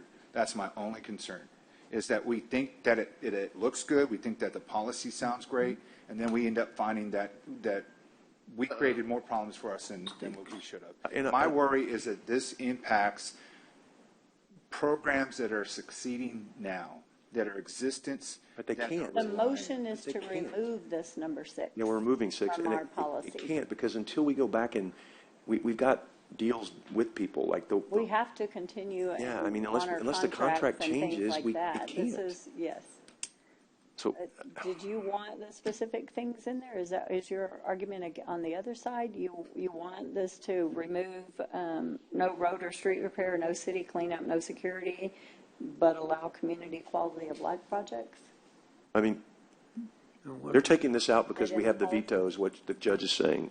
I think you ought to leave it in, I think we're getting too whatever. much in the weeds of the detail that we're going to restrict ourselves is why I want it out. As long as we get number 15, the veto power, we don't have to be so specific. This will be on individualized items. Okay, then why don't we go to 15 first, Judge, so that you feel everybody we can figure out That's all thing. that. I mean, if that is a way to simply get this policy passed. It doesn't have to be simple. I'm ready to go as long as you need. So 15. No, I mean, if you feel that first? that's a catch-all that helps cover any issue, and we can address each of these policy concerns in the future, then I'm okay with that, if that's what 15 does, but I don't think. No, she's saying 15 will allow us to take out several of the others in this one. And so that's what she's saying is, which I don't disagree with the concept. So if we want to vote on 15, let's vote on 15, and then we'll know if that's staying in. But I mean, we have a motion and a second on number 6, removing right now. Is that contingent upon 15 staying in? Because I wouldn't take it out if 15 comes out. My concern is that there was we had a very detailed presentation earlier, and I just want to make sure that our policies match as close as possible to what was asked. Now, I don't think the DMD or the TERS 3 should get everything that they're asking for. I don't think that's necessarily practical, but I don't want to hurt their ability to continue to support economic development now or in the future. So that's what's guiding me on this. So if there's any policies contrary to that, then I'm going to be in opposition to it. If there's any that are in support of that, then I'll be in support of them. But that's what's guiding me. We took action on a policy when Arlene came a few months ago, and she came just during public comment, not realizing that we were going to discuss and take action. And I'm sure had she known, she would have stayed, but she only came during public comment, and then she had to go to another event, to a meeting or something. So that's just my concern, is she's obviously put a lot of thought and concern into this, spent time, got some of the local stakeholders here. So that's what's guiding me here, because we all agree wonderful things happening downtown. We all agree there's great economic development. I think Commissioner Pusley and each of the members of the court have clearly pointed out that we know that state government is going to put tighter regulations on us on what we can support, and trying to be proactive to that now. I get that. I understand that. I try to remain and be practical in all my votes. It's just, if we can prevent it, or if we have to delay for a couple of years before we implement any policies, then let's see what happens in the next legislative session. But I don't want to take any action now on the off chance that that could happen, and it doesn't. Right? I don't want to handcuff ourselves to a policy that doesn't allow us more legislature meets and flexibility. cuts us to 1%, we may be back here talking about Cutting everything. Then that's what we do. That's what we do every year with our budget. I mean, we work from year to year, budget to budget. And I think all of the groups that we go into tours with need to understand that this could change. And I don't know if we have the legal language that allows that. So that, like I said, that will help maybe answer a lot of these questions. Is, if we how are these in matching with what DMD is doing? Because I like their work, and I see it on a weekly basis. I get it, but how are we going to be fair? We're supposed to come up with a policy that's supposed to be fair across the board. That's what this policy is. This is the same policy that we've brought out and talked about and had whatever, but no offense, but this isn't about DMD. This is about the fact that we've got no money, John. Yeah. We have got no money. We've got $183 million if these things work over the next whatever years, committed to these TERSs. $183 million that can go to roads, that can go to employees' salaries, that can go to not raising taxes. And so we're trying to come up with a policy that protects our people, our employees who can't get a raise because we can't do it. And we can't get a raise because let me finish. We're not I'll let willing you, to take on the tax rate. Wait, let me finish. You can come back at me in a minute. No, we can go there whatever you want, but let me finish because I let you finish. Because this is the thing that we're trying to do, because we want to stay involved with DMD. We want to stay involved in the island TERS. We want to be good partners with these folks. Commissioner Pusley is going to have some great ideas, I think, that are going to take into account what you're talking about for DMD. This isn't a DMD policy. This is, right now we have a moratorium on all TERSs until we come up with a policy. There are other TERSs that want to come before us that we can't do until we pass a policy, because that's what the court voted on. So I'm just trying to get a policy passed. Commissioner Pusley's going to deal with the DMD issue. If you want to wait and do it after he deals with him, we can do that. Maybe that'll make you feel better. I'm not trying to be rude, but I'm saying I'm not spending another 20 hours on this, bringing it back 3 more times, listening to the same complaint 16 more times. I just want to vote. If you want to vote it all down, and we can move on, and then we go with the moratorium. But I think when Commissioner Pusley comes back with his items, I think he's got some great ideas that might take care of what you do. So maybe, Judge, to be fair, maybe we wait until after we do the DMD and the downtown, because if that's a concern I'm not, here, because this affects the island one too. This is going to affect London. London is going in at the less percentage of all of it, and that's my precinct. I get that. I get you. Right? And if you heard me earlier, I told that specifically to Arlene, that these are policies that we are passing that's trying to be even-handed across the board for all of them. But some just don't work for others. Yes. And that's my only concern, is that you're trying to create a one-size-fits-all, and it's not. But as long as we get some guarantees that we're going to address those concerns, then I feel confident in the process, and that will work out. Then can we wait? I recognize the hard work you've done. I recognize that we need something in place so we can move forward. I'm not suggesting that that's wrong. I'm just worried that if we take steps now, it, one, sends a bad message, and two, we'll deal with it later. This is already 2-3 months removed from the action we took a few months ago. And we got to do something about that action, or they're getting cut January 1. I agree. And that's what Commissioner Pusley's been working his tail off to come bring us. I just want to make sure that okay, they don't get left out. just a second. So if y'all want to wait, we will wait. But let me clarify. The reason my list to remove these was to make it more generic, so we aren't hurting people, so we can use our good common sense when they come up and not be specifically, we can't have this, we can't have that. If we feel like it's good, we could move forward on that one. But with all of these specific things, it already cuts people out. That was the reason for keeping the veto power in and removing the specific list of what can be, because TERS are different. Everyone they bring to us is different. It makes it generic. But we have a motion and a second on number 6. I will withdraw my motion if Commissioner Pusley will withdraw his second. And I think we will come back after executive, maybe if we get the downtown TERS taken care of and get that out of our heads. This is not about downtown TERS. Everybody has addressed that, everybody's talking. And maybe because they were here and they talked, but this is specific to all. This is just a guideline for moving forward for TERS and renewals on TERS. We also have, county attorney opinions, the Constance opinions on some of the things that we made that we can't even do without specific authority, without following the process and moving forward. So there are a lot of things we're going to have to retract and bring back if that's the direction of this court that we still want to continue. Constance, go ahead. I know you want to talk about that. No, I just had one little question.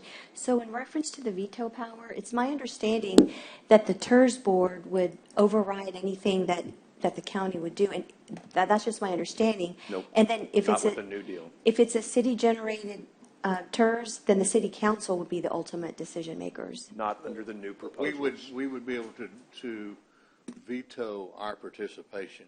That's what we're talking about. They can continue, but we don't have to participate. They can continue on their own, but all we would say is, hey, we're out. Yeah. Like for good, or just for that one contract? On that project. Well, we can get out too, but this allows us.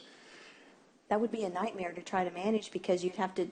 How would you do that project? with It's on Constance. It's a Constance, project. we got enough. Okay. Yeah. Okay. Sorry. Up here. Yes, ma'am. I'll explain All right. a little bit better. Yeah.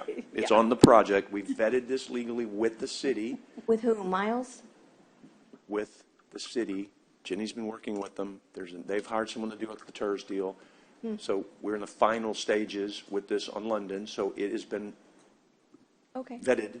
So it vetoes a project or a financing plan that we don't like it, then we have more say in it. That's the whole purpose of where we started. Now, the wording before was that if one of the entities vetoed it, then the project would not Correct. go forward. The project. So that, to me, is different from the city can do No, I don't that think on their own. Need No, I our don't think the permission city. to do something on their own. Correct. They can That's continue right. whatever they want. We or Delmar would have the ability to Yes. say, we don't agree with that plan.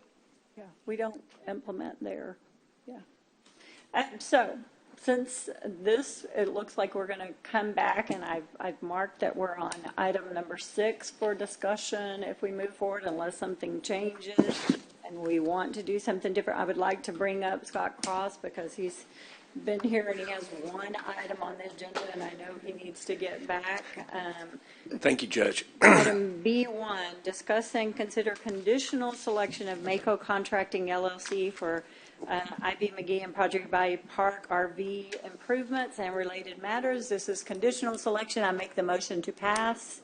Second. We have a motion and a second. Anybody else? All those in favor say aye. Aye. Aye. Any opposed?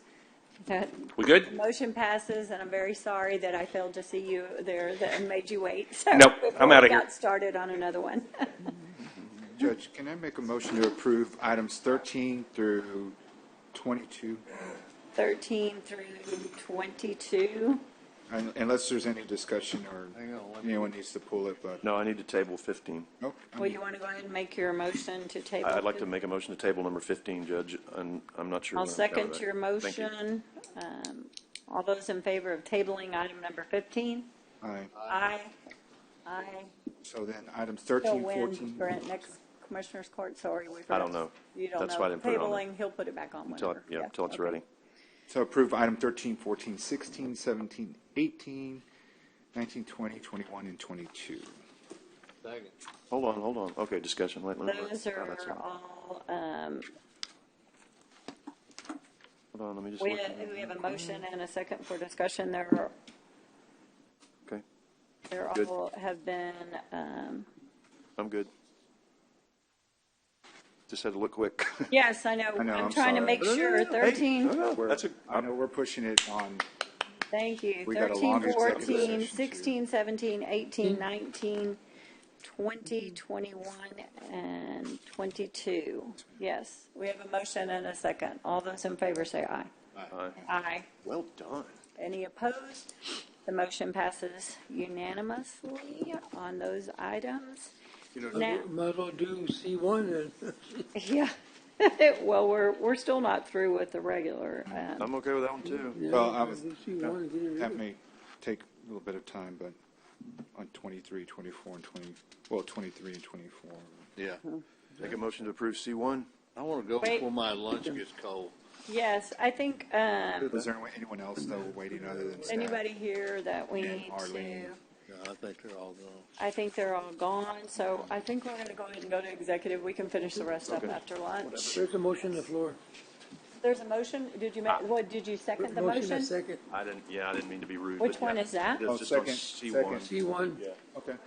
Which one? It's just C1, but I knew Amy's before you office. said not to, but I mean, I'm sorry, I'd already done. And you have a motion and a second. I have a question, and this one isn't as quickly because there's an MOU required or a document required. Do we have that? Does the county attorney Well, have it? contingency. No, ma'am, no one has, Oh, hold on. It's a contingency that we get, working response already approved it, is working on the letter. RTA's already approved, and they're gonna send me the letter. So that's only one, so I need to approve RTA and SPON. So that's already been done verbally, so I'm waiting, contingent that we get those Well, letters. can we change? so none of that has gone through our office is all I can Well, attest No to. contingent upon Jenny Yeah. review. County attorney approval, yeah, once I get the contingent letter. upon that. Can y'all change your motions? And I know It's there his was. motion, I just seconded, so I mean, contingent on the county approval. We're talking about C1, Charlie 1. Yes, Okay. I mean, the medical examiner's it's fine for facility. pavement, I mean, Yeah. I'm good. Yes. So we I have a would- motion, Contingent upon county attorney approval. yes, to Contract pass. approval. Contract And a second. All those in favor say aye. Aye. Aye. Any opposed? We're paying for it, so. The motion passes unanimously. Now, we are going to move forward to go to executive and lunch. Executive session, public notice is given that the Commissioners Court may elect to go into an executive session anytime during the meeting to discuss matters listed anywhere on the agenda when authorized by the provisions of the Open Meetings Act, Chapter 551 of the Texas Government Code. To the extent there has been a past practice of distinguishing items for public deliberation and those for executive session, the public is advised that the court is departing from that practice and reserves the right to discuss any listed agenda items in executive session when authorized by law to do so. In the event the Commissioners Court elects to go into executive session regarding an agenda item, the section or sections of the Open Meetings Act authorizing the executive session will be publicly announced by the presiding officer in accordance with the authority of Government Code, Vernon's Texas Code, Section 551.071, 551.072, 551.073, 551.074. I think you can't leave, all right, yeah, sorry. I was watching it look like everybody was gone. 551.0745, 551.076, 551.086, 551.087, 551.089. The Commissioners Court will hold an executive session to consult with attorneys, including matters related to litigation, deliberate regarding real property, prospective gifts, personnel matters, including termination, county advisory bodies, security devices, and/or economic development negotiations, and other matters that may be discussed in an executive session. Upon completion of the executive session, the Commissioners Court may, in an open session, take such action as appropriate on items discussed in an executive session.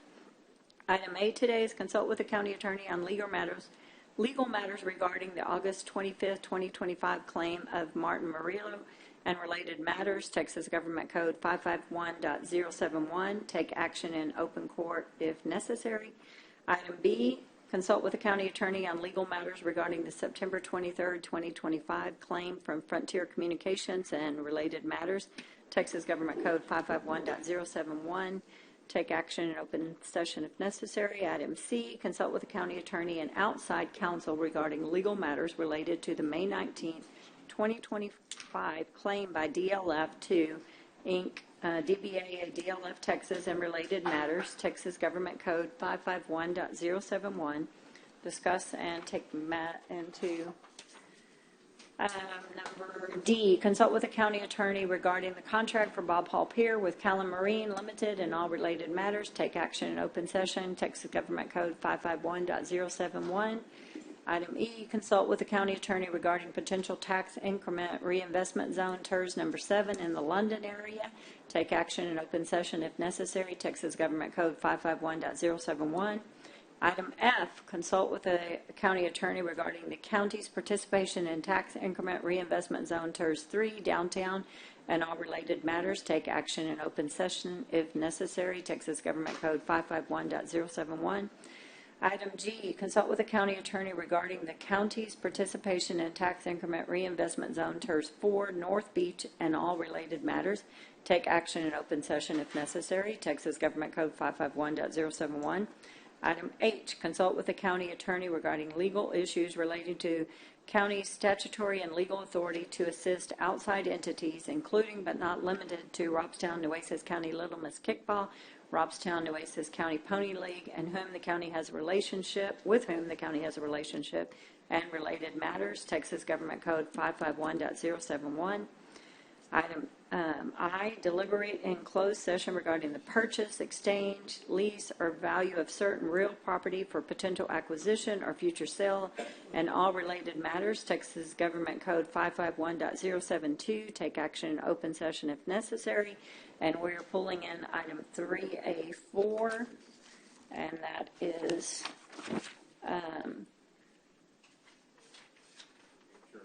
yes, receive update from the McGriff representatives on the insurance transaction and all related matters, and that is 551.071, a contractual matter.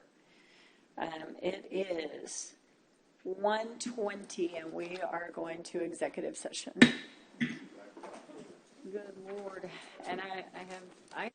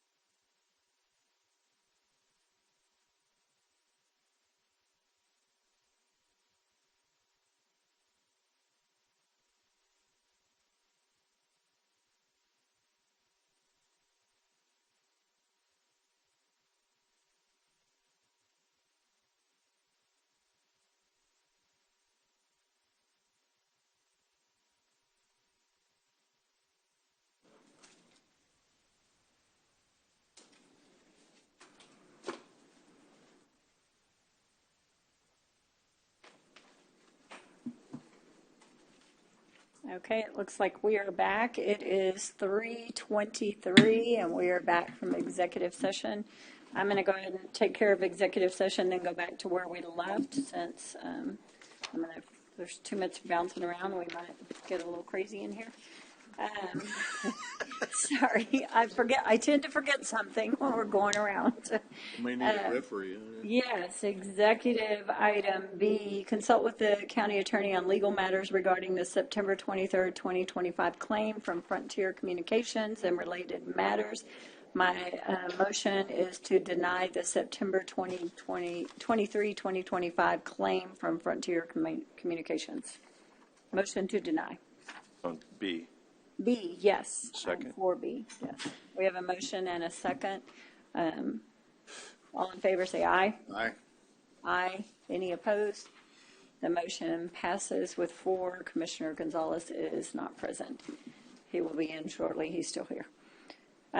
Moving on to item F, consult with the county attorney regarding the county's participation in tax increment reinvestment zone TERS 3 downtown and all related matters. I believe, Commissioner Pusley, you have a motion for that item. I do. Okay. My motion would be to rescind the court's action of July 23rd, 2025, which reduced the county's participation in the downtown TERS number 3 and leave it at its current 100% level through December 31st of 2028, at which time the county will modify its participation to reflect or mirror the island TERS number 2 with a beginning participation of 75%. This action is contingent upon the TERS board agreeing to pay for the demolition of the Nueces County 1914 courthouse and renewing the TERS number 3 interlocal agreement by the end of 2025 and includes the county's new policy standards. Second. We have a motion and a second. All those in favor say aye. Oh, sorry, Commissioner Modis wants to say something. Appreciate the court's discussion and legal clarification during our session. That was a lot and quick, but Arlene, did you get that? No.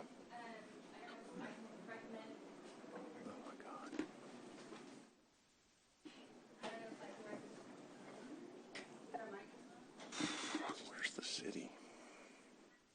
Sorry. So by 2025, so like you, the council, I believe, has fewer meetings in the remainder of the year. So is there any way we can allow more time for the renewal? Oh, it's on. We can hear now. We can hear. Oh, okay. I just don't think we have enough time to get it in before the end of 2025, considering the number of meetings remaining in the year. Is there like a first quarter? Well, we have a. Can you?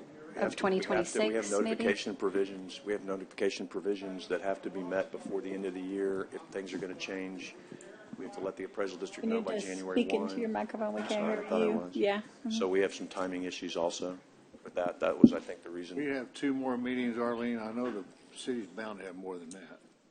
Okay. Yeah, and that's outside of my control. I'm just pitching it. City staff will have to carry that forward, but.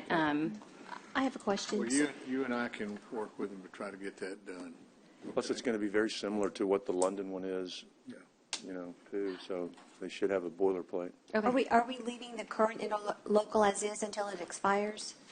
What did she say? No, we're going to leave it at the 100% level until it expires, but we're going to You change it, yes, sir. with our new parameters that we're going to agree upon here in a minute. So it expires in 2028, is that correct? At the end of 2028. So there's really no rush, is there, to do the new interlocal? Yes, there is a rush. There is. Okay. When we change, we'll put some stipulations on what Okay. can, yes. Okay. That's going to come up in a minute. So I think I can, Constance, what they're going to do is leave what's happening as currently happening and describe it in a new agreement that begins in the beginning of January 26th. But nothing will change action-wise till 28, but it'll be provided for earlier. So for like tax purposes, we're okay because that's going to stay 100% or whatever percentage it is right now until the end of the TERS, 100%, correct? Contingent upon our stuff Got it. being met. Yes, sir. So if those aren't met, then we've got issues. Got it. Yes, sir. Got it. Okay. With some other stipulations that we're going to add into our new policy on stipulations for spending. Yes. Mhm. Yes. Okay. There was a motion and a second already. I think all those in favor say aye. Aye. Aye. Any opposed? The motion passes unanimously then. Item G, consult with the county attorney regarding the county's participation in tax increment reinvestment zone TERS 4 North Beach. Commissioner Putley, I believe you have a motion for that one as well. My motion would be to rescind the court's action of July 23rd, 2025, which reduced the county's participation in the North Beach TERS number 4, and modify that action to reflect and mirror the Island TERS 2. This action is contingent upon the TERS board renewing the TERS number 4 in local agreement before the end of 2025 with the, in the same language, let me see, and which would include the county's new policy standards. And that starting percentage would be, at the end of the term, would be 75%. The same as similar. It's the same as what the city and the Del Mar are currently doing. Mm-hmm. We have a motion. This is for the North Beach? Yes, sir. Yes. I don't agree with that. Okay. We have a second the motion. Sorry, we have a motion. I said, any other discussion? All those in favor say aye. Aye. Aye. No. Any opposed? 1 no. 4 ayes, 1 no. And Brent with the second. It doesn't matter. It doesn't matter. Yeah, that's fine. She may have beat me. I think we both said at the same time. It's not a big deal. And before we go on, let me go back to item A.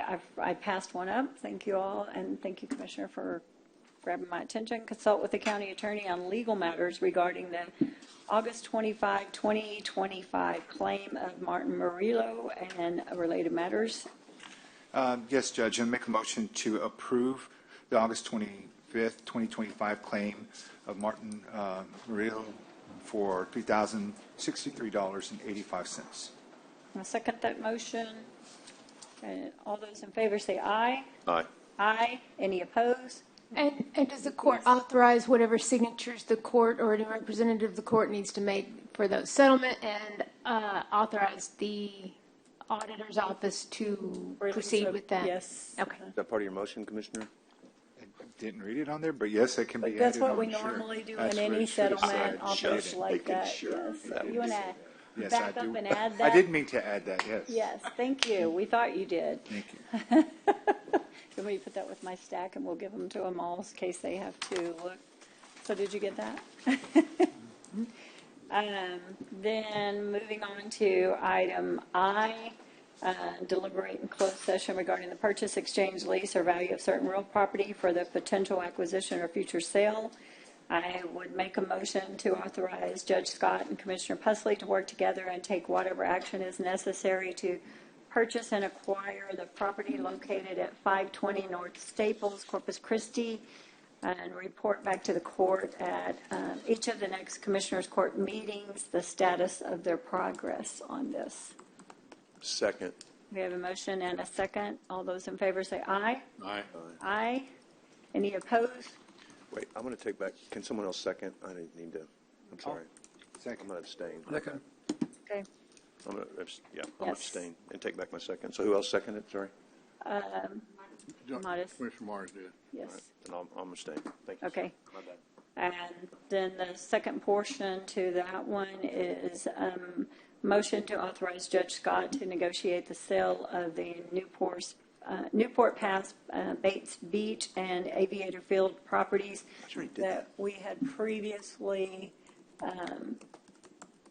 selected for sale in the future. We're waiting on the appraisals to come in on those to do just like I did on the previous property and bring back to the court. Is that You didn't give me a motion, so I kind of winged it. Thank you. Do I get a second? We have a second, motion and a second. All those in favor say aye. Aye. Aye. Abstain. Your Honor? Are you abstaining? Yes. I think we need to go back on the North Beach. I'd like to move to bring that back to the table. I think we need to make one slight correction in the wording. Because in the one for the downtown, we said we were going to rescind our motion and leave it at the current 100%. And that's essentially what we're going to do on the North Beach one until the year 2028 as well. Could you repeat that, Mike? I'm sorry. I apologize. Is our intent on the North Beach TERS for us to, right now, the city and Del Mar are in at 100% until the end of 2028, just like we are on the downtown TERS. And then starting in 29, we would go to the 75% like we're doing on the island. The city. Okay. So the city's participation hasn't gone to 75 already. You said? I thought you'd said they'd gone to 75. I thought they were already at 75. No, they're Until 28. They're at 100% until the end of 2028. Okay. And we would have stayed in. They were already dropping in at 11. The county would have stayed in at 100% until the year 2038. Okay.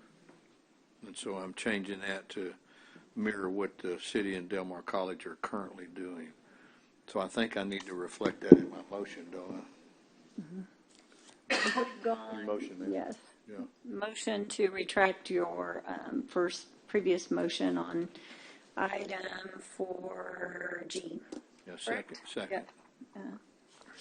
A second. Yes. All those in favor say aye. Aye. Aye. Okay, now your correct motion. I'd like to offer a new motion for item G. Is it G? G. Well, it's a 4-1 because I've seen nay on that one. Yeah, but that was just to retract his first motion. Now he's making a motion to do something. I'm canceling that. The first action, we're canceling it. We're going to redo it. Okay. So you can vote no again here in a minute. Yeah. He's not through with the new motion yet. Okay. 3 times you get to vote no on this one. Okay. All right, let me see if I can get this right now.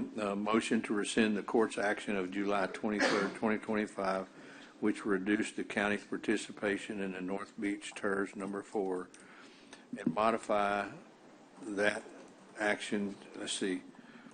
Hold on one second here. And to leave it at the current 100% level until December 31st, 2028, at which time the county will modify its participation to reflect and mirror the island TERS number 2 with a beginning participation of 75%. And this action is contingent upon the TERS board agreeing to renew the TERS 4 interlocal agreement by the end of 2025 with the, including the new, let's see, what was my word, including the county's new policy standards. Second. We have a motion and a second. All those in favor say aye on the new motion. Aye. Corrected motion, aye. Can I say nay now? Yes. You can say nay. 4 ayes, 1 nay. Yes. Thank you very much. I apologize for that. I should have corrected that earlier. Thank you. Thank you very much. Now we will go back to our regular agenda. I think that's all of the executive that we have. Everybody stop me if you think that I've missed something. Can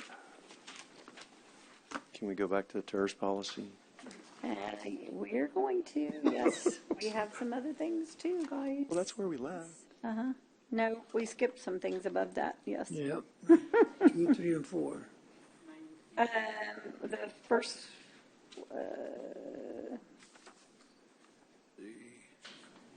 That one's already done. It We was did 9 number and 10. 5, right? 9 and 10. 9 and 10 9 and first, 10. yes, but I didn't have 5 scratched off. I didn't think we did it, but we did.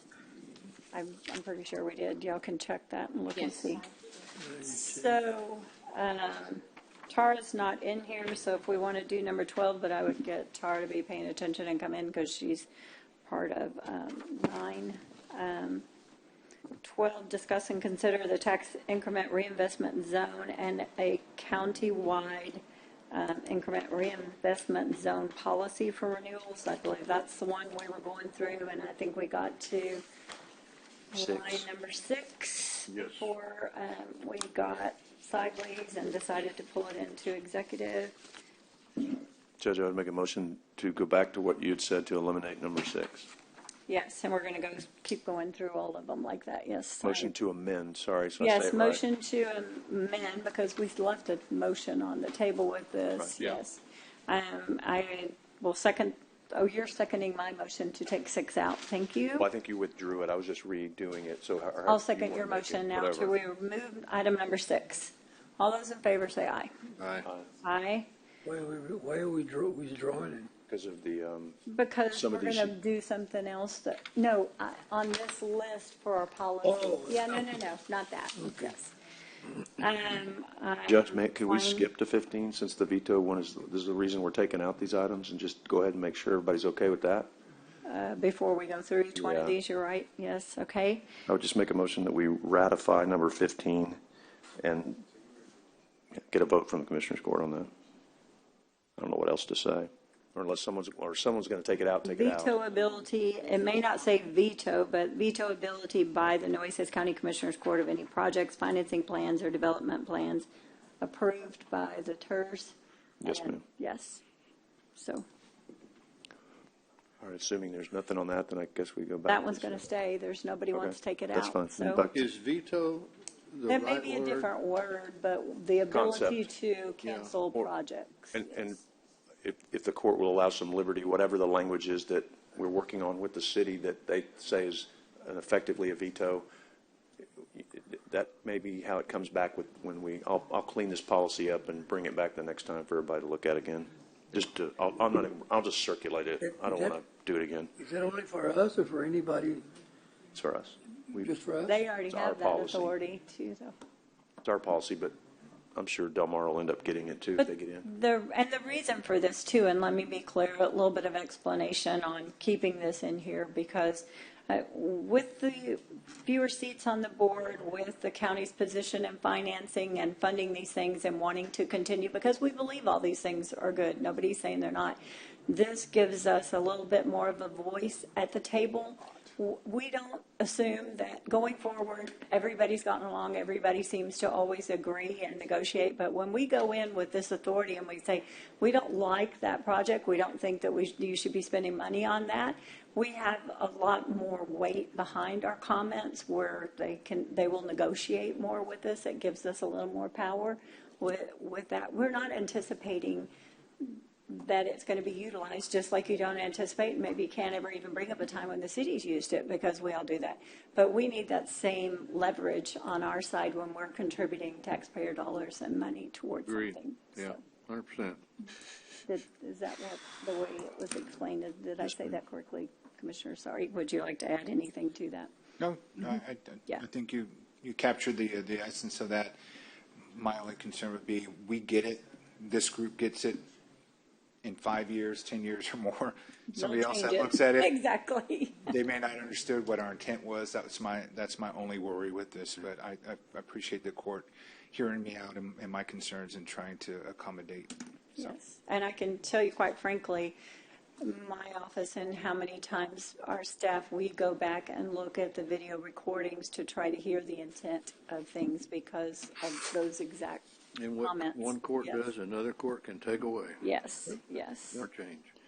I don't agree with it, but So you want to go to number 7, please? Yes, ma'am. Yes. That's, again, if someone wants to jump in, Judge? please tell me. I'm just going to keep rolling. I don't think you voted on number 6. We don't have to, we voted on 6. Voted We to take moved it to out. 15. There was a first and a second, but There was no second. Nobody seconded my motion. Judge, I just took it back and said if nobody wants to do anything with it, we're going to leave it That alone. was 15. Which one? 15, right. She said number six. 6. We We voted on voted on 6. 6, yes. You did? Okay. Yeah, 15 Voted is out. left alone, yes. 15's left alone. All right, and then number 7, if you got anything, let me know. Otherwise, I'm going to keep rolling. Keep going. Number 8, number, Number 9, I want removed because of the veto power. Make I your think. motion. Yeah, I'll make a motion to remove number 9. second. We have a motion and a second. All those in favor say aye. Aye. Aye. Okay, I have a question with number 7. We're going, we just said we're going to go 75. New And here it TERS, says 50%. brand new, TERS. new TERS. The existing ones, Not renewals? On new terms. New renewals. Well, No, this brand is new. just a category on the new ones. Oh, Yeah, this is anyone we create in the the future. existing TERS we have already in place will go to 75 because we've already made financial commitments on them. But any new TERS will start out at 50% Or lower, or lower, depending on where the city depending comes on what the city's percentage of participation is. Ours would be a maximum of to 50%. do renewals. But that's me. Number, I think 9 was voted on, yes? Yes. Okay, Yes, that's out. okay. At 7, so we want to vote on 7 or what? Nobody wanted to change it. Nobody. I want voted. to change it. I mean, Okay, we'll go back, make a motion. I make a motion that we stay with 50% for renewals. Okay, well, that'd be a what's on different it. one. That Or would be, renewals. Great. hold This on. policy, the whole policy Yeah, is that would for be any 8, brand Joe. new. 8. 8 would be the one you'd want to try to do. Yes. Right. 7 is new ones. Okay. And then 8, if you see, it would scale down to 50% in the same manner as the one done for the island, which goes 70, 65, 60, Every year 55, down 50. It goes down 5% every year. for 5%. Down to 50. Okay. Leave it? You're good? Yeah. Okay. All right, 9 was annexed, was taken out. I think, Judge, you wanted 10, let's see, hold on, 10. 10 comes out opt-out too? language, oh, no, opt-out language if money is spent against, but we already have that with the veto ability, so I want to take that out. Well, No, it's already spent, so it'd be after the fact, so I'm going to leave it in, never Yeah, mind. yeah. Yeah. Oh, leave it in? opting out is different than, like, if they still don't, if someone still does it against what we want, you But they gotta have have to some vote for a opt out. project, so you have Right. the veto ability. So We have the veto, it wouldn't right? need it. I don't know, I'm just, Okay, that's my motion. We'll just see where it goes. Number 10 to come out. Second. We have a motion and a second. And all those in favor say aye. Aye. Aye. I'm Any not naming that one, opposed? but that's fine, let's go. That's fine. Yeah, Yes. number 11? I'm sorry, We 4 to had 1, 4 and 1 no. 4-1. Or you didn't really Design speak up, mechanic but I assume when you don't speak up, you're okay. Has to be, I think you can, has to be designed. Has to be. Time where county projects can be. Well, in other words, what this is If any you new, create this a is new for a new one, TERS, if you're right? creating a new, Right, it has to, the TERS has to be, it has to have, and the language needs to work. It has to have the boundaries or the ability for the county to have some ability to go get a project done like the courthouse, like Briscoe King. That's all this is saying, is we want to make sure that the boundaries that we're involved in give us the opportunity if there is one. So if someone wants to work on the wording, that's the intent, but I think that wording needs to be cleared up a little bit, yeah. go for it. I don't know how to. Gee I whiz. think Let's see, that not has to be, but preferred to be about TERS. designed. About TERS boundaries. Where the county has an option to recoup their investment. Right. TERS boundaries will include, Or partially recoup their investment. will include the ability of the county to recoup their investment. That okay? I'm fine, It's kind of general. yeah. Okay. Motion to approve? Second. All those in favor say aye. Aye. Aye. Any opposed? The motion passes. Item number 12, they said they're already doing. I That's really one. don't. That's Huh? only one, but this is one of those ones we brought up in the island TERS too, Judge, because we're doing some major projects that we don't get any credit for. Do they put a sign up just the city or the TERS? I mean, I don't think get I credit think it for needs to be in there, meaning that, like, for example, we funded Packard Channel for 20 years. Is there any recognition the county's ever gotten on Packard Channel? I didn't even know we funded it. Correct. I did So not that's know the, that. that's the point. So I'd like to leave Yeah. 12 in, please. Okay, sure. 13, oh, this is your deal, your item. Any board member of TERS can place an item. I don't have a problem. Anybody have a problem with that? Nope. 14, go ahead. Just saying, if anybody has a problem, basically, we absolutely do a lot of work related to, and so that's what we put in as half of what the city is doing, because they do more, but we do plenty. Ask Jenny how much work we've done on the London TERS alone. So I would like to leave that one in there. 15. Number 15 15's we're already good. been done, okay. I think 16, I think that's the same. I want to remove number 16. Yeah. Yeah. 16, okay. So make So the motion. moved. I make the motion to remove So number we're 16. saying to, that 16 comes out. It's not in our policy. We will have the authority to And if decide we decide whenever we and don't want to whatever. If it's participate, good, we it will can veto. continue, but we have the veto authority if we don't want it. That's going to be kind of hard. If we say no, Yeah. and they still want to give to shareable contributions, what's going to stop that? Well, and the other thing is where do you stop on the charitable contributions? Should we say that maybe the charitable contribution can only be a percentage of the project? Something, because once you open the door, then you can't. They've already you opened say it, no I to thought it. Well, you said. that is built into the, whatchamacallit. But we're not going to, nobody's going to want to veto anybody coming forward from a charity. No one's going to want to. Especially a church. I mean, I think if you set it If up. it's a policy, Yeah, but you Oh, know, well, if it's a policy, yeah, yeah. but if we take it out, it's not a policy. The percentage of participation and that is built into the project and financing plan typically. Well, but meaning, So whatever level of participation, there is a percentage cutoff. It was with all of them. for there a charities, Yes, for anything. so charities were always in there then. They could give to charities. No, they added that when I left the TERS board because we voted it down when I was on the TERS board originally for the RITs. And when I left, they brought it back and voted to give them Well, then- 100,000. Right, We Arlene? can leave it in then, so do you want to leave it in a percentage? unless somebody else wants a motion. I will leave it in. I mean, I don't know. Yeah, Arlene, go ahead. The incentive programs don't distinguish between a nonprofit or a for-profit organization, but generally they only qualify for streetscape and safety improvement, and Right. that caps it at 50% of only the cost of streetscape and safety improvement. It's not 50% of the entire project cost. It's only for the qualifying expenses under streetscape and safety, which is exterior lights, security cameras, facade improvement. So it is a very detailed and specific Yeah. incentive program. Yeah, it's in the plan. What's over in 16? We are There we are, at that's what we're talking 16. about. Is that roads and whatever? She said road and That's the That's only what, thing, the- that's what they get projects are reimbursed eligible for. Yes. Well, I think we can take that out and then just, if they come up with one that we just absolutely can't live with, we'll opt out. What's your phrase? I'd rather switch than fight. So make a motion, let's go. Yeah, I mean, Go, do it. I know it. No, I know what you're saying. I'm the one that put that in there, but you're the one that called me last night and said, "Hey, we give to charitable organizations all the time," and we do. Okay, so you made the motion? Who seconded Move it, is that your I already motion? made a motion. Who seconded it? Yeah, you seconded it. what was the motion? yeah, can we restate the motion? Okay, Can we restate the motion What again? was the motion? just taking out 16. Move item 16 from our policy agreement. We're not going to have it in there about no charitable organizations can receive funding from the TERS. We will decide when the project comes up if we don't like it, and then we have the veto power authority. We can Yes. opt out. Yes. Okay, It stays on there? We have a motion and Comes a out. second. All those in favor say aye. aye. Aye. No. 4 ayes, 1 no. 17? 17. Anybody on 17? Nobody had any problem with that. They already do it. 18, again, that was the one that I would like to amend. Didn't we already do the wording we on did do that? that one, I didn't think we did the wording on that one already. Vote on that one, Lorenzo, way back early? Yeah. Yes, the Okay, so that one's already trust been voted fund, on? impact infrastructure thing. And did we Yes. take out 19? What was the vote on 18?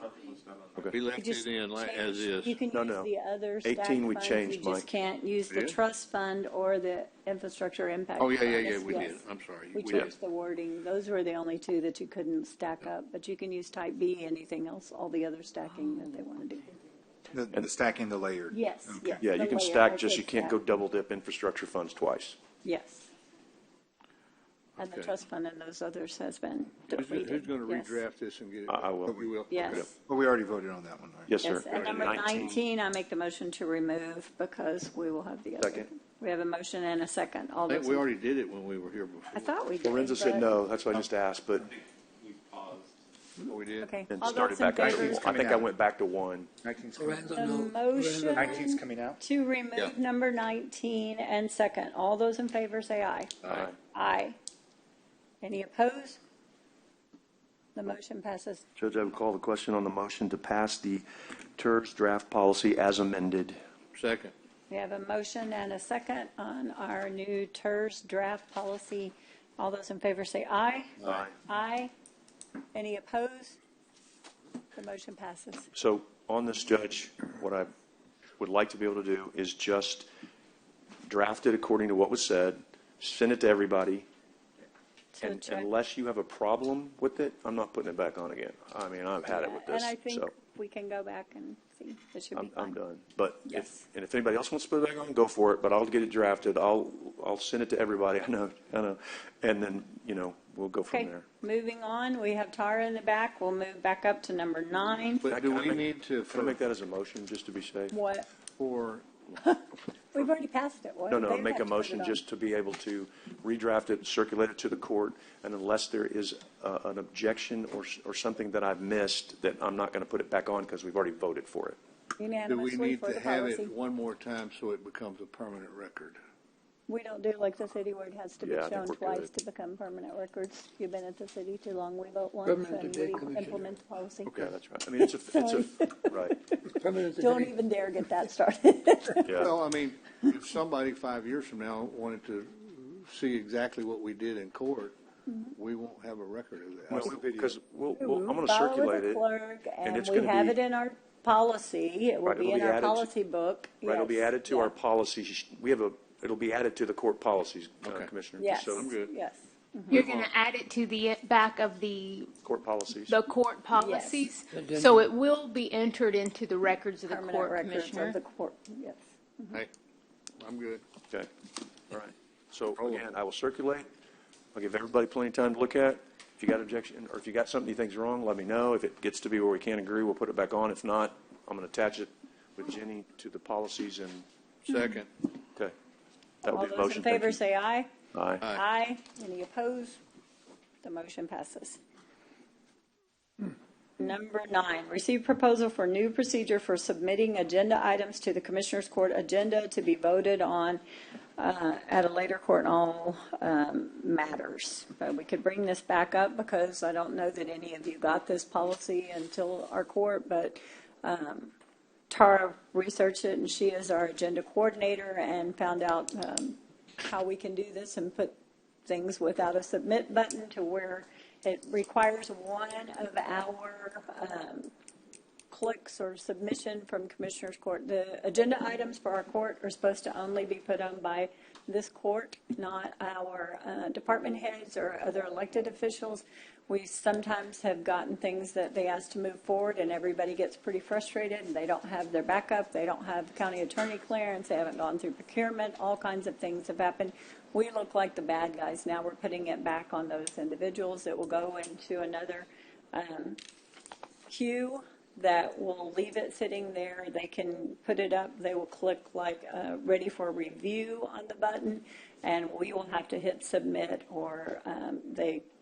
Now, this doesn't include the Commissioners Court, right? No, Commissioners Court has full. In fact, Commissioners Court, we're the only ones that can approve it moving forward. You're in like Flint. And can the county He's in it. attorneys, You're in. staff attorneys still see the items while they're being reviewed? I'm not sure how it'll like. How it will hold it Actually, in yeah, there, but but we we can will see if, want okay, your yeah. input, as you do. Part of the process, though, for the county attorney is we're expecting people to go to you and Michael Robinson and them first before we get it, because they spend a lot of their time playing back up and trying to figure out everybody, so as you do with us with our court time and everything.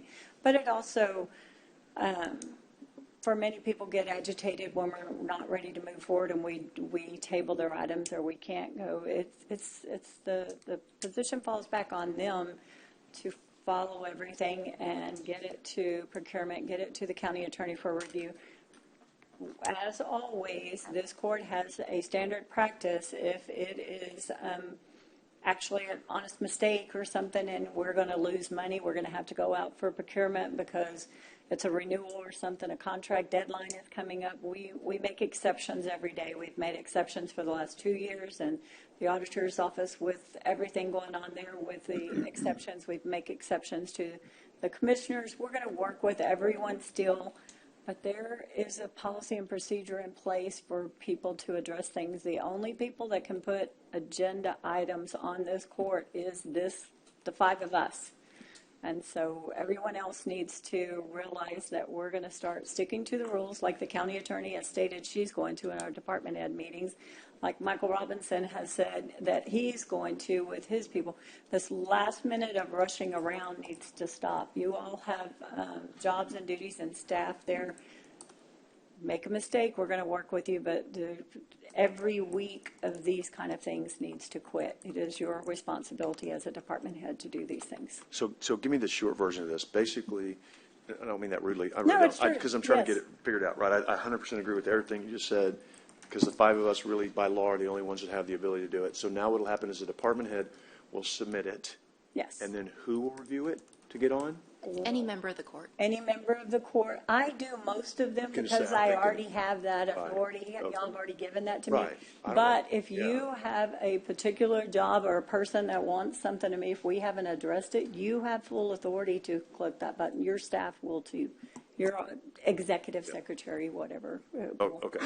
So at the end of the day, they've got to get it on for compliance. Someone's going to review it, like you probably, and say yay or nay, 9 times or out of hey, 10, it's not yes. right, or kick it back because you didn't give us all the backup. Got it. But Perfect. at least it doesn't look like it's sitting there and they're sitting from back you. because it's on our agenda. Now they know it hasn't been cleared. You need to do something. You need to come back and finish up the paperwork. You need to get with the county attorney, get a sign off on this. So all of us are doing a lot of last minute scrambling around trying to get things to make sure we follow compliance and procedure and keep I the have a county question. attorney. Yes. When we get a chance. You're good. The first paragraph there says, anyone outside the Commissioners Court submits their agenda item through the designated system or platform, Agenda Quick, by Mondays. Which Mondays are we talking about? The Monday before Commissioners Court meeting. Well, then we need to say that. Sure. The Monday.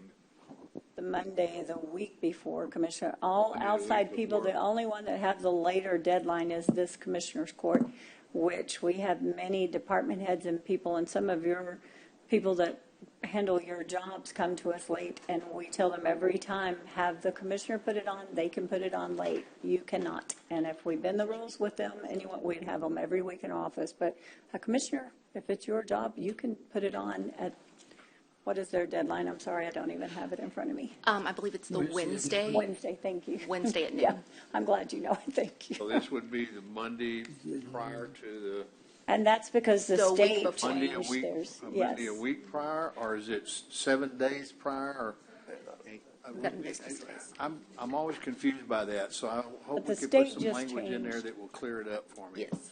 That, we do need to be very specific about that. Like, how many days prior to court that everyone else has? 5 and then days, 7 commissioners? days, whatever, Yes. Yeah. you know.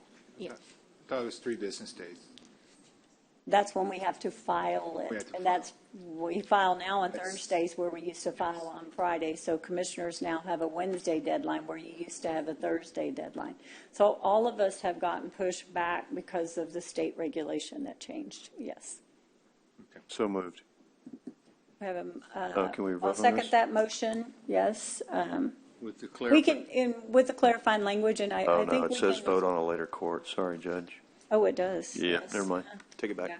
We'll clean up the language and send it around to everybody, and maybe we can just put it on a consent agenda to get it where we're not Amen. discussing. Looks Yes. good. Okay.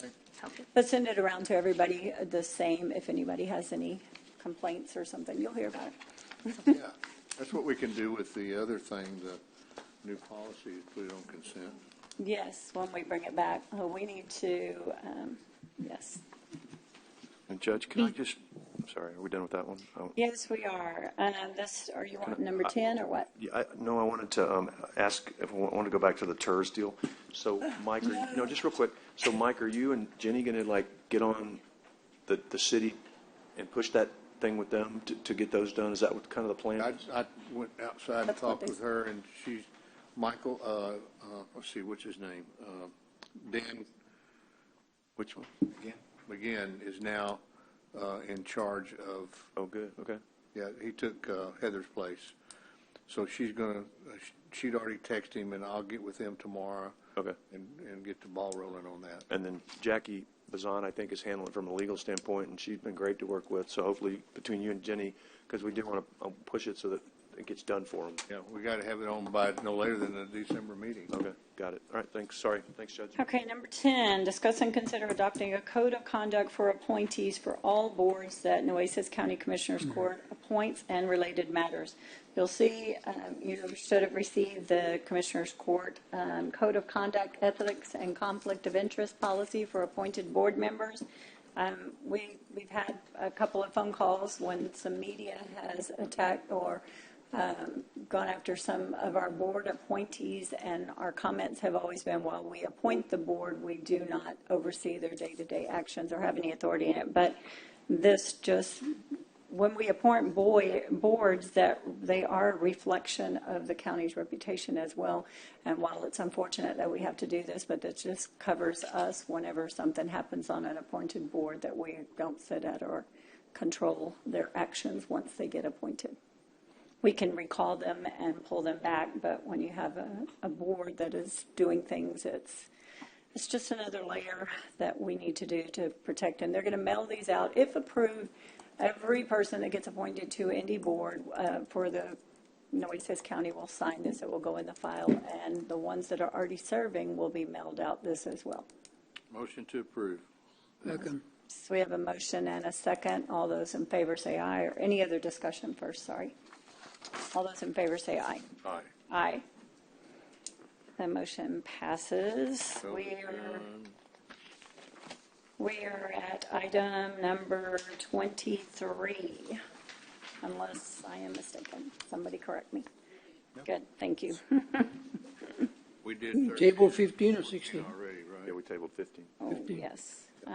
And we did, this is item number 23, discuss and consider amending the 2025 holiday calendar to include what? Oh, 25? Yeah, to include Wednesday, November 26, 2025 Thanksgiving Day holiday. Commissioner Modas, this was your agenda item. And where did Peyton run off to? Okay. I tried to do this last year, and nobody took me up on it, so I'm not taking the heat this year. I thought I did. No, I thought I No, supported you you, on it. you didn't leave it, and I didn't even get a second, I I just think. don't understand creating holidays that no one else in the world uses as holidays. I just don't get it. We've already got Everybody Easter else. Monday. I don't understand. Take off another holiday, but President's Day. We're a public entity. We're going to close another day and be gone. Close 3. I don't. What if we did like a half or something? Or I just don't. Somebody's closed every Friday. Yeah, well, that's. Don't get me started on that, because that's the most wrong thing that goes on in this courthouse. This is a suggestion to look at. We asked to be able to quantify this so that we can see an actual number or cost of what it means to try to shut down. And so this is, for y'all's discussion.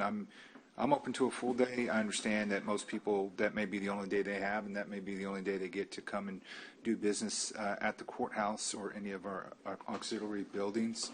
I just want to hear out the court on what their thoughts on this, and then we'll see where that takes us.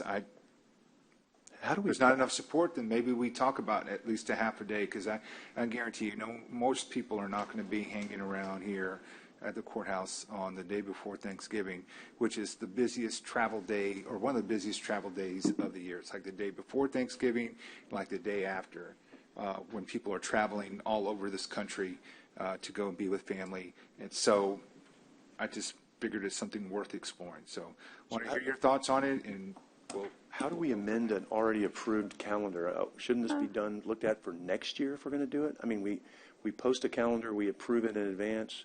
This is like, it's on next year's too. Y'all do whatever you want, but this is crazy. Nobody in the world does the day before Thanksgiving. People are already it is. You don't, I mean, you don't say that on any other item, so I don't expect you to say that now. Come on. What are you talking about? You yelled at me for 10 minutes today. So I'm not yelling. I'm just saying whatever. But They I mean, even said we would be gonna willing to close give down. back President's Day and take this. I mean, I think it's going to come up again on the next item that's on our fine. calendar. You know what? If you're going to do that, that's fine. We did away Go with for it. Columbus President's Day is another Day. goofy holiday. It is. What It is. What No I'm offense. going to suggest for next year's calendar, and I'll bring this up just like John is bringing this one up, Commissioner Morris, is adding what's called a discretionary holiday to the schedule. That's better. And we take off like, what we had that at EOG. And Like a floating day. It's a floating holiday. You can take it whenever you want to. So that if your specific religion has a day that, is special to your specific religion, you can use that.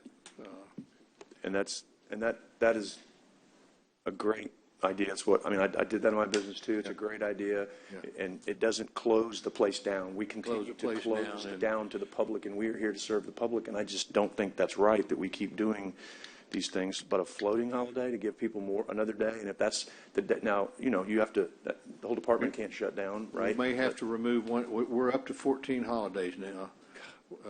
If we add this one, because if you do it this year, you bet your bottom dollar we're going to want to do it next year. But we're already at 14. We're at 14 holidays with this one. The only month we're missing is March and August. No, we're at 14 now without this one. Yes, that's what I said. I'm sorry. Yeah. And So exchange for President's Day. That's next year. Didn't we already? When is President's Day? It's already been. 23. February. Yes. And I understand the reasoning behind this. I mean, families are traveling and trying to get together. Our company always, it wasn't in the books, but we always let everybody go home at noon the day before. So I'd said a half day. That'd be, a half day, like do a half day to where everybody can leave by noon, or do a floating. That's great, but to close the courthouse down for 3 days in 1 week, when one of the biggest departments in this courthouse is already closed on Friday to the public, all the time. Yes, that bothers me.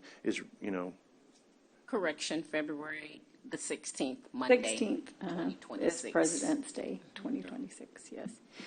And I don't disagree with all this. We had these discussions last year. I totally understand your comments, Commissioner Modas and Chesney, about, being open and the public, maybe that's their only day to come in. But let me also be clear. Those are elected offices that we don't control, whether they stay open or they let their people go home or anything else. They cannot do that. They have to take it as PTO if they do it. They can take PTO, but we do, But- even right. if we say our staff is going to sit here, if they let their people go home, they're not open and serving the public either if they let them take a PTO day or whatever. So two wrongs make a right. That's right. I But am that's not wrong. just trying to And I gripe clarify about that we aren't That's controlling wrong them. that those Yes. elected officials shut down too that day. I think it's absolutely wrong.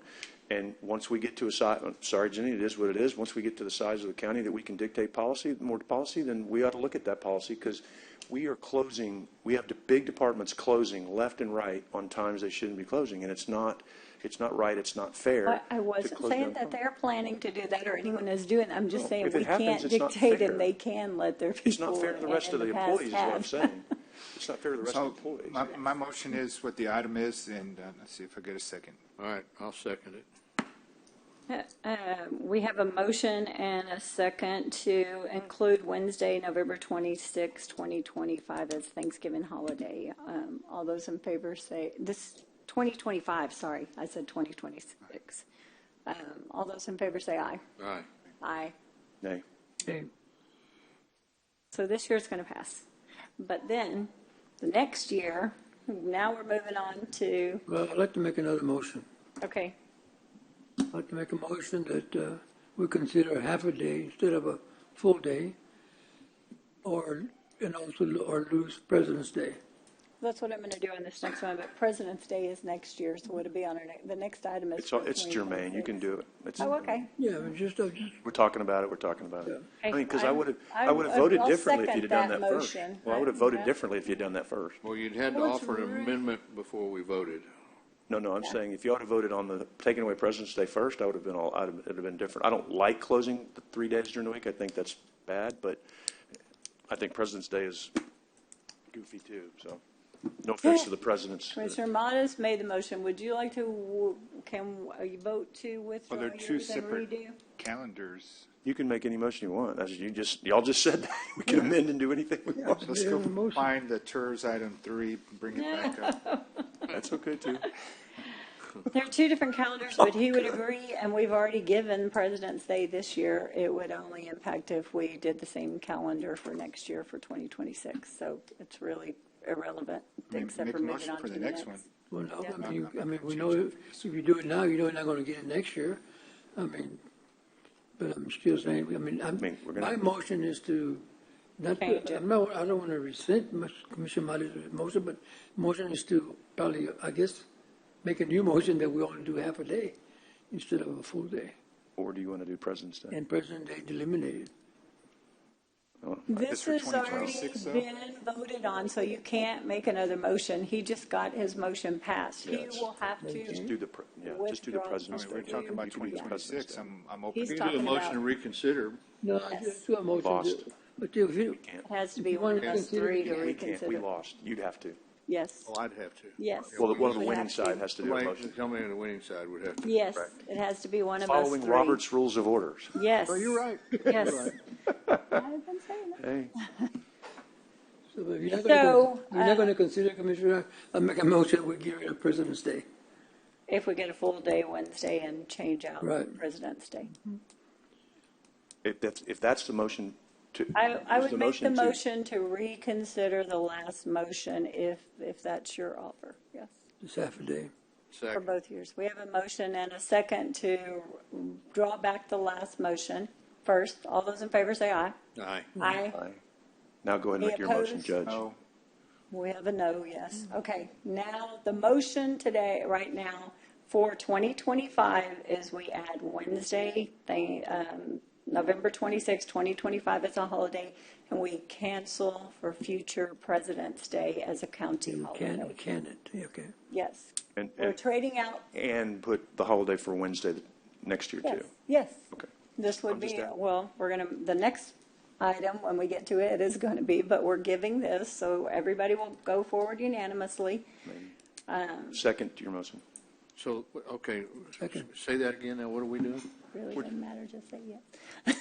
Taking We're- You want me to just say yes? Thank you.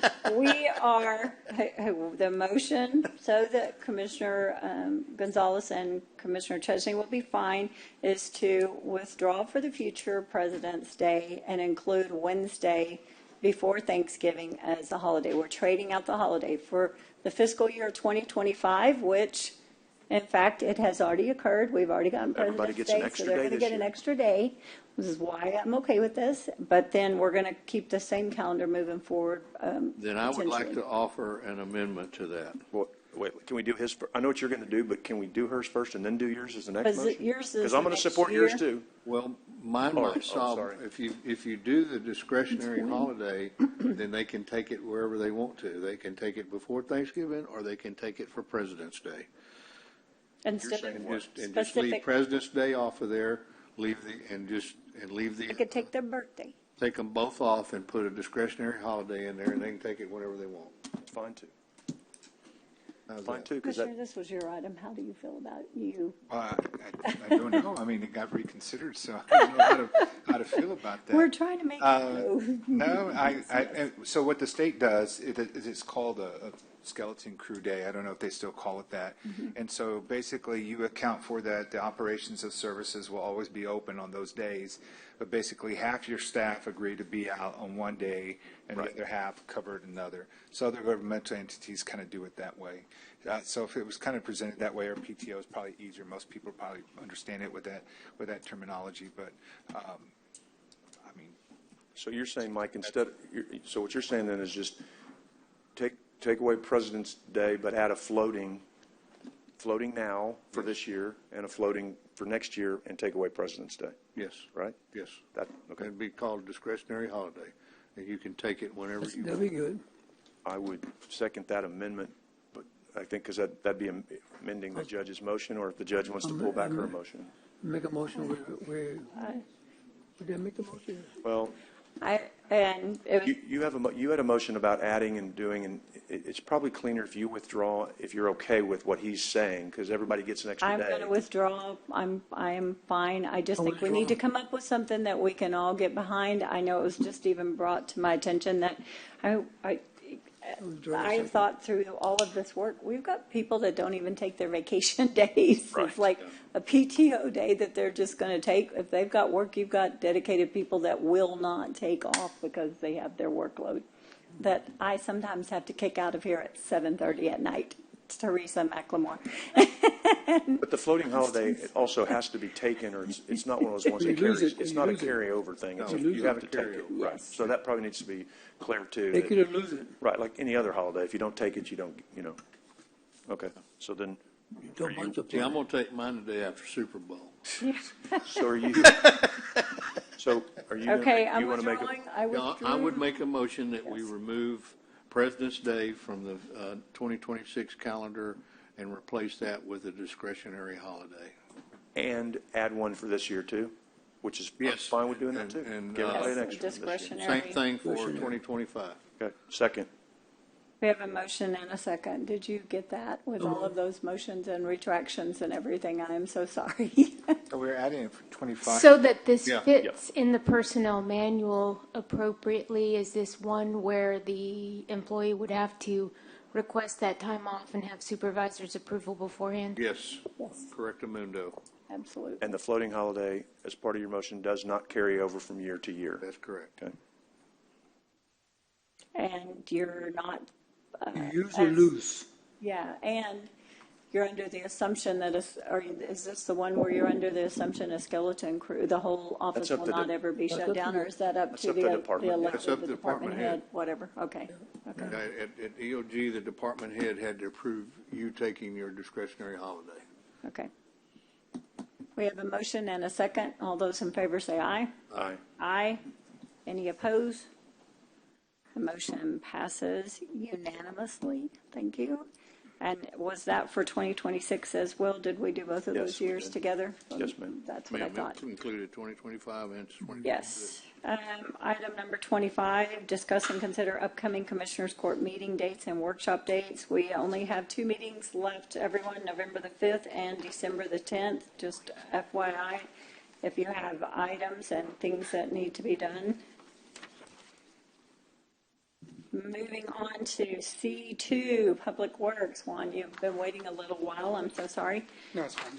Discuss and consider an increase in the funding for the improvements of County Road 69 north of FM 624 in conjunction with the TxDOT's FM 624 Road Improvement Project, and authorize the county judge to electronically, I think that's already in my inbox, to execute the advanced funding agreement for voluntary local government contribution. This is funded by the right-of-way funding, I assume? That's correct, Judge. Yes. Uh-huh. We're just requesting, due to the increase in cost, it's an additional $100,000, Judge, so it's $350,000. And we have the money in the right-of-way funding? Yes, ma'am, we do. I think it'll, Teresa. What's the balance in there? 400,000. It's going to be a balance of 50,551. Yes, ma'am. Yeah. Are we going to be behind? We should be okay, Judge. We'll be fine. And then there's an exhibit that's posted right now of the improvements, Judge, and this is to wind the road on 69, and also to create a turning lane, and also a staging lane for the school that's there. And it's muchly needed, Judge and Commissioners. And that's the one that goes, the road continues on down to Hazel Bazemore? That is correct. There's some houses that are downstream. This is a really big deal for the Cal Allen. That's been a nightmare since they put that school in. Yeah, it's a big deal for them. And it's going to help improve the traffic congestion. Second. We have a motion and a second. All those in favor say aye. Aye. Aye. Any opposed? Motion passes unanimously. Item number 3, discuss and consider authorizing and approving amendment number 2 to the agreement with Anderson Columbia for hot mix. This is just restocking your stuff that you do annually every year. That's correct, Judge. I'll We're make a recommending. motion to approve. Oh, second his motion. So all those in favor say aye. Aye. Aye. Any opposed? The motion passes. Item number 4, authorize execution of amendment number 1 to agreement with bulk and construction materials. The same thing, restocking your. Yes, ma'am. This is correct. That's correct. We have a motion and Second. a second. All those in favor say aye. Aye. Aye. Any opposed? The motion passes. Thank you. Sorry. Thank you, Judge. Yes. Thank you, Commissioners. Yep, thank you, Juan. Item D1, the auditor, discussing, consider approval and execution of amendment number 2 to the renewal number 1 engagement letter between Nueces County and Patil, Brown, and Hill. Yes, ma'am. Yes. So Your this, Honor, I'm sorry. I would make a motion to approve. Second? Did you really want to talk about it? Constance? No, sir, that's fine. You sure? Yeah. Hold on just one, let me look real quick. There are You think we need auditing to know? outside auditors and things. They- Yes, are it's they our increased current an additional outside auditor? $15,000. The cost went up. Yes, sir, it was because in fiscal year 2024, the audit was very complicated. We had the integration all issues. totally and- know. Yes. Yeah. Are they local? No, they're out of Waco. They're out of Waco. Yes, sir. Okay. We have a motion and a second. All those in favor say aye. I do have one Oh, question. sorry. You should have stopped me. So, is there a reason why we chose someone out of town and not a local firm to do this? We did a RFP, Request. request for proposal, and Okay. they're the ones that came out. Yes, Yeah. sir. I'm good. Okay. Go ahead. Now, we have a motion and a second. All those in favor say aye. Aye. Aye. Any opposed? The motion Yeah. passes. Item number Well, I was 2, gone. discuss and consider approving project budget amendment, PBA 01, and all related matters. Yes, so these have been reviewed and they're recommended for approval. This is for all our different projects for, is Yes. this- yes. This is for the first one for fiscal year 26. ARPA projects you're talking about are just basic projects, any of them? Just Improvement all the projects. projects, all of All of them? them. I'll make the motion to approve. Second. We have a motion and a second. Any other discussion? It was mainly my stuff. Yeah. All those in favor say aye. Aye. Aye. Any opposed? The motion passes. Moving to number 3, discuss and consider approving budget amendment number 16 for fiscal year 24-25 and all related matters. Yes, so these are for fiscal 25, not 26, and we are just trying to make sure that the departments end up with a positive instead of negative. So they were just moving funds amongst their own cost centers, and so these have been reviewed and they're recommended for approval. You said that, moving funds among Just- their own budgets, Yes, not, correct. No, not not coming from the transferring. general fund Mm-mm, to no. make up for, because if we have departments and everything, and that's what this budget office is going to be Yes. watching for, is people that go over their budgets Right. without funds to do that cost the general fund. Yes, Yes, okay. but that's not this. Yes, make the motion to approve. Second. We have a motion and a second. All those in favor say aye. Aye. Any opposed? The motion passes unanimously. Number 4, discuss and review the monthly financials for fiscal year 24-25 ending August 31st. Yes, just real briefly, so in your agenda packets, we do have the monthly financial report for August, so that's 11 months of activity in fiscal year 25. I just want to point your attention to page 4 with the general fund, because everyone's focused on the general fund. The revenues are $124.2 million. We budgeted $117.8 million, so meaning we're $6.4 million over revenue for the general fund for the 11 months ended August the 31st, 2025. So we're at 105.4% of our budget, which is a good thing. Awesome. Pages 16 and 17 show the expenditures of $108.0 million. The budget is not included, and we're going to look at adding that in the future. But the budget was $147.3 million. So we're actually, at this point with this, $39.3 million under budget for expenditures. So we're at 74% of our budget. But we still have, We still have a whole month of the of and September, lots of healthcare. and we're going to keep the books open probably for a few more weeks till mid-November. Then we will be cutting cutting departments off, and any expenditures will be charged to their fiscal year 26 budget. So that leaves our fund balance at this time period of $20.9 million. So we are very close at what we initially had projected. For fiscal year 25, it looks like, Commissioner Chesney, you had asked us at the last time, it looks like we are going to be what we had in the budget, but that excluded the sale of the property of the $14 million. So you can add $14 million to what was in the proposed budget. And we are looking like we are going to be hitting that target. So, yes. Good job. Way to find that money. Absolutely. So anyway, that concludes my report. If y'all Thank you. There's no motion for that. It's just a review. Yes, and if y'all have any questions as you look through them, please just reach out to me. Yes, I thank you, Constance. Item E, information technology. Bridget, I see you back there. Discuss and consider year 6 of our agreement. It is not 6 years of agreement. This is year 6 of the agreement renewal for $1,084,797 with Tyler Technologies for Odyssey SaaS hosting online. And this has cost us $1 million every year. No, ma'am.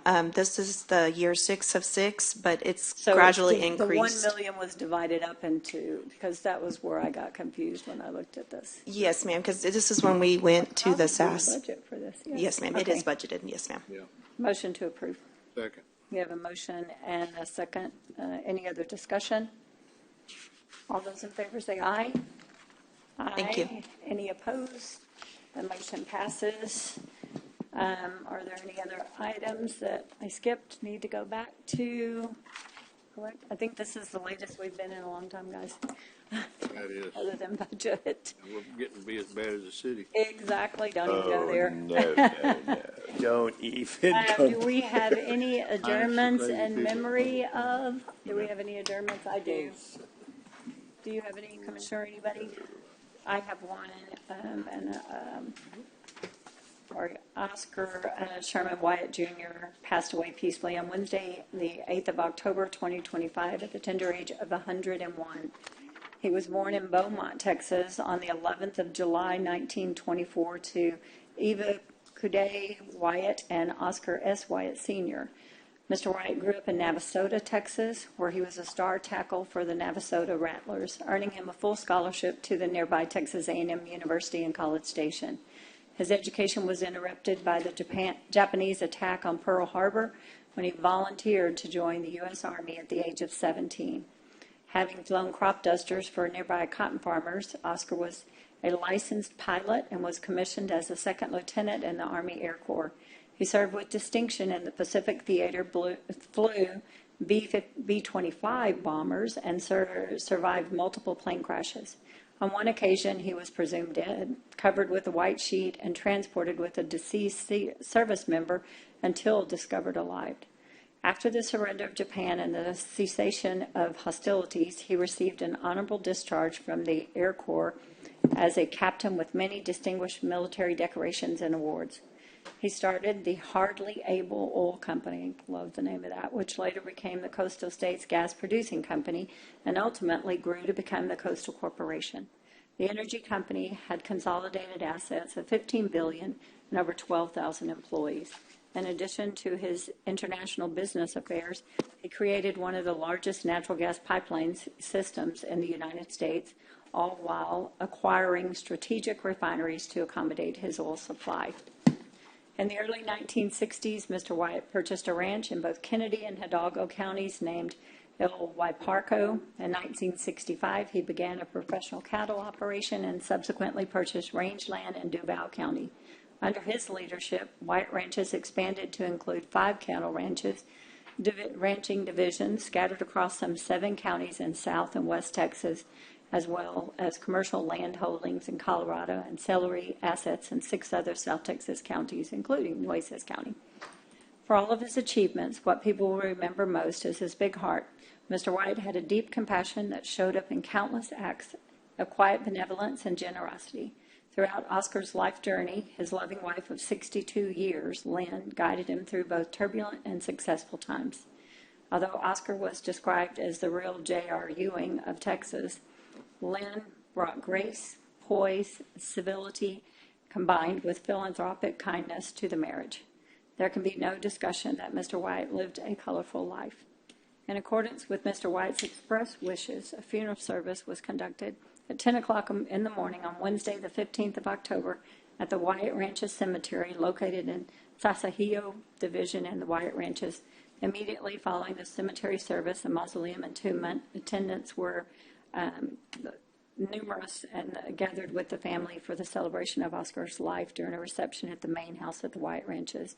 I did have the opportunity to attend, and I can tell you it was a lovely event. And one of the things that hit me the most with this is their employees, any of their employees that have worked for 10 years can all be entombed there and buried there at the family cemetery, the Wyatt Ranches Cemetery.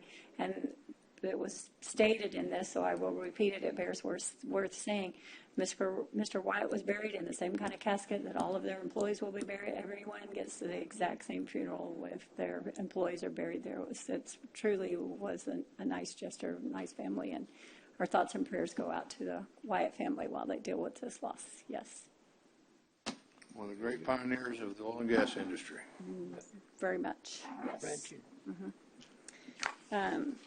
If there is no others, then it is 4:34. We still did that. And this, before I gavel, nothing else, we didn't forget anything.